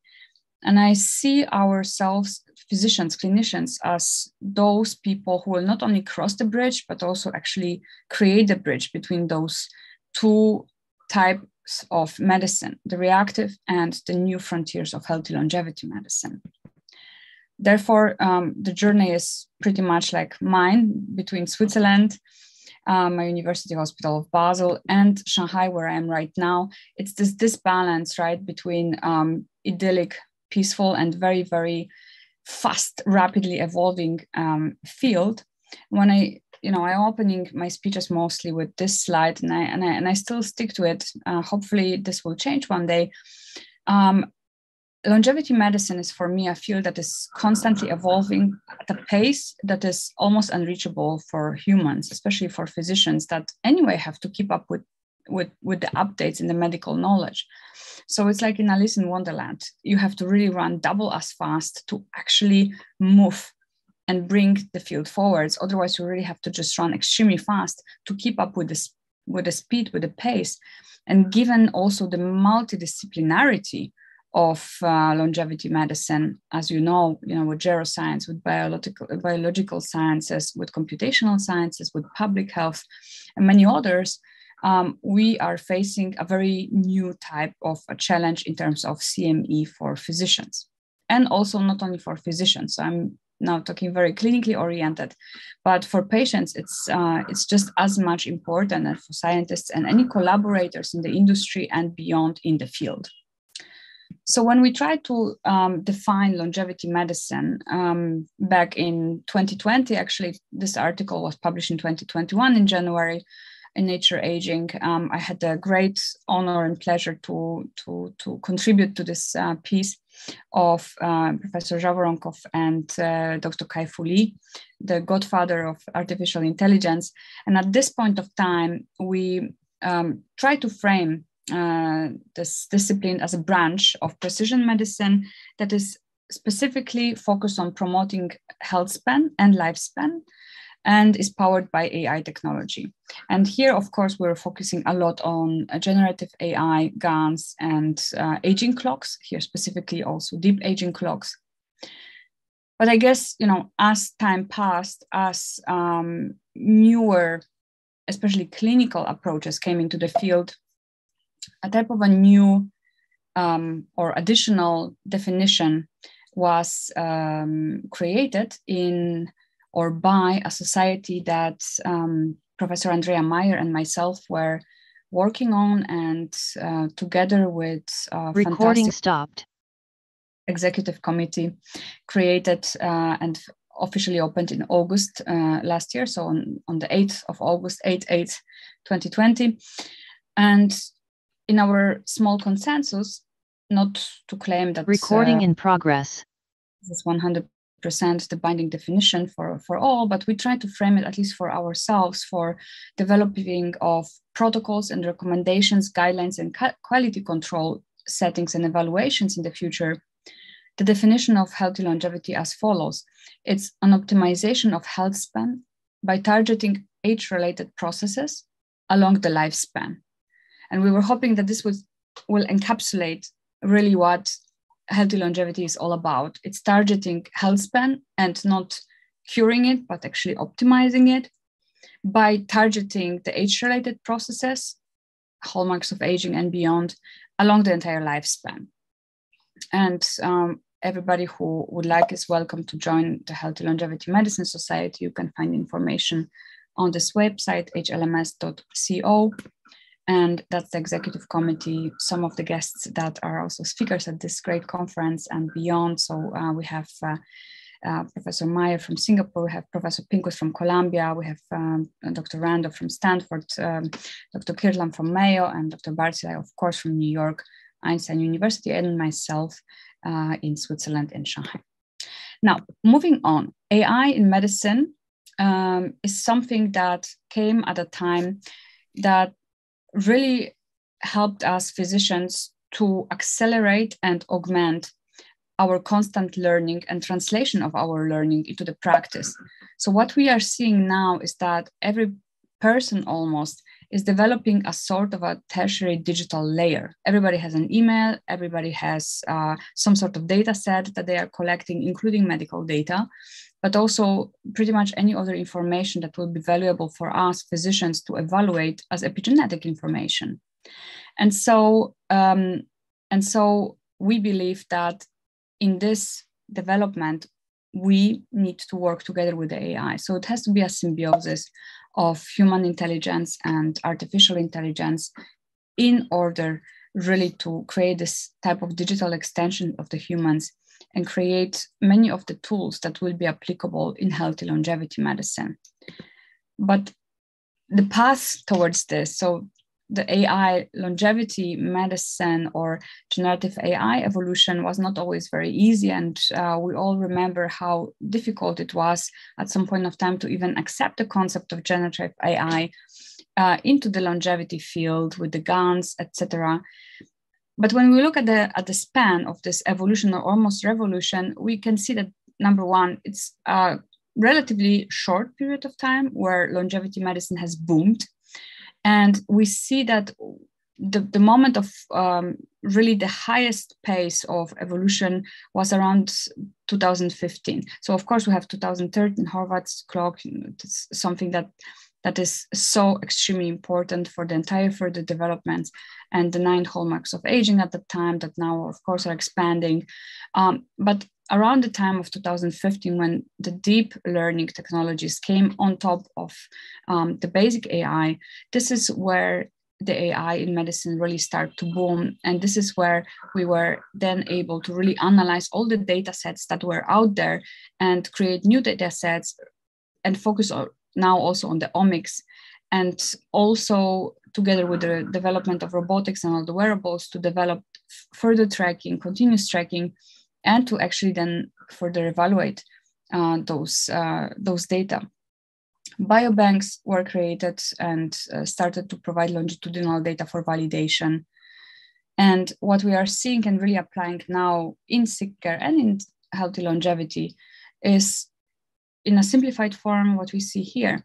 We have a variety of data for everybody on an ongoing base, optimally, continuously, day and night, longitudinally, and optimally also in a way that is standardized. Of course, we are very far from that, but definitely we have at least a high dimensional data set already available for many people, not only in biobanks, but also in the real world, from the epigenetics through the entire system and tissue levels, through genomics, of course, the entire functional diagnostic, the entire cognitive diagnostics, and so on. And this high dimensional data set is now finally digestible by the learning methods in AI, so that we can have a functional objective function that will come out of it. For example, development of targeted therapies, for example, development of individuals' diagnostics, and so on. Of course, we are trying still to optimize it, and we are on the way. But as we can see, some further technologies have helped us. So beyond deep learning, we also have the transfer learning and federal learning and other ways where we can really optimize first of the objective function, then integrate a lot of multiple features that we want, shift them, and scale. And that is probably the top word of what right now is being further developed, right? Not only with ChatGPT, but also with other tools of generative AI. We are able to use a variety of data, very granular data from imaging, from blood tests, from behavioral tests, from genomics, omics, and so on, through the deep neuronal networks and other type of learnings into something that is really functional in the lab or in the clinic, like pathways and targets for drugs, like synthetic data, further questionnaires, and of course, tools and base of interventions. And this can be further gradually developed into longitudinal setting for everybody from the young to the old age, and also through different types of tissues and so on. So this is almost an infinitively granularity based. Of course, there is a caution that we have to have with AI, especially in terms of accuracy.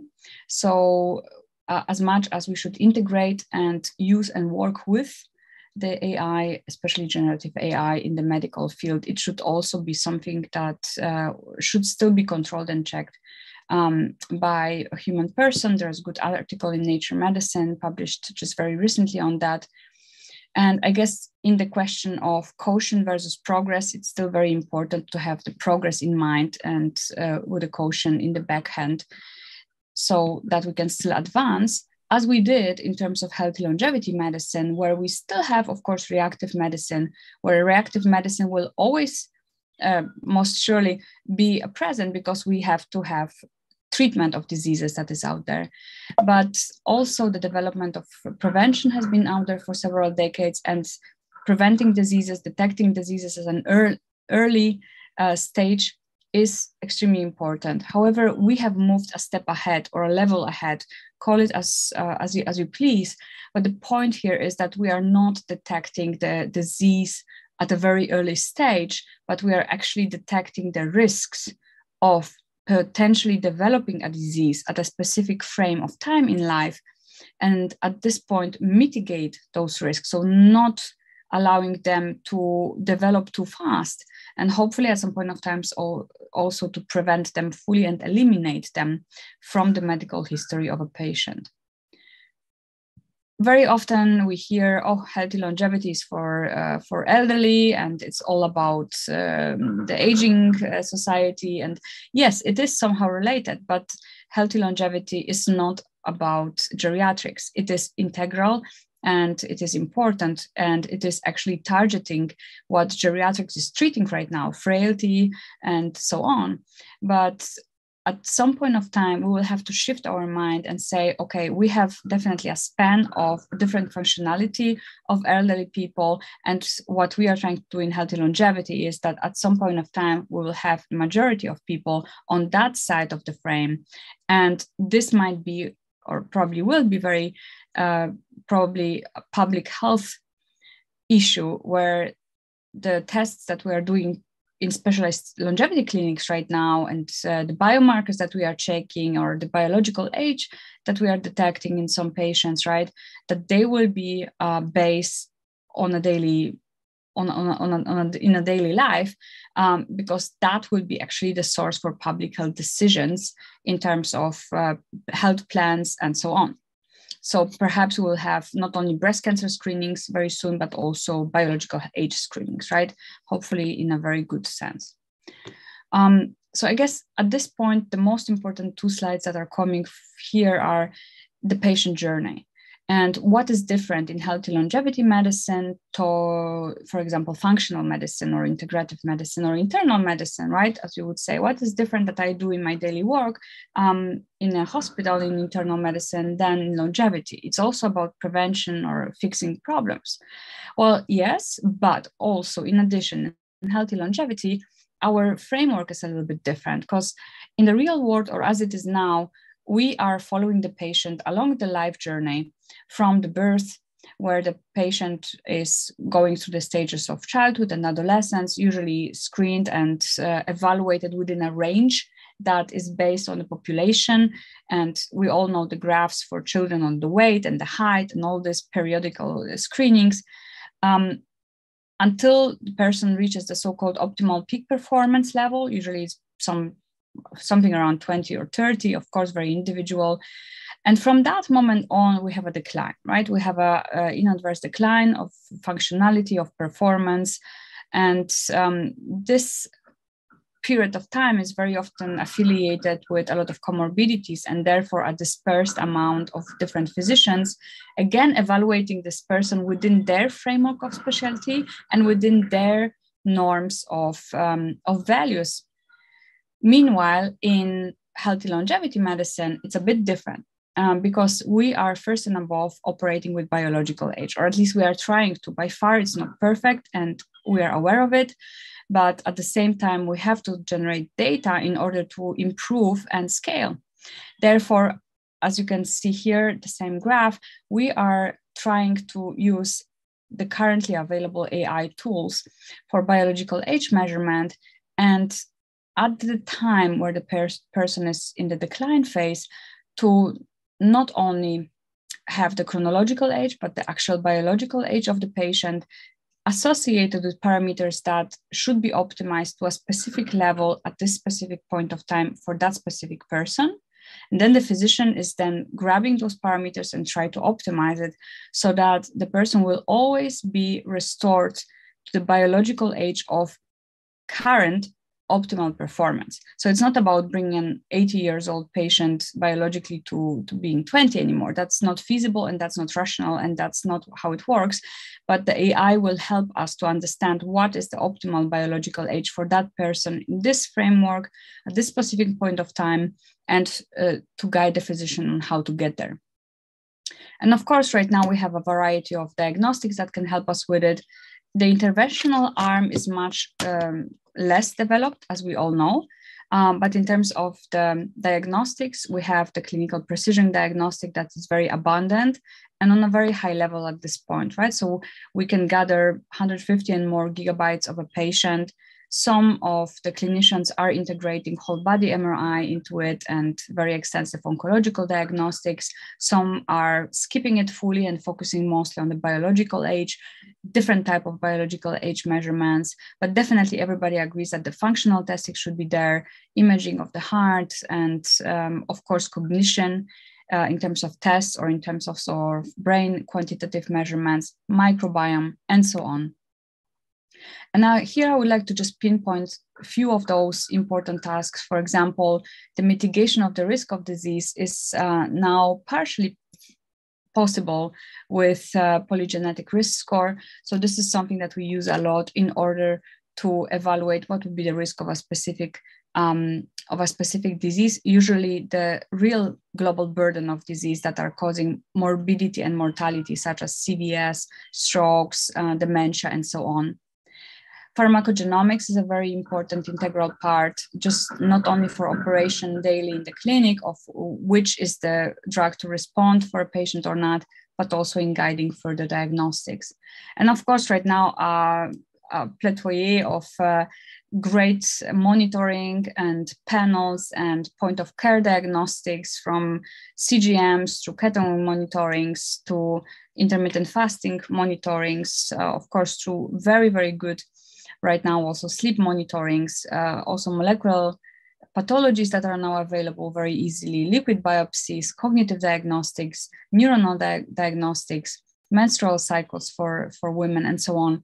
Bottom line, the more we have on data and well collected data, well stored data, well evaluated data, the better for the patient in all senses. Those data can be used not only for the daily work, but also, of course, for drug development, drug discovery, targeted optimization of those, especially AI-based drug discovery. Here is just one of the examples of the framework that I know, where there is a very, very rapid development of a drug with the help of AI and a much faster procedure in terms of safety and efficacy. And one of the labs that has been just open is from Dr. Zhavoronkov in Shanghai, China, where I have actually also been and saw it, which is very impressive in a sense in terms of aging. So I would just focus on that point. With those types of very generic data partially made by robots in the labs of human samples, we are looking at the future where in a hospital, like in my hospital, there can be a mini lab, AI robotic lab connected to a cloud where I can take a sample of a human tissue or a hair or whatever I have, a blood of my patient at a specific point of time, healthy or sick patient, and really have a high output diagnostics done on that specific sample in order to find either the best medication at that point of time, find resistances, or even connect with my colleagues all around the world to find a new target, synthesize it, and try it on N1 of a patient. So that is really extremely valuable and extremely innovative. Last few words on COVID and aging. As Ilia mentioned in his opening speech, COVID has shown all of us that we not only have biological sex and gender differences, but also that we have vulnerable population of the elderly. And we have all clinicians who have been working on the front line seen the pitfalls of potential therapeutics that were repurposed, right? In terms of, for example, medication that had double substances and in the elderly caused a lot of side effects, also where we didn't know how to really dose them, right? So the development of second and third generation medication, especially the 3CL-Pro inhibitors, is very promising. A lot of them are being developed in the US and in China. And there is even one third generation inhibitor where one of the main focus was really to target efficacy and less toxicity for elderly patients, but elderly, including biologically aged patients. And those include several factors such as bioavailability, but also developing of resistance and dosing. And we've looked at it already in 2020 when the pandemic just opened, together with Matt Kaberlein and several other colleagues, when we were actually also proposing a trial, was published in Lancet Healthy Longevity, on mitigating and mounting the response to COVID vaccination for elderly by implementing mTOR inhibitors to those that are biologically older than they are chronologically. So I guess a lot of interesting ideas, since we know that aging is not consistent also in the elderly, and we have different approaches at different levels, from the systems to the organs and the tissue cell levels. That's also the base of the hallmarks of aging. But given this, and also given the fact that also different physiological functions are declining at a different pace, and for everybody this pace is different, we end up in a longevity protocol that has to be highly individualized, that has to be highly flexible and changed accurately on a continuous basis, that will include some of the diagnostics and monitorings granularly, some of them once a lifetime, once a year, some of them daily. But this is something that at this point of time, at least, the doctor should operate together with AI for a specific patient. And what's helping us there is, of course, a biological age measurement. We have a lot of aging clocks that has been thematized a lot here in this conference already. Therefore, I will just mention that we have a variety of those, from the photo age through microbiome age, of course, epigenetic methylation age, very important, blood age, and now also very importantly, also development of behavioral-based clocks and cardiac clocks and many others. The question is there a need of an integration of all of those clocks? I'm not sure anymore. 2 years ago, I would have said yes, for sure. Now I would say probably we need more of a proportional measurement of relations of one to another. Nevertheless, it's very important to remember that there is always a deviation and accuracy is not always there. And still, I encourage everybody to use it because it gives much more information and much more valuable, at least triage information for physicians than we think. And once you lead the patient, once you see that the biological age is advanced, and once you see which of the parameters are not optimal and how you can lead them, you can actually then see what is going on and are you leading the patient right or not. Like here we can see an example of a patient who was biologically aging at a very fast pace in a very bad way, right? And that was actually a patient who was abusing almost geroprotectors, right? A huge dose of NMN when I met him and a huge dose of rapamycin up to a kidney failure.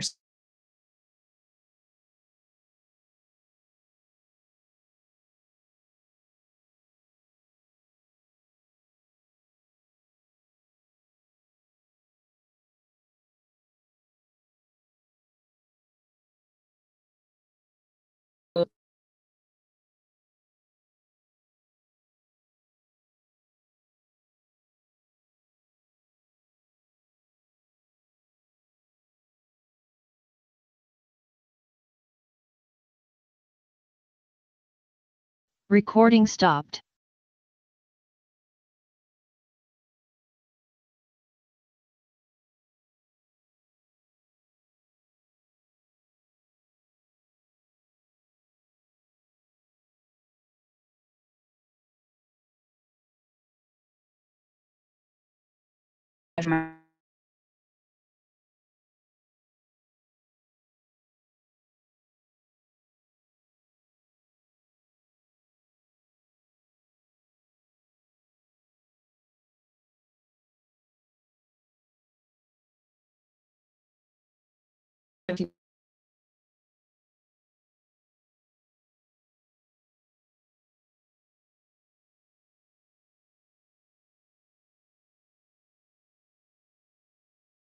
Okay, you can try now. Everybody's on the speaker.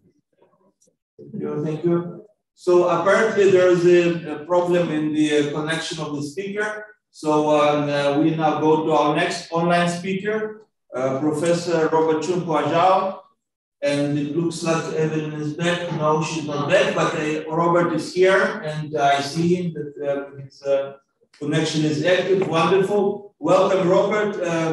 He's with Shanghai University and other positions in Chinese Academy of Medical Sciences. I'm happy to have collaborated with him also on aging-related issues. Back in 2019, together with Robert, we initiated UNESCO-affiliated Committee for Anti-Aging and Disease Prevention.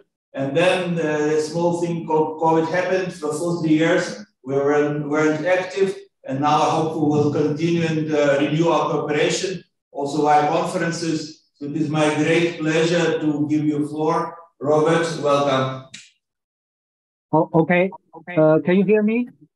Also see the slide clearly? Do you hear? Yes, I can hear you. You can hear me? Yes, we hear you. Thank you. Okay, let me start. Thank you, Ilia Stambler. It's a very generous introduction.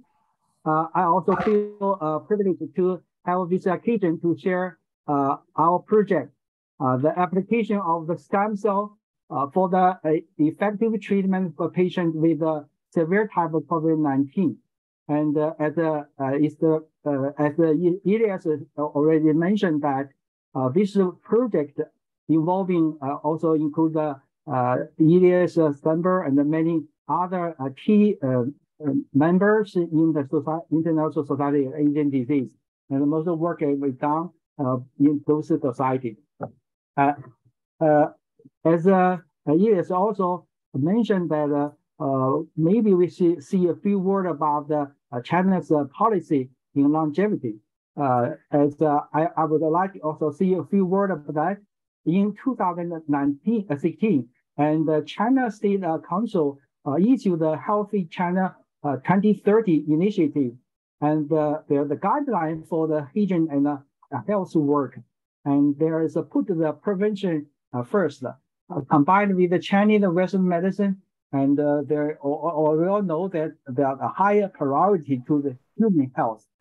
And there's a 5 strategies that include promote the health life, optimize the health service, and improve health security, create healthy environment, and also develop the healthy industry.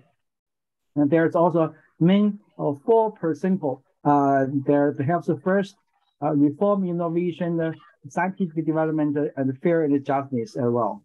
And as we all know that there's the major factor affecting human longevity.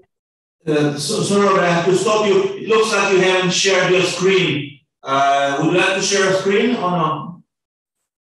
Can you didn't see the slide? We are live, but I don't know. Do you have a presentation to share? Your slides? Yeah, I saw you.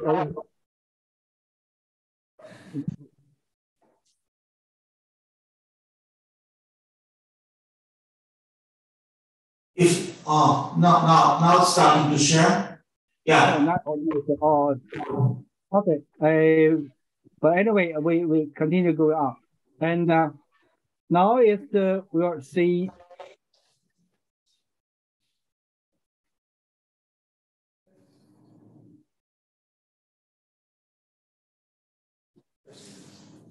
Now you see the slide, right?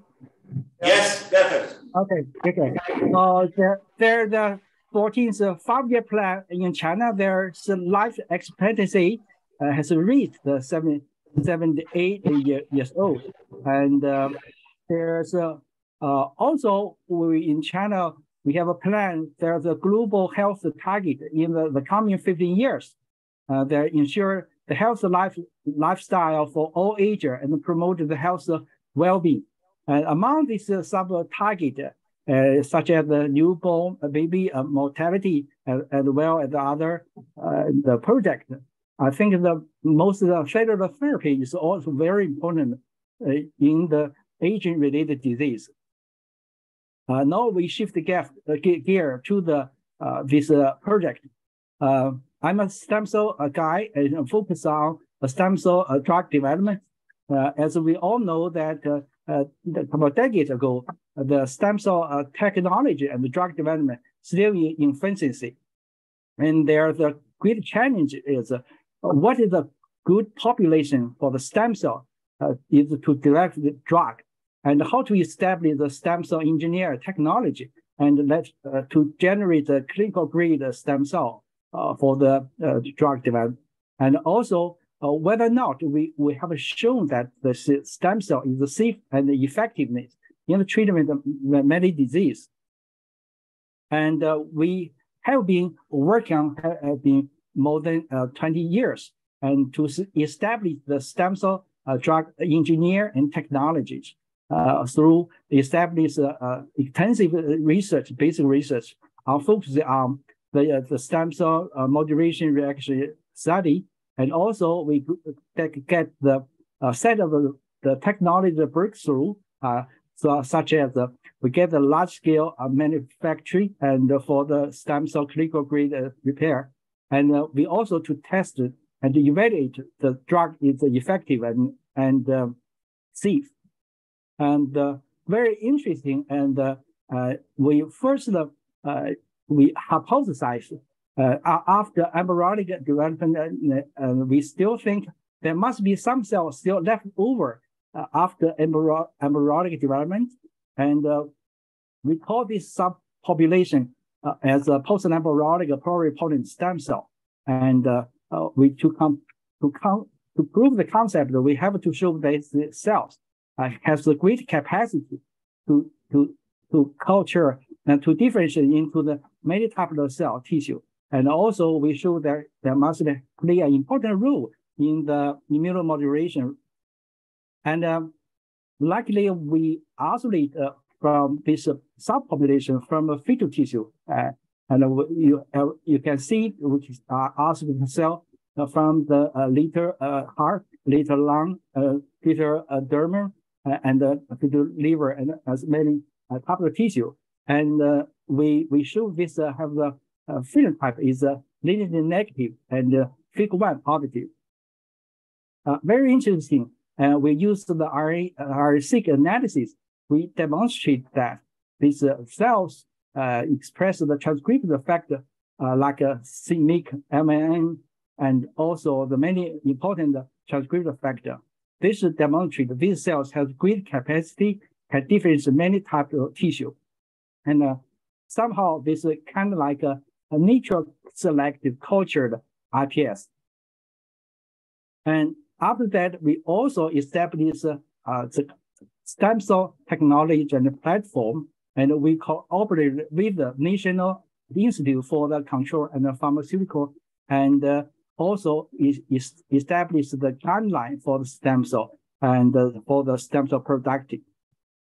And we have first accomplished with the preclinical study, and we launched the Chinese first stem cell drug approach for the treatment of GVHD in 2004. And that has been approved by FDA in China.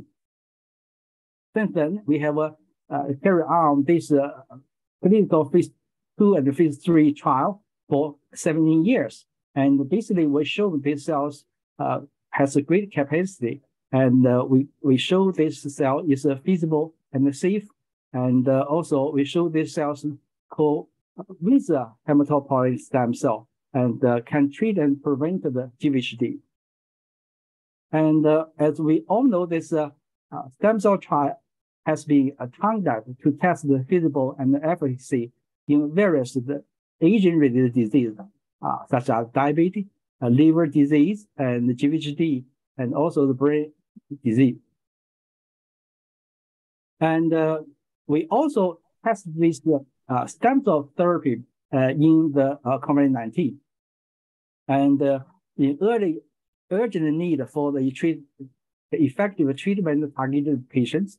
And we know this virus has ACE2 widely expressed in the endothelial cells and many other tissues as well.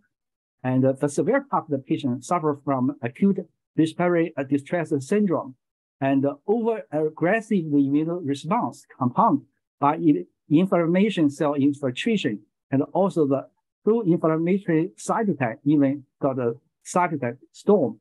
So there were later organ failures.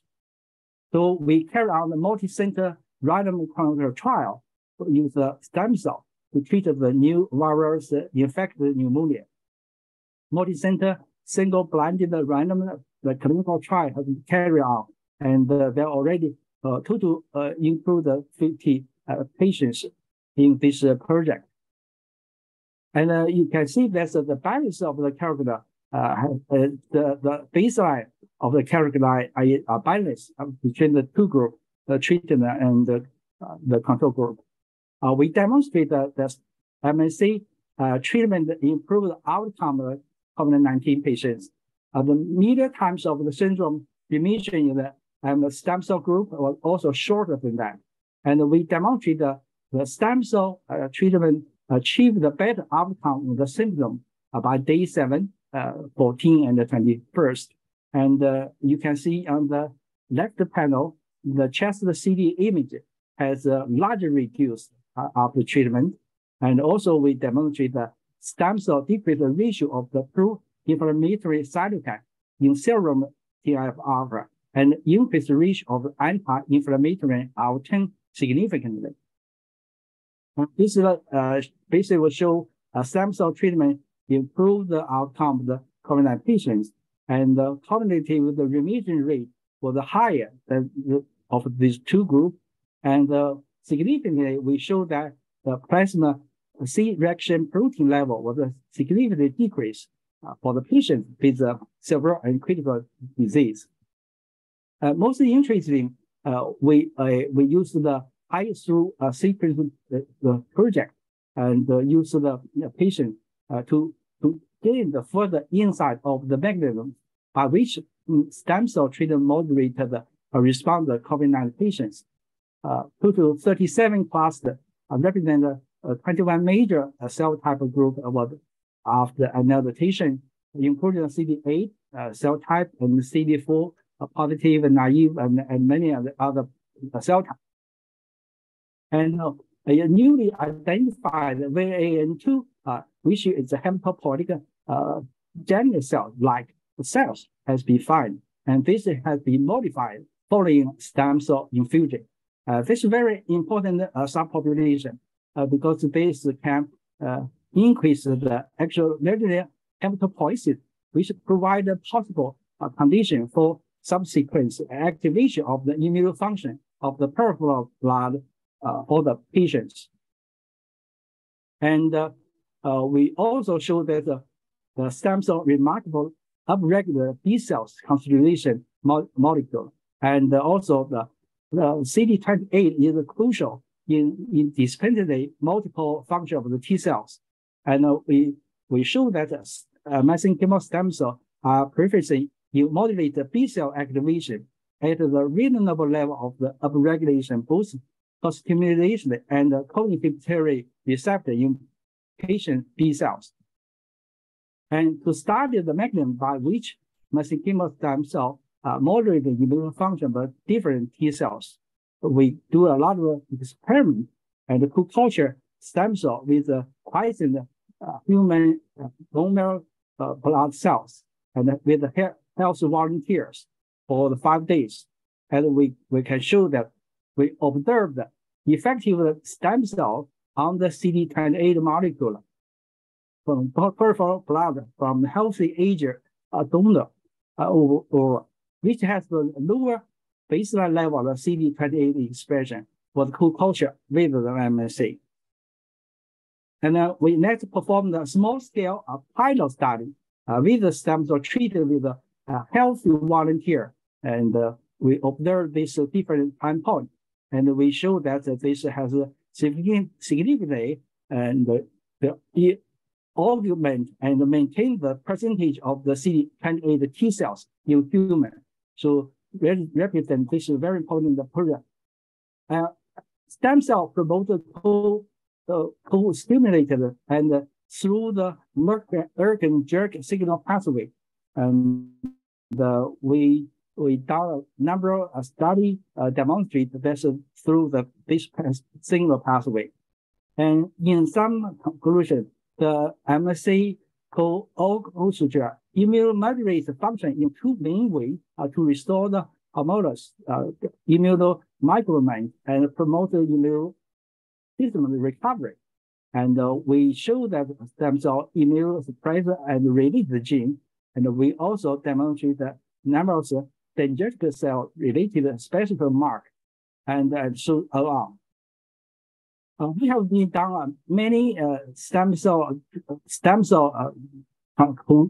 play important functions with the modulation from immune functions. There's a serious work have shown that stem cell can moderate the irregular dendritic cells and play the network with the immune modulator function. And here we show is a very typical patients.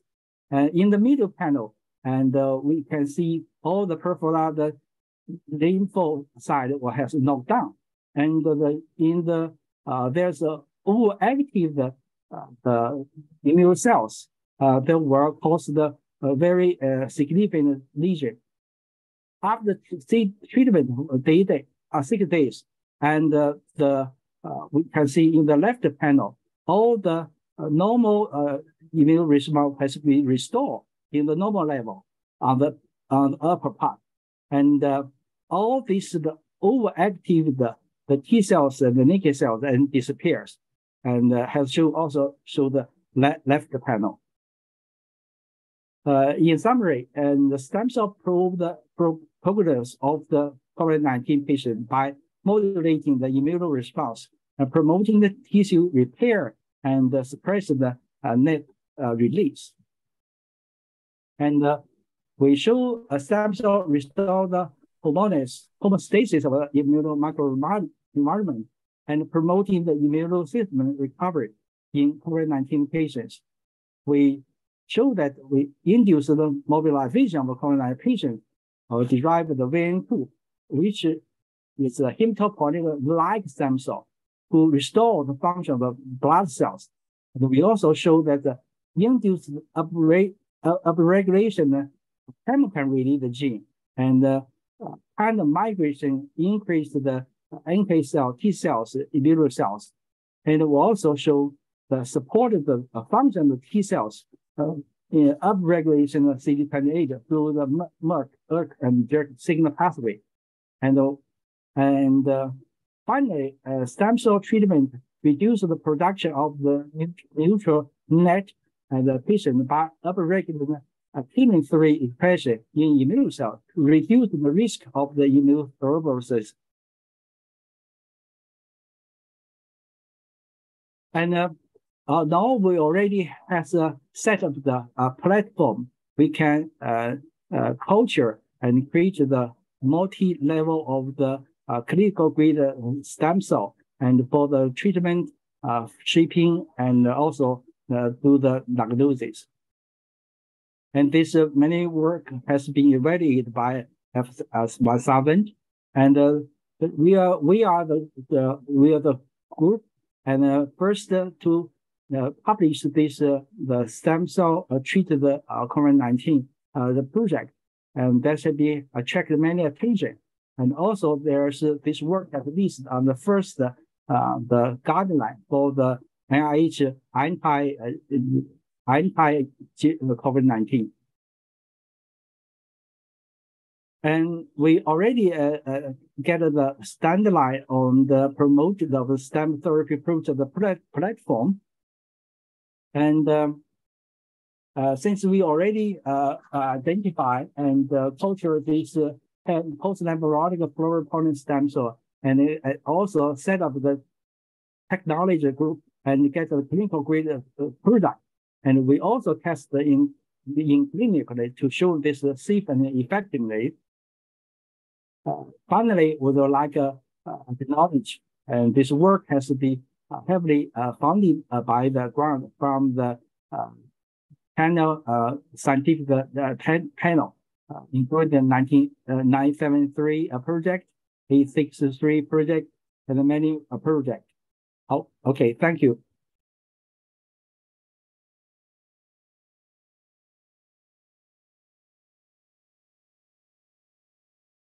Thank you very much, Robert. Do we have questions?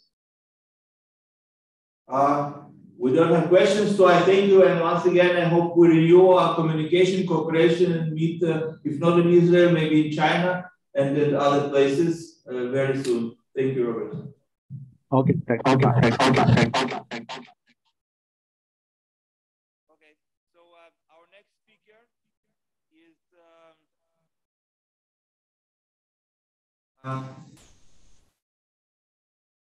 our next speaker is Professor Kun Jin, who is chairman of the International Society of Aging and Disease. And yes, and he's with the University of North Texas Healthcare Science Center in Texas.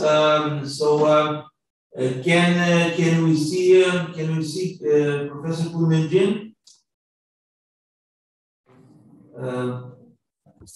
Can you hear me? Can you see him? Yes, we can see Professor Kulmenjin. And I just must add that he is also the leader of the International Society, one of the partner organizations. So welcome. Please, the floor is yours. Okay, thank you for invitation, and I'm very glad to be here talk about microcirculation dysfunction and. Can you say something? Yeah, I'm saying, you know. Can't hear you. I don't know. Colin, maybe unmute or yeah, can you hear me? No, still cannot hear you. Somebody who understands what's going on?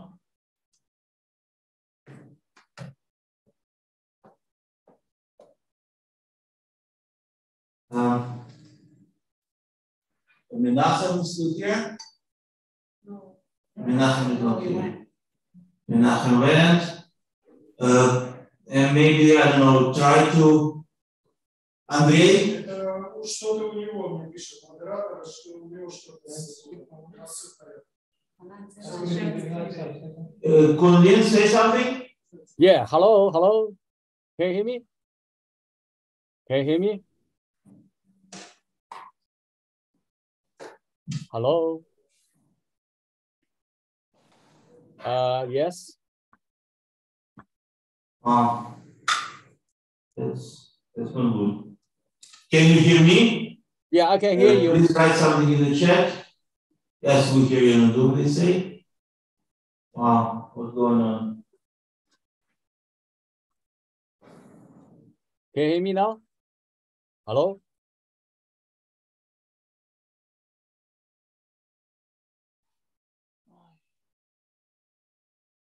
Participants. Teach me, come here, teach me what I should do. Hello, can you hear me?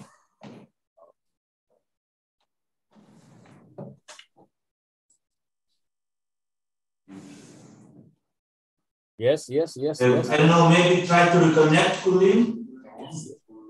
Yes, co-host. Ask to unmute, yeah.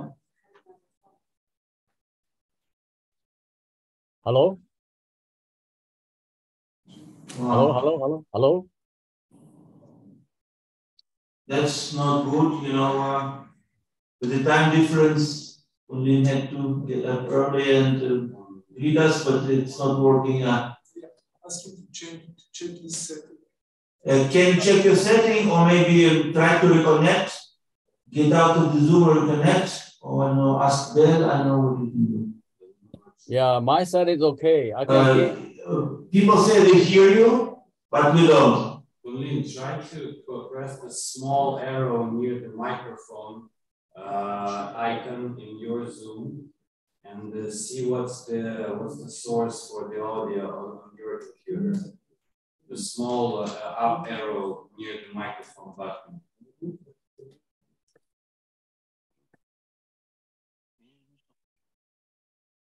Yeah, maybe I tried one more time. Okay, sorry. It's good that the people on Zoom hear you, but we also have a live conference that people don't hear the word. What about now? Can you hear me now? Hello? Yes.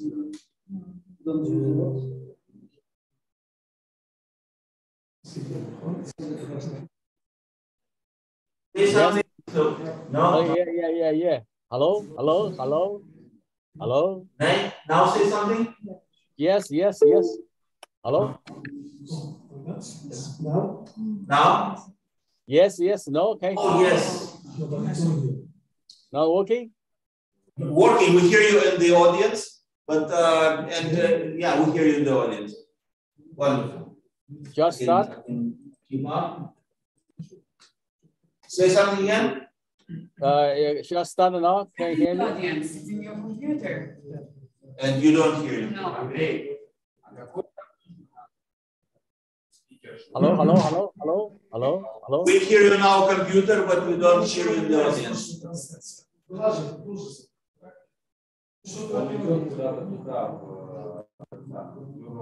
Speak again, please.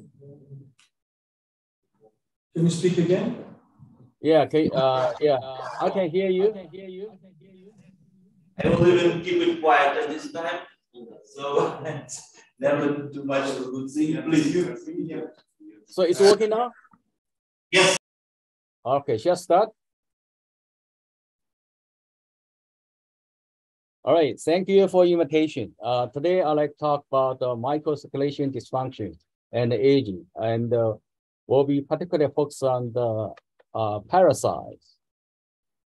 So this cartoon showing the global life expectancy map. As we can see that the Canada, USA, and the Australia and the European has significant high life expectancy. More interestingly, the highest, the life expectancy is in Hong Kong and Japan and Singapore. So it's possible maybe the seafood, but most likely is advanced in technology in medical education and medical device, and also the health insurance plan. So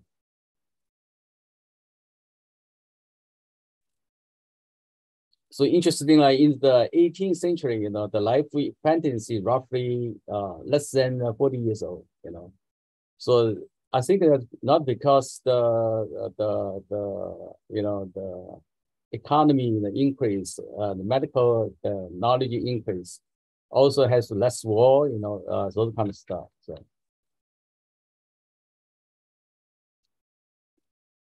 So how long we can alive? So this based on the birth certification. So this person we called Jeanette Louise Cameron is the longest the person in a world so far.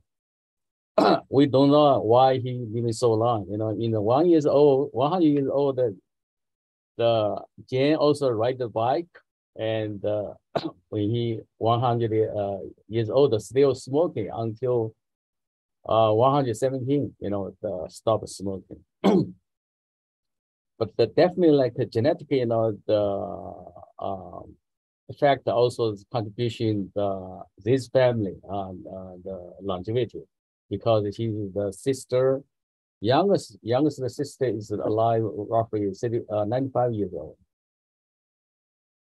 So while we're aging, so basically have two theories, one called the program theory, and called the damage and error theory. So the program theory including program longevity, endocrine theory, and immunologic theory. So other theory including the wear and tear and the rate of the living, cross-linking, and the free radical, and the DNA damage. So, but however, now the theory can fully explain why we're aging.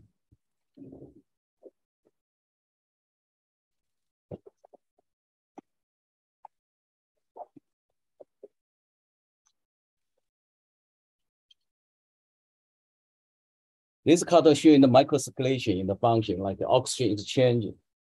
The microcirculation remove like the CO2 and the toxicity, and deliver the oxygen and the nutrition to our body, maintains our organ and the tissue in the normal function. So the microcirculation theory of the aging basically microcirculation impairment or dysfunction over time will be leading to the accumulation of the toxicity products of the CO2 and the loss of the nutrition supplement and the oxygen in our corresponding tissue or organ, which will eventually affect the normal tissue and the organ, the function, leading to the aging. So what's the evidence? Why the microcirculation dysfunction contribution to the aging? What's the evidence? So one of the evidence called the aging related to the capillary loss. So this is the cartoon showing that the cortex of the rat, the blood, the pattern in the young and aging, the brain. as we can see that the significant loss of the blood vessel, particularly in the capillary, with increase of the aging. This cartoon showing the human brain, the cortex, after use the CD31 stain, indicating that those count of the capillary. As we can see that not just the number of the capillary loss, also the wall of getting thick. The wall of the capillary getting thick. So this paper published in Science Advance in 2021. Here you compare the human and the mouse tissue from different organs like kidney, muscle, and the spleen. They did some of the immunostain, and we do find like the vessel condensity is significantly reduced with increased age. So secondly, the evidence is that blood flow is reduced when we're getting older. So this is the functional MRI showing that the oxygen distribution. So indicating that the cerebral blood flow is reduced with increased aging. When we get in like over 75 or 80, the cerebral blood flow is significantly reduced. So, for example, the green mat, the CDF, is also significantly reduced. The ATT, the artery change at the time also significantly increased because of the wall of the artery or of the capillary is significantly thick. This is the city. It's in the southern Italy, called. So it's called Salento. The average lifespan in this city is roughly 92 years for the woman and 85, for men. In 2016, Dr. Salvatore and the team did some study. They found that the blood flow in organ and in the muscle is, very efficient, as similar to the 30 years old, 30 years younger, the person, indicating that the microcirculation is significant the increase. They also found, not this group, other group also found that one of the longevity gene called the BPIFD4 is in the blood flow or in the serum is significantly increasing. This gene is improved the microcirculation function, and so this is why the lifespans increase. So this is the microcirculation dysfunction is linked to all the aging theory, for example, free radical, stem cell theory, and endocrine theory, and the mitochondria theory. So as long as we don't have the poor blood supply, all like will be increased. For example, will be increased the free radical, the stem cell niche also will be dysfunction, cause leading to the stem cell proliferation and the dysfunction impairment. So this cartoon showing that except to the endothelial cell, and there are also cells called parasite. They recently found that because the antibody has been developing, so we can use the specific antibody and gas to the parasite, use immunostaining to define the parasite. This is the EM showing the parasite is attached the capillary. Recently found that the parasite also contains on the alpha small muscle, the protein. So those kind of the parasite have some the contraction function. So can control the blood flow. So this is the evidence, ex vivo evidence. So this is the parasite by the arrow. So this is the blood cell. They can pass through the capillary. So when parasite the contraction, so the red cell or blood cell cannot pass the capillary. So those kind of the parasite are also regulated by some hormone like glutamate, noradrenaline. So when we're getting older, so parasite become consistent contract, so leading to the reduced microcirculation. This is based on the immunostain, use the powerful. This is the specific antibody for the parasite. So not just increase the contraction of parasite. When we're getting older, the number of the parasite also significantly reduced. So they are compared to young and aged. This cartoon showing that the different age, like compared to 15, 16, 17, 18, and 200 years old, the number of the parasite is significantly reduced. So one of the study, they use the knockdown, of the parasite. They found that compared to young and older aged mouse, so that the pathogen and also the microcirculation or blood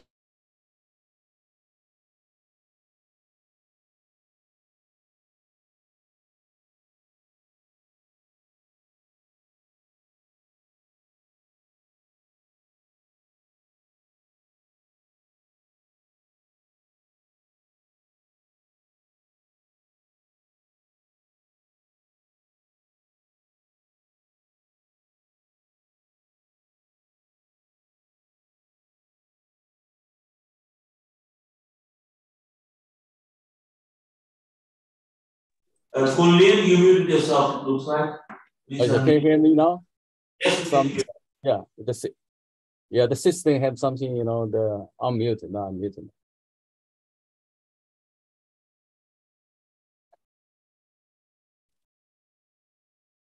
So when we get in this stroke, so the parasite will be contraction, leading to the dysfunction.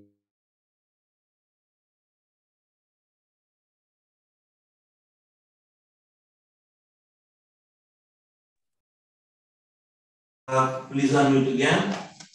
Yeah, because the system, did that. So anyway,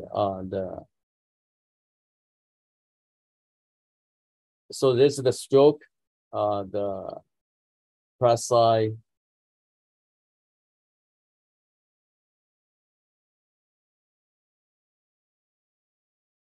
Again, I don't know what's happening, but we love all the future technologies, but we hate most of the present ones. Okay? Please unmute.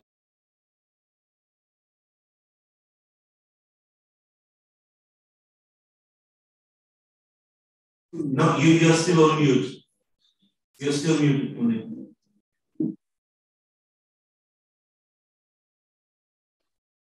Yes. So, yeah, okay. So if we increase the oxygen, so we will be, reduce the thymus lungs, increase the thymus lungs, and also reduce the senescent cells, this cartoon showing. Also, yeah, this is the talking about the BPIFB4. So that's the study I'm showing. Anyway, so this is how to increase the microcirculation. This is the cartoon showing one of the device. This is the normal microcirculation.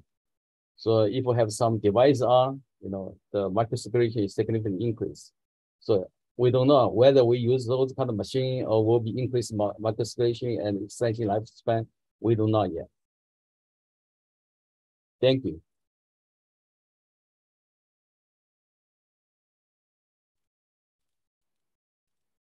Thank you, Kunlin. And as I also said to Robert earlier, hope we will meet again soon, if not in Israel, elsewhere. Any questions? No questions? Then we'll go to the Israeli speakers again, to Yivgi-Ohana from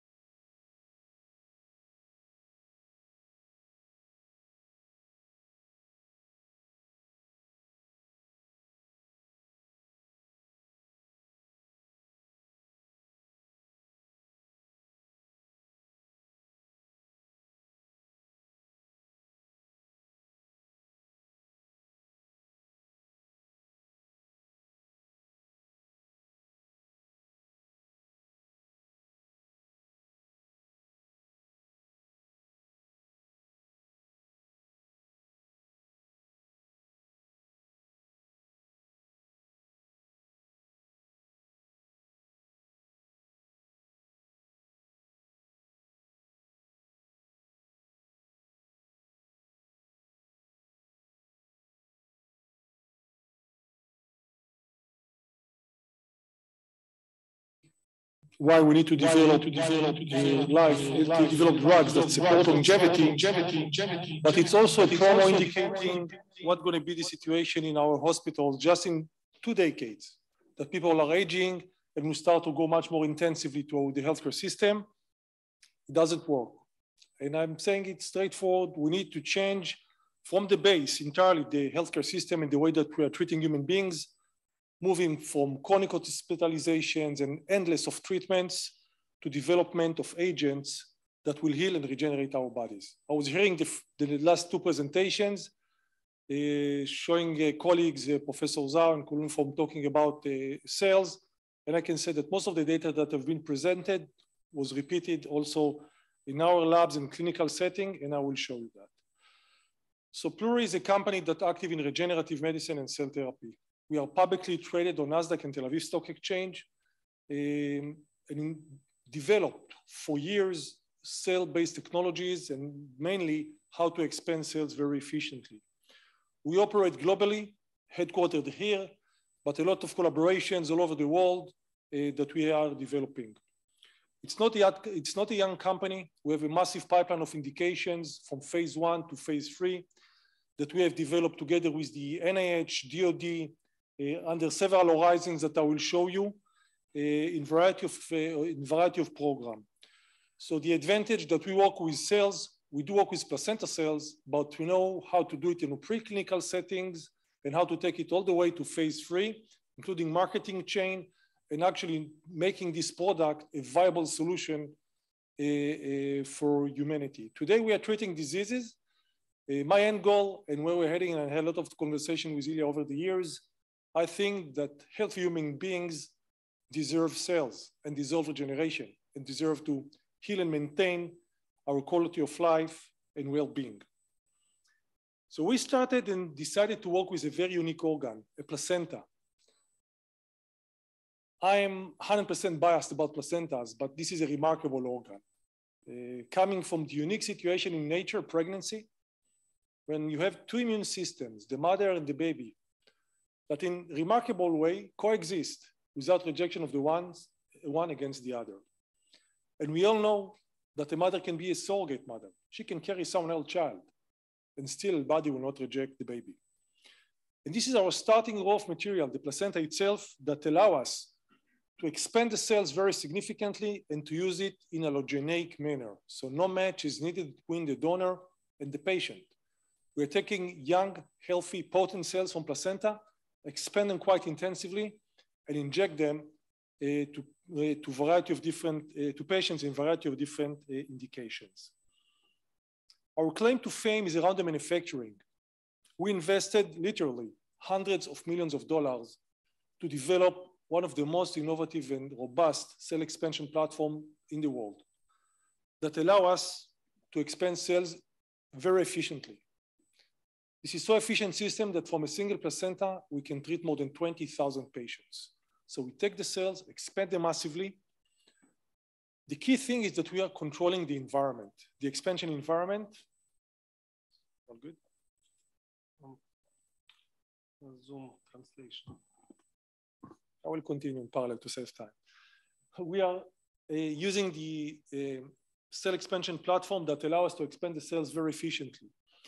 The rationale of the system is to mimic our own human body. We are controlling temperature, pH, glucose consumption, basically every parameter that is required, and we are trying to mimic the creation of our own human body. So next time that you're looking at the body and complain that we are too fat, too lazy, you're holding a very nice, well-balanced and coordinated system. So I have a lot of respect to human being, and this is what we're trying to mimic. Okay. This is what we're trying to mimic here.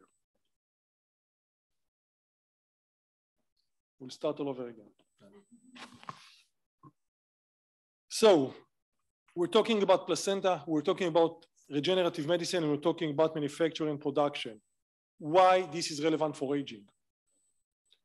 What we've seen, and we have treated hundreds of patients all over the world, that once the cells, and today we have different cell types, are injected to the patient's own body, they start to communicate with it, with the patient body, as cells do.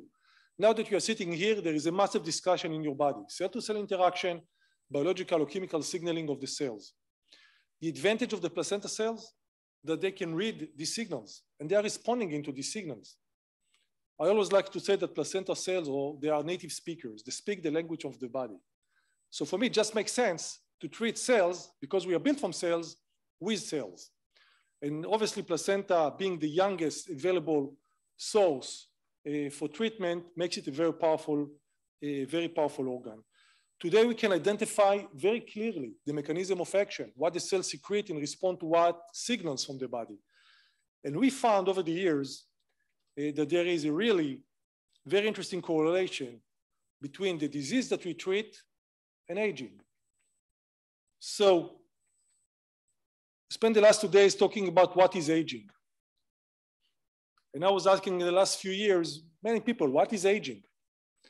Is it skeletal muscle age? I mean, the waste is muscle wasting, our neural situation, the age of the immune system, the level of inflammation that we have in our own body, the ischemic condition of the arteries in the heart or in the leg. What is aging? And probably the best answer is everything, all of the above. So what I'd like to present today is several examples that, in my opinion, show the opportunity of using cells and placenta cells particularly in order to meet some of the diseases that are aging associated or age associated. And I would like to show you some examples, preclinical as well as clinical. And as I mentioned, we have treated hundreds of patients showing that it works. And my concept that if we are able to show to each of every parameter that cells actually function and create efficacy and assist the body recovery, maybe this is a good agent to treat us human beings with cells in order to preserve our well-being before it transforms into a disease. And these are a few examples that I'd like to show you. Muscle wasting. Yeah, it's a shame. We are losing a lot of muscle mass over the years. About 3 to 5% every decade since we are very young, 30. And we know how it translates to actually our functionality. And we can see that, we can measure that, and that's easy. And we all understand muscle wasting. Using our cells, this is a phase 1-2 settings that we did with the Charité of Berlin. We were able to show that injection of placenta cells that we are using increased muscle volume as measured by MRI, increased muscle force as we were able to measure, and that's all statistically significant against placebo. It was a small study that we have conducted, and following that, we moved to a phase 3 study, 240 patients. We were fortunate enough to get the support of the Horizon 2020. And we actually were able to repeat on a larger cohort the ability of using placenta cells in order to increase muscle force, which translate to functional endpoints like increased walking distance, etc. We published a very interesting papers about it, and you can find it on our website. And this is something that we see a clear evidence twice in controlled studies that placenta cells can contribute to maintain a muscle force. These patients were patients after a hip fracture.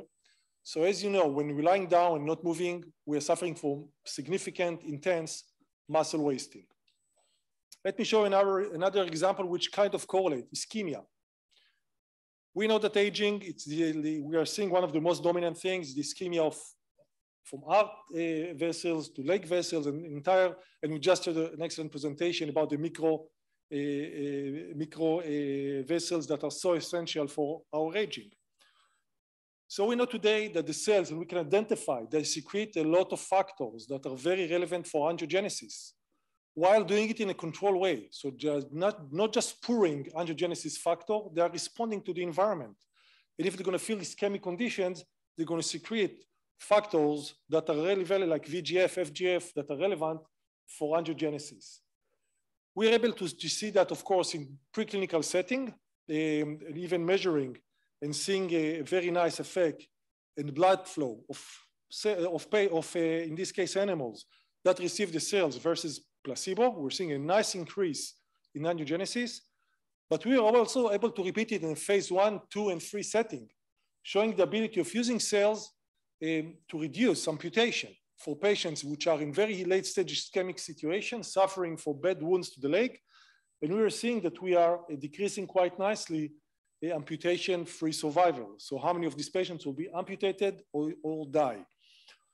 And that gives us a nice setting of understanding that cells can be a nice contributor to support angiogenesis that we are losing over the years. The macro vessels that are so essential for us. Professor Zhao was discussing in details the inflammation, and we repeat this, we can see the same data. Of course, the increased level of inflammation contribute to our aging process. We know in preclinical setting, in vitro, in vivo, but we also know in clinical settings, like in this case, for one of our phase 2 studies, that once we inject the cells, they're able to modulate the immune system. When it's overactivated, like in this case, after a massive muscle trauma and surgery, the cells are able to balance the overactivation of the immune system. This program was also funded by the Horizon. And Professor Zhao mentioned this COVID treatment. I'm not showing the example here, but we have treated over 100 late-stage ARDS programs, patients, following the paper that Professor Zhao published. And we were able to show a nice increase, like 40% in survival for these very late-stage COVID patients. So cells and placenta cells, we know that they can support muscle regeneration, they support preventing of ischemia, as well as controlling overactivation of the immune system. We're going to start soon this program that we are doing in collaboration in Germany for knee osteoarthritis. Involve many of the parameters that I just mentioned, and one of the most painful aging phenomena that a lot of people are suffering. We call it the Proto project. It will be interesting. We're just starting to enroll patients, and we are doing it with our European partners. And I have an expectation to see the impact of the cells also on knee osteoarthritis. But it's not, we don't see only a separate activity on the ischemic muscle and inflammation. I want to give you more examples which are very relevant for us, because aging is a system or disease, if we can call it, like many systems. One of the systems is our immune system. And we did do a study for hematopoietic, seeing if we are able to support the hematopoietic capability of human beings. It is important. Some of the most smartest physicians that I met told me you are at the age of your immune system, and it's probably right.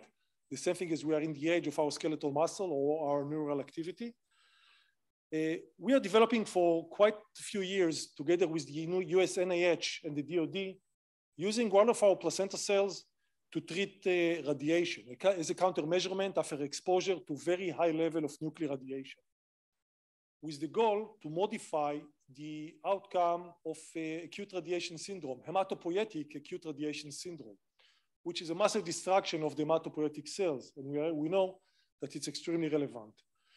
So we did preclinical studies here showing that using these placenta cells can increase significantly survival after exposure to high level of radiation, ionized radiation.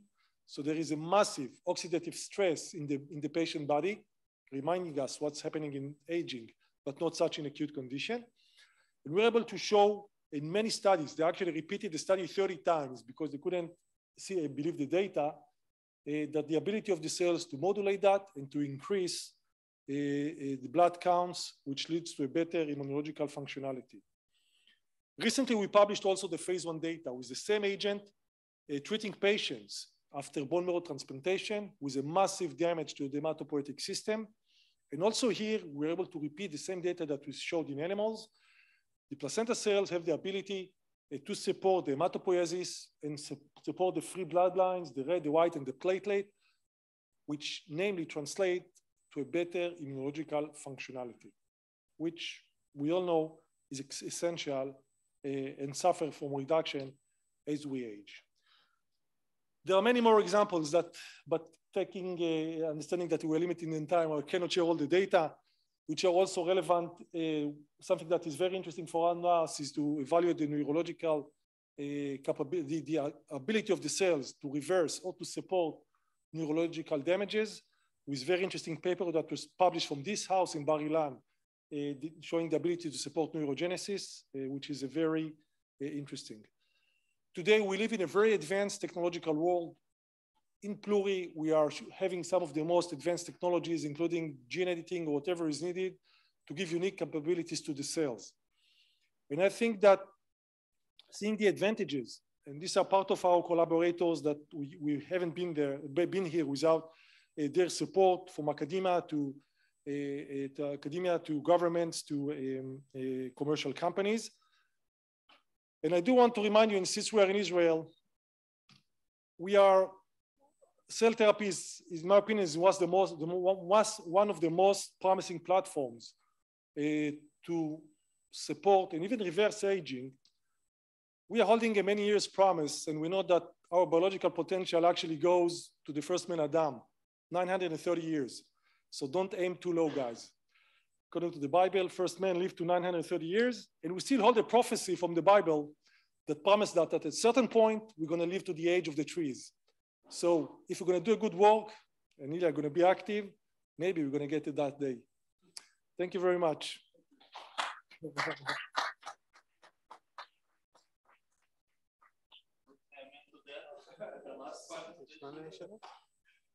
Right. So, do you have any questions for Yaki? Yes, please. Questions. It's working, right? Okay. Very interesting lecture. I do have a question about you. Give a lot of examples of how these cells do a lot of good things. Do you know what exactly are the biological mechanisms by which they do it? Well, that's probably one of the most complicated questions that we spent only about 10 years and $200 million to answer the question, really. Cells, not like proteins, not like anything else, they do not operate on a single mechanism. It's a very complicated mechanism of action with a cascade of events. So we spend a lot of time to understand how it works. We have a very good understanding. I cannot say that it's 100% yet, but it's very close to that, of knowing how the cells are impacting on different indications or different diseases. And we are today, even the next generation products, we are kind of training them to better suit the conditions that we're going to find in specific indications. So yeah, and that's one of the slides that I showed there, like a very complex and a mechanism of action. It is complicated because this is the way that the body works when we're talking with cells. Thank you. Yes, please, Myriam.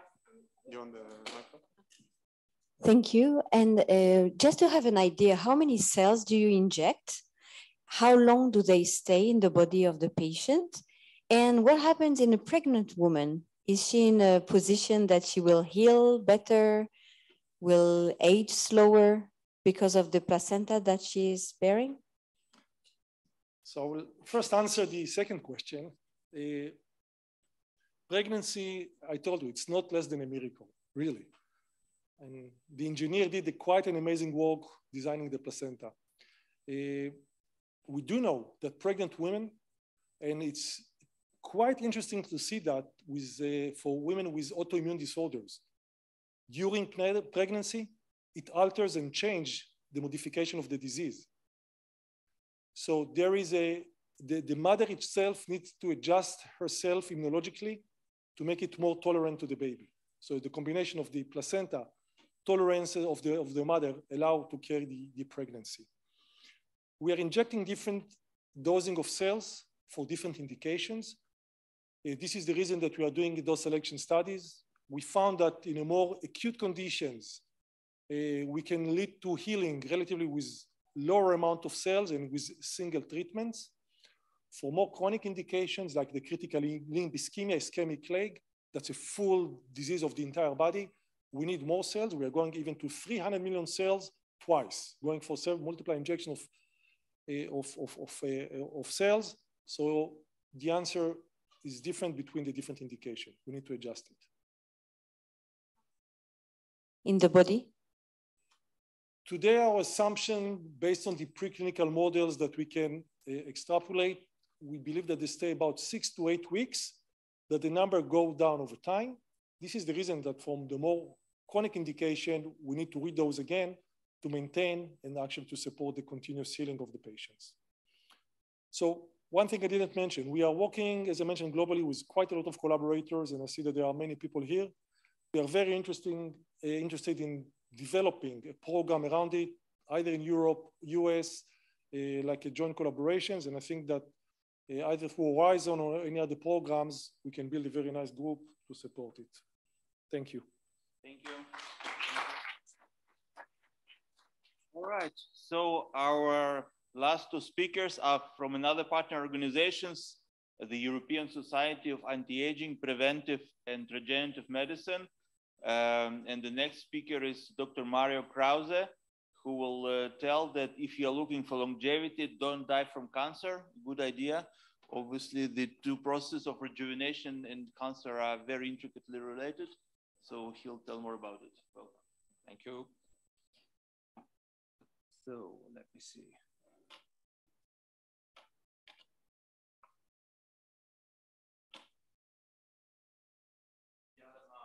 The other mouse, there's a second one.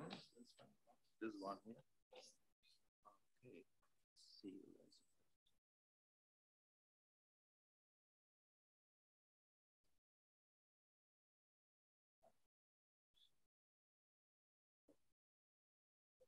Well, it seems it works. So good afternoon to everybody. First, I would like to say a big thanks to the organizers and especially to Ilia. It's really a pleasure to be here. It's the first time for me in Israel, and it seems it's a great time.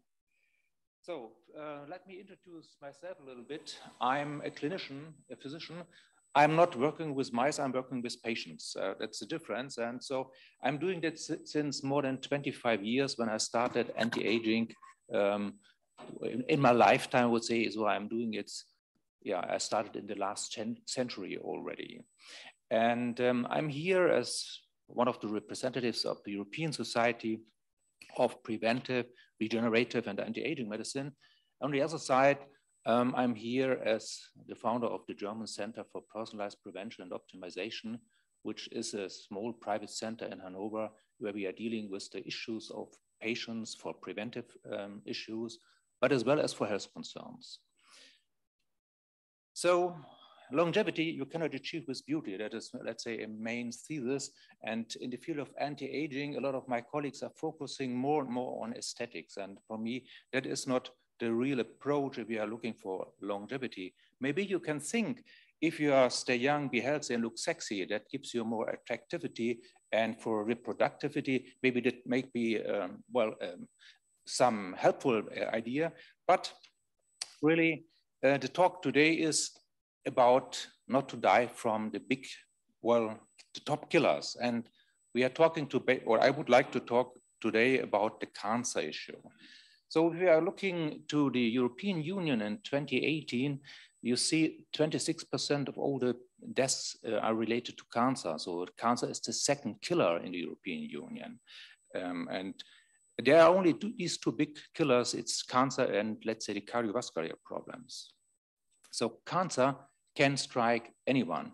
Statistically, every second person, gets a cancer. So you can have a look to your neighbor. Maybe you or your neighbor will be one of them.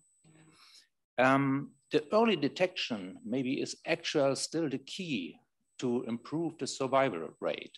And as you can see here, you see different types of cancers, and probably if you can choose one, you can take the bowel cancer, because then the survival rate is more optimistic than, for example, in lung cancer or in ovarian cancer. So finally, the cancer survival rate is better in stage 1 than in stage 3. About the status quo in Germany, you see there are early detections for breast cancer existing, prostate cancer, colon cancer, skin cancer. And about 500,000 new cancer cases are detected every year in Germany. But 55% of all cancer types, there is no yet existing any kind of early detection mechanism. So that means, we are missing a lot of cancers, and we are missing more than 100 different types of cancer. So what is necessary is to close this gap and to get more information about all these other types of cancers, about these, well, in Germany, more than 250,000 people who are not yet having the option to get an early detection for their cancer. So we can probably say any cancer screening is highly recommended yet, but there is not this one typical cancer test existing. So we can go for imaging technology like X-ray, CT, MRI, and others. We can go for mammography for breast cancer. We have several tumor markers. And what we see, it's sometimes very expensive. It's limited for only a few tumor entities, or they are very specific and not effective in this cancer screening, or they are risky or harmful by the procedure itself. So theoretically, actually, you can go for very sophisticated techniques like MRI or PET-CT, maybe with the highest quote of remarkable insight. But you know, the examination is very expensive. You have a radiation burden, for example, and as a nationwide program, this wouldn't be makeable because, well, it's too costly and not everybody would have the access to do this. So the idea was it's necessary to have a filter test which provides sufficient evidence for a potential malignant or pre-malignant lesion and a follow-up examinations with targeted use of imaging technology. So what kind of requirements this test should fulfill? Well, its first line should be like a universal cancer test, the detection of maximal possible cancer entities. It should have a high sensitivity. It should detect malignant tumors as well as pre-malignant lesions. It should be very specific, and it should be affordable. As we have seen, cancer is a thing which develops. It's an issue which starts and then it needs several years regularly to become a cancer itself. And so we have specific moments, so I would say critical detection points, which are available to find the moment when, let's say, a small lesion, a cellular change becomes, well, a local tumor, a carcinoma in situ, or it becomes, it goes through a matrix degeneration. So I will take you now to some blood tests in a combination with an imaging technology, which will enable us to fulfill these requirements. So it's the so-called Pantum Detect test. It's an available test on the market, actual. It's a blood test. And we have we have made it in a context of combination. So how does this Pantum Detect work? Well, Pantum is a blood test which looks for two enzymes. It's APO10, DNase X, and TKTL1. And both enzymes occur in all kinds of cancer types. And the technology behind is epitope diagnostic in macrophages. So these DNase X or APO10 enzymes show the disruption of programmed cell death, apoptosis, and it can be found in all kinds of tumor cells. So this disruptive cell apoptosis is the origin of malignant degeneration, and this, well, test could be confirmed by more than 110,000 blood samples in Germany. The second one is an enzyme, it's called TKTL1, and TKTL1 is a marker for a specific metabolism in cancer cells. You see on the left side, there is a benign tumor cell, and there is no TKTL1 found. On the right side, there is a malignant cancer cell, which is an expression of TKTL1. So cell proliferation means elevated cell division and an increase of glucose uptake. So the TKTL1 protein regulates the aerobic glycolysis, the fermentation of glucose in the presence of oxygen. So that is a cellular metabolic shift in cancer cells. And as well, this enzyme and as a tumor marker was confirmed in different blood samples in Germany, which were done in the last years. So these epitope diagnostic in macrophages detects these enzymes in immune cells, and the immune system itself doesn't eliminate regularly healthy cells. So how you can imagine how it's working? These macrophages, they migrate from blood into the tissue. And the macrophages is like they are eating all these kind of tumor cells. So they are not digesting it. So can look like in a gastroscopia in a macrophage inside their, I would call it stomach. And with a specific analytic tool, with a sonde, you can detect these kind of enzymes. And if you then put these findings in a computer algorithm, you get this so-called quantum detect score, which is mentioned here in the center of the folder. So, and looking for this and combining these both enzymes as markers for some kind of cellular changes, metabolic problems on a cellular level, you see the sensitivity of this test is around 97% and the specificity is around 99%. That is a great value.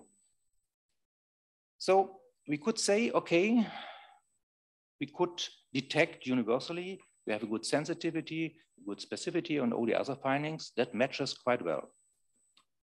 So how do we combine this with imaging? You know, there's a problem with this test. The problem is that it cannot prove where is the local lesion. It's a universal cancer test. That means it can be everywhere in the body. So it doesn't provide any information about a tumor localization. So what is necessary? A second technology. And okay, here MRI or PET-CT comes into the game, because the health burden, which normally would mean we wouldn't go for this because of radiation or some other problems, it doesn't matter because we have now cleared the target group a little bit closer. So we have identified the risk group, and that means we can justify the health burden. What is necessary, if you have, you remember again the timeline, what needs from the first changes on cellular level to becoming a cancer. We have time.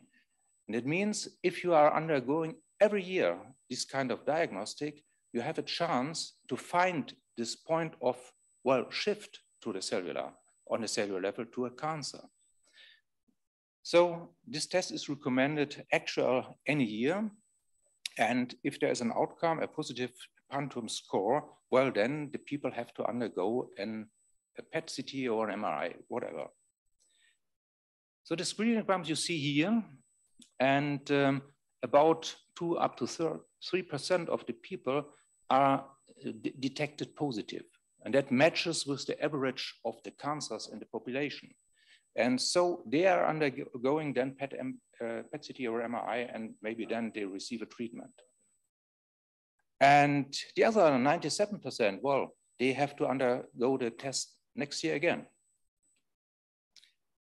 There was a study done at the university in Hamburg, at the UK, and with about more than 5,000 participants. And you see around 96% were detected negative, so there was nothing to do. But the other 3.6% has to undergo different diagnostic tools.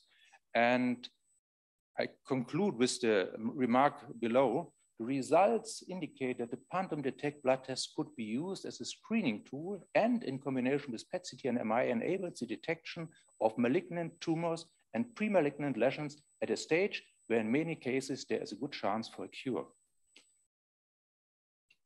So, okay, the test maybe is good, the combination as well, but how to bring it in the market, how to bring it on the track.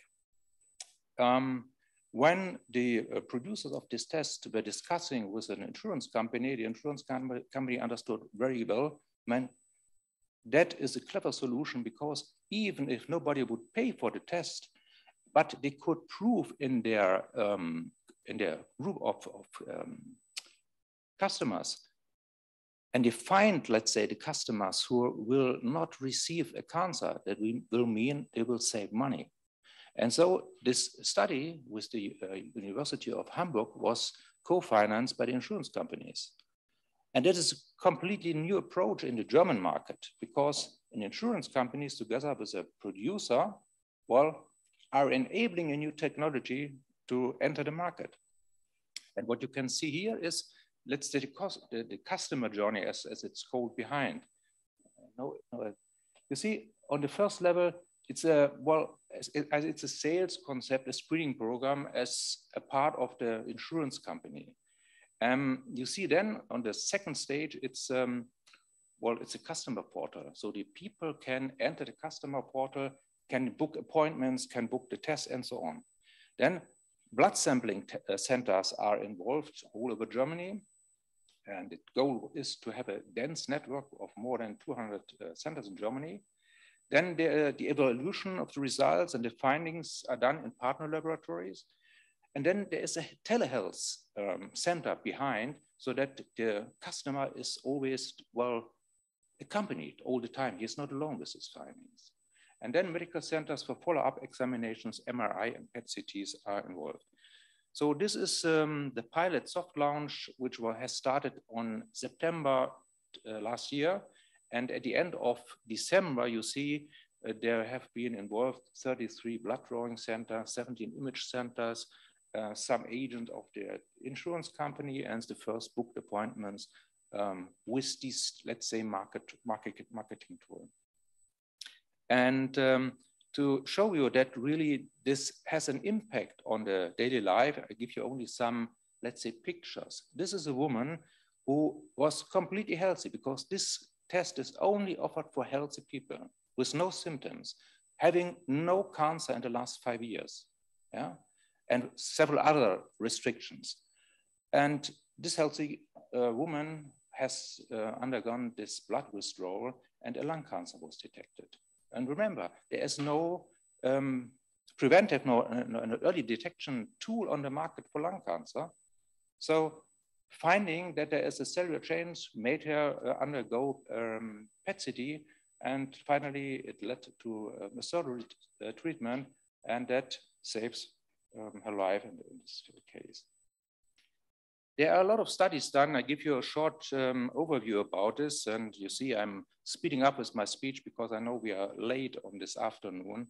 But there are a lot of studies done about this, and you see there are a lot of cancer types already detected with this methodology. This is again the study done in Hamburg. There are studies done with the Hamburg-Eppendorf. There are studies done in Tübingen and a lot of other studies. So there's a lot of papers existing already. And this transcatalase like 1 TKTL1 enzyme is one of the most interesting markers for metabolic changes on the cellular level in cancer cells. And so if prevention is one step on the way to longevity, we are not talking here about prevention really, it's early detection. But it means early detection is a way to survive, and then we have a chance to go for longevity. So a combination of that immunological biopsy and imaging, that can save lives and life quality. And so for me, interesting as a physician who has never been involved in, let's say, this business field, it's interesting that new partnerships between insurance companies, producers, and physicians who are involved in this, well, they can change a little bit this paradigm from illness to healthiness. So thank you for your attention. And if there's any question, I'll be happy to answer it or try to answer this. And you can get me also per email if you want. So thanks a lot. Thank you.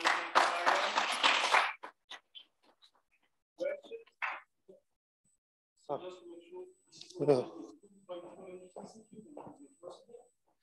It's 1 minute.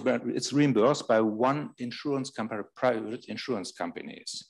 The goal probably on long term will be that other insurance companies will also provide it. But actually it's a USP for one insurance companies. They have taken it for their as first approach. Thank you, Myriam. Okay. So our last speaker is also from the international, from the European Society for Preventive, Regenerative, and Anti-Aging Medicine. Last time I got the order wrong, but that's basically about the same thing, if we're honest with each other. And yes, let's see if his presentation is online. Orsini. Yes, Tukhanov is here. And let's, so yeah, so it's the last lecture for today. A nice closing transition to my final moment, to my final closing speech, and we will go our ways. Bye. Good afternoon, everybody. Thanks, Ilia and Hanan, for beautiful organization of this conference. And I have a pleasure to finalize this exciting and valuable scientific event. And I'm representing European Society of Anti-Aging Medicine, ESAM, which was first founded in March 2003 in Paris, France. And today we celebrate the 20 years anniversary of this organization. And I would like to share with you some of our clinical experience for creating of new anti-aging clinics, to make some vision on the methodology of anti-aging medicine,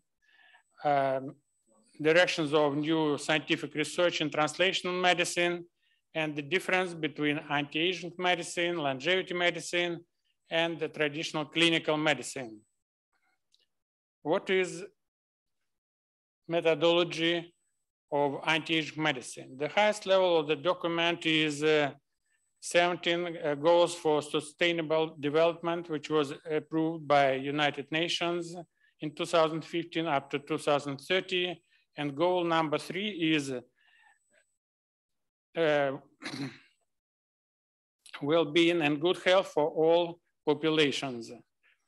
The next important document, it's the World Health Organization's Global Strategy Plan for Actions on Aging and Health, approved in 2016, and strategic objective number 5 of this plan is stating improving measurement, monitoring, and research of healthy aging. This goal is 100% fits with the goals of anti-aging medicine.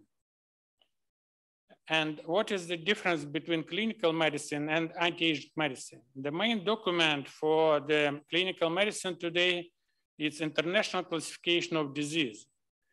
And the main goal of the doctors is to find the organ in the body which is responsible for this disease. If we speak about anti-aging medicine, our goal is the quality of life. And we should estimate the state of the health of this person. And for us, the most appropriate document is another document approved by the World Health Organization. It's called International Classification of Functioning. In this classification, we define state of health, examining body structure, activity, social life, epigenetics, personal factors. And the main model of ICF is biopsychosocial model. This is the most important comment today.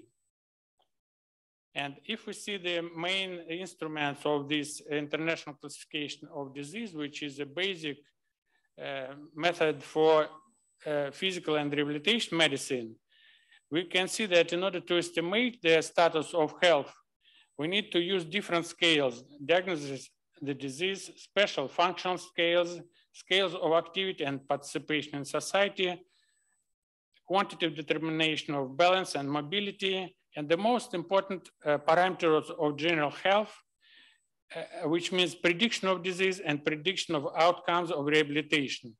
And again, the goal of anti-aging medicine is also prediction of disease. What is the definition of anti-aging medicine from our point of view? It's all medical methods that are aimed at delaying, stopping, or reversing age-related process in the body. It's a holistic approach that leads to increased vitality, improved quality of life, and healthy longevity. What is the difference between clinical medicine and anti-aging medicine? In clinical medicine, the key words are first of all, it's pain medicine, or we can call any hospital today, it's a pain clinic. And the main goal of the doctors, physician, it's a consultation, research, diagnosis, pharma, recovery, surgery, and finally rehabilitation. If we speak about modern anti-aging medicine, it's wellness medicine, biohacking, biomarkers of aging, functional medicine, health administration of the health, functional food, and medical fitness. And in total, we call it today 5P medicine, although we started from P medicine in 2003. And in 2003, we started from clinical medicine and geriatric medicine. And our main goal was to define the organ which is responsible for this disease. And we expected in 2023, which is now, to arrive at biomedicine or molecular medicine, where we could estimate the influence of environment, the role of genes, cells, and organs on the body, not only on the disease. And we planned 3 steps: diagnostics, correction, and monitoring. These are the main steps of our program. And in 2030, we expect that we'll arrive from anti-aging medicine to longevity medicine, where we could do, through precision medicine, diagnostic and therapy on molecular level. Our Chinese colleagues published last year this picture, which demonstrate my previous expectation made by Yesam.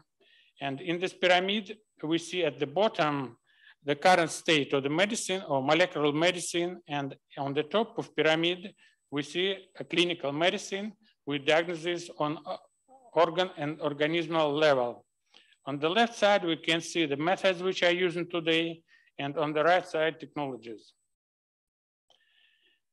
The scientific platform for longevity and anti-aging medicine is biogerontology. Our colleagues from Deep Longevity prepared a roadmap for 2030. And one of the participants of this figure is the member of our scientific committee, Professor Alexey Moskalev, who already presented his lecture today. And we can see that anti-aging medicine started from geriatric medicine and from biogerontology. Then we came at the end of 19th century to geroscience. In the first decade of the 21st century, we came to preventive medicine and personalized medicine. And in the future, about 2030, we will arrive at longevity medicine. We are not still, we only discussed this point and this definition, but we are not still in longevity medicine because we are didn't pass the precision medicine stage in the real clinics and in the current medicine. And yes, some goals for this roadmap. First of all, the first step is we need 2 databases, general database of all biomarkers of aging. We have done preliminary this job, and we have already today about 1,500 biomarkers which can represent age in different parts of the body. Also, we are doing database of different anti-aging potential interventions, which we calculate today more than 500 existing, and still they're arriving every day, as we seen today from the presentations in the morning. And of course, we should describe digitally the basic mechanism of aging, which were mentioned today during the day. And one of our goals is to create a biobank of minimum 1,000 subjects with different ages and with different age-related disease. Finally, when we can describe this digital module with biomarkers, interventions, and the biobank of healthy people, then we'll write the new algorithms for the physician, which gives him an opportunity to find the optimum biomarker of aging for this person and to find the optimum interventions for his patient. And this is the picture how it we would like to see for physician to present. We describe, we mentioned several types of age-related disease on the left side, and on the right side, different functional systems of organ. And we would like for each functional system to see the risk of different age-related disease and to mark this risk with the score, the real figure, and with the real color. If you have yellow or green color, you don't bother about this, about your bones or about your heart. But if you have red dots, then you should concentrate your attention to this point. And what are the directions of scientific and clinical future research? It's first of all modeling of ideal genome of a healthy centenarian. Knowledge of the features of the complete individual genome will allow editing the genome using CRISPR technologies or other genome editing technologies. And some of these items we have seen during the presentation of Anton Kaluga, how we can diagnose today the full genome and what risks we can see from this diagnosis. Also, preclinical studies of longevity genes expression or activation. Today we know several genes for longevity. And we'd like to examine for different people, for volunteers, what is the current status of their longevity genes. Studying the potential of immunotherapeutic drugs for the relief of inflammatory process in order to prevent the development of chronic age-related disease. The rapid progress of the past 3 decades has led geroscience to the field near a point where human interventions in aging are plausible. And we started nearly 10 years ago our activity for creating new anti-aging clinics with testing potential interventions. And this story started from 3P clinics, which means predictive, preventive, and personalized. The first clinic, Wellness Anti-Aging Center, we created in 2010 in industrial hub with companies in medicine, in electronics, in software design. And our customers or our patients were 500 employees from these companies whom we tested once per year totally, and every 3 months we made express check. And due to the fact that it's a wellness center, the main departments were diagnostic department, medical fitness, medical spa, and we tested physical activity and defined the biological age or the general biological age on the physical performance of the person. And this is our algorithm which we used in this clinic. The first stage, as I told you, express diagnostics, where we use genetic profile, biological age determination, functional reserves, bone structures with densitometry, and evaluation of cardiovascular risk. Then we prepared for each patient correction program with a wellness, medical spa, and every 90 days, the next 90 days, we checked what is the result of this anti-aging program, because maybe 50, maximum 70% got the positive results, but we need to modify the program every 90 days because the blood and all the organism is changing in our body, and people are changing their environment, their work. That's why we modify this correction program interventions every 90 days. In 2012, we came to the main dermatology clinic in Russia, it's Arbat Clinic, and created the first active longevity clinic, Arbat, with more than 200 employees and more than 50 doctors. And besides the traditional plastic surgery departments and cosmetology departments, we created new departments like personalized medicine, preventive medicine, Department of Rehabilitation, Department of Cellular Technologies. And what is the most important for us was the laboratory for functional diagnostic of the skin. And for each patient which was going to aesthetic procedures, we defined about 15 parameters, physical parameters of the skin, and we defined the biological age of the skin. And after the procedures, after the plastic surgery and rehabilitation, we defined what was the result, whether the biological age of the skin changed or not. And of course, it was not in all cases, but we tried to correct this problem and to again, to modify the program and to find new cosmetic rules, new nutrients for these patients.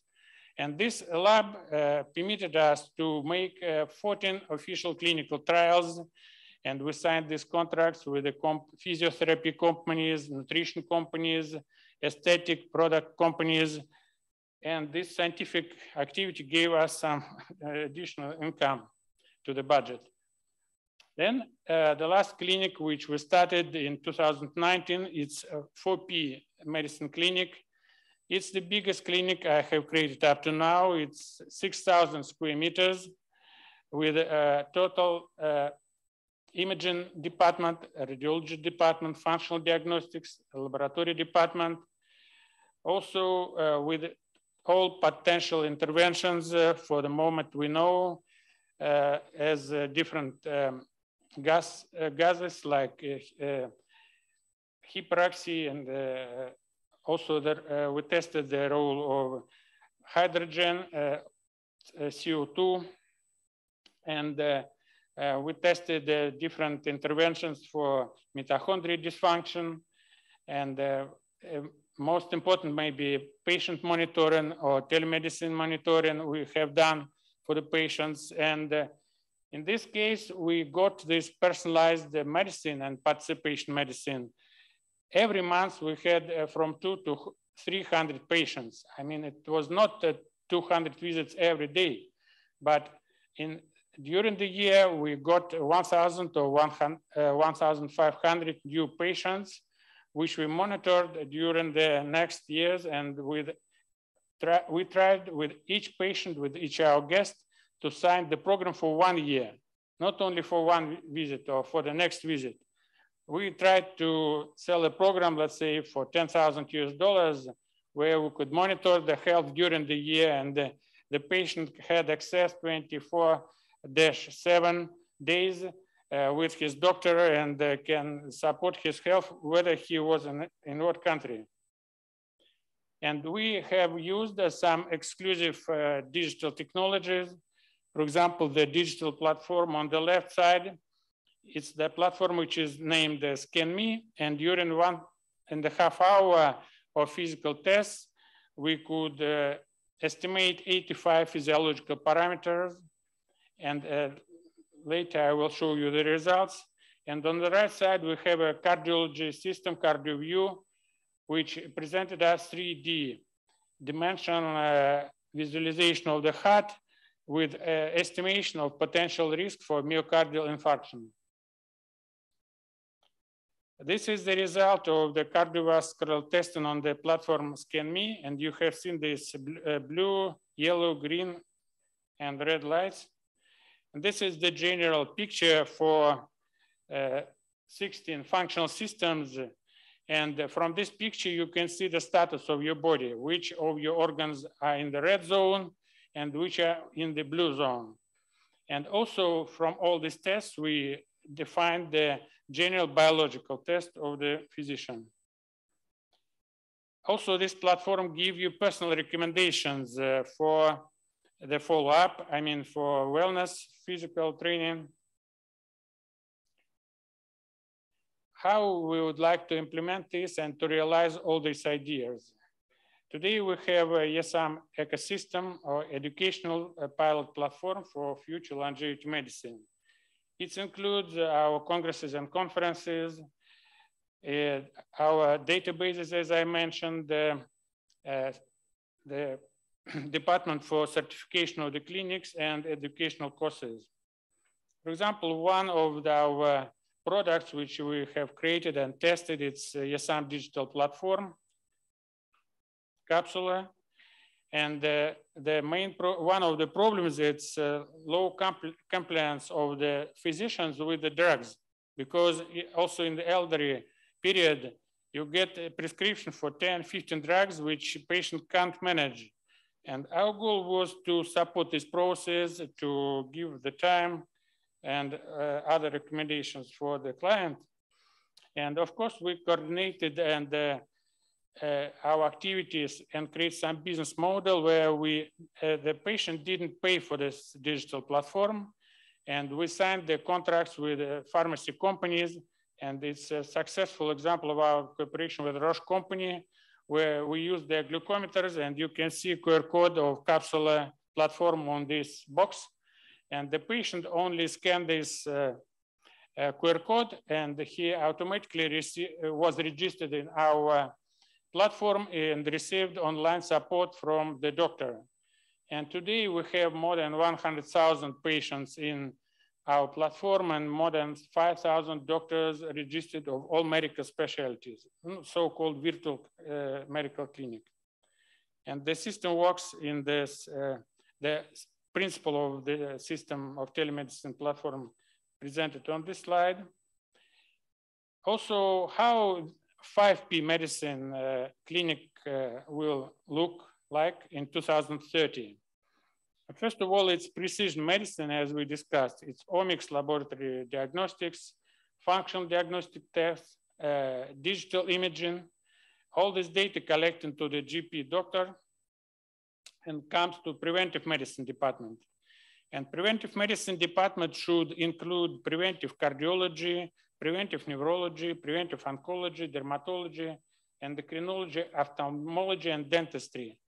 Each of these specialists should come through anti-aging course or longevity course. And also we need for each patient who is coming to our future clinic, out the probiotic bank or the bank of microbiota of each patient and the bank of stem cells, as we have seen from the previous presentation. And this clinic will include the departments like medical fitness, medical spa, wellness relax zone, and detox infusion therapy. These are the protocols, future protocols for personalized treatment strategies. It's analysis of genetic predisposition and biomarkers, implementation of personalized treatment methods, targeted drugs and cell biomedicine products, use of biomarkers for treatment, effective monitoring. It's our pilot outpatient clinic orthobiotic in Athens, Greece. We are doing already the lab tests for gene expressions. This lab test I done in October last year.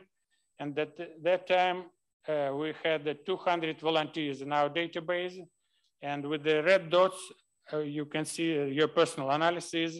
It's a clotted gene and some inflammation gene. And as I told you, it's the genes of future longevity. We have educational program in cooperation with the IGAP Association. This is the contents of this clinical training course. And we are open to implement this course in any university in Israel, in Cyprus, we discussed, and in other countries. It's online and offline course with MBA degree, European MBA degree. It's the principal book we have published last year, which is called Handbook of Anti-Aging Medicine. And it has 4 parts: theoretical aspects of anti-aging medicine, advances in regenerative and aesthetic medicine, personalized preventive medicine, and methods and technologies for future personalized interventions. More than 20 leading scientists and medical doctors from Europe participated in this publication. You can see our board members, Mario Krause, who was in front of me, chairman of certification committee, Mikhail Papracharalambos from Greece, the chairman of medical committee, and Klaus Mus, professor from Switzerland, the chairman of educational committee. Also in the scientific committee, we have very well known and honored doctors and specialist professors like Professor Christos Zuboulis, one of the first presidents of our society, Suresh Ratan, Claudio Franceschi, Statis Gonos, the general director of Pasteur Institute in Athens. All of them are participating in our conferences and our books. Also, we have other very important scientists and well-known like Lager Caruso from Italy, Vittorio Calabrese, our vice president. Vittorio Calabrese is today in Japan, where he's creating his maybe 5th or 7th Italy labs. And of course, our organizer today, Ilia Stambler, is also a member of our scientific committee. And I would like to finalize my presentation with this photo from the archives of my former president, the leading dermatologist of Europe, Professor Christos Zuboulis. It's two twins, 46 years old. On the left side, it's a normal traditional lifestyle, and on the right side, anti-aging lifestyle. Thank you for your attention.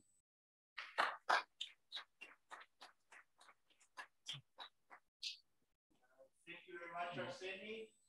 Questions for Arseny? No questions? Then thanks again.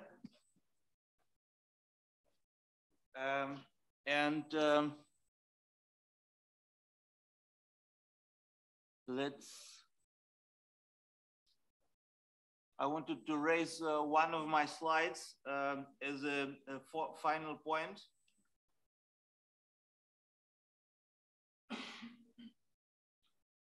This one. Our conference is closing. Thank you for the fantastic presence. Thank you for the fantastic discussions. I'm really excited about it.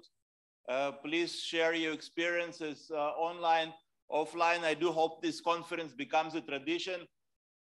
I would say it's our first conference, but it's certainly the first conference after the prolonged COVID break. The last conference was in 2019 in Weizmann Institute, and then for 3 years, we had no live conferences. Our VETIC Association had no live conference. Now we renew our efforts, and I do hope this is just the beginning of a very fruitful and very powerful road ahead. As you know, this conference wasn't intended as just a scientific exchange.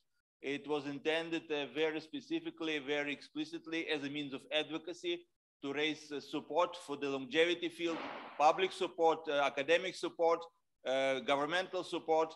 I hope if we made even a small contribution toward this goal, we did our part.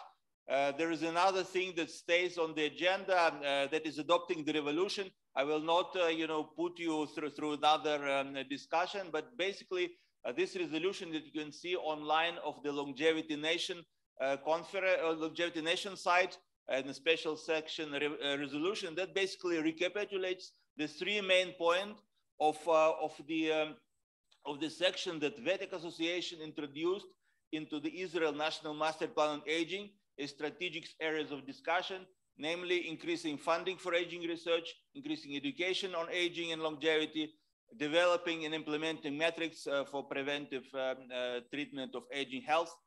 So these are the three main points that we introduced into the Israel National Master Plan on Aging.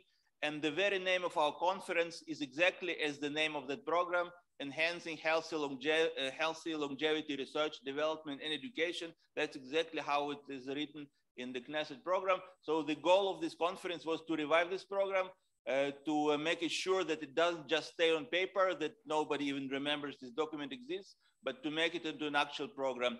And the resolution of our conference is exactly a recapitulation of those 3 points with some explanation, with some commentary, but that's the main 3 points we want to bring to the attention of the government. There were no special objections to this resolution. We passed it around the speakers. There were no objections, except with some suggestions to emphasize international aspect. And of course, what we are doing, we're not just doing for Israel, we're doing for everybody. I believe if we advance in Israel, it will be easier to advance with other countries through cooperation, through example. And of course, anything that we develop here in Israel will serve the whole world, because obviously the issue is global, not just for Israel, but also for the Middle East generally, for the world generally. So I believe as there were no objections, this resolution can be adopted. And so we will pass it on to the government, to the decision makers, to the press as an open letter. So once again, I thank you, and I thank you for the opportunity to make this contribution together. And once again, this is just a start. We will continue hopefully annually as we have resources. And in any case, we'll continue our work. We are really reviving after 3 years break. And once again, thank you for being here with us.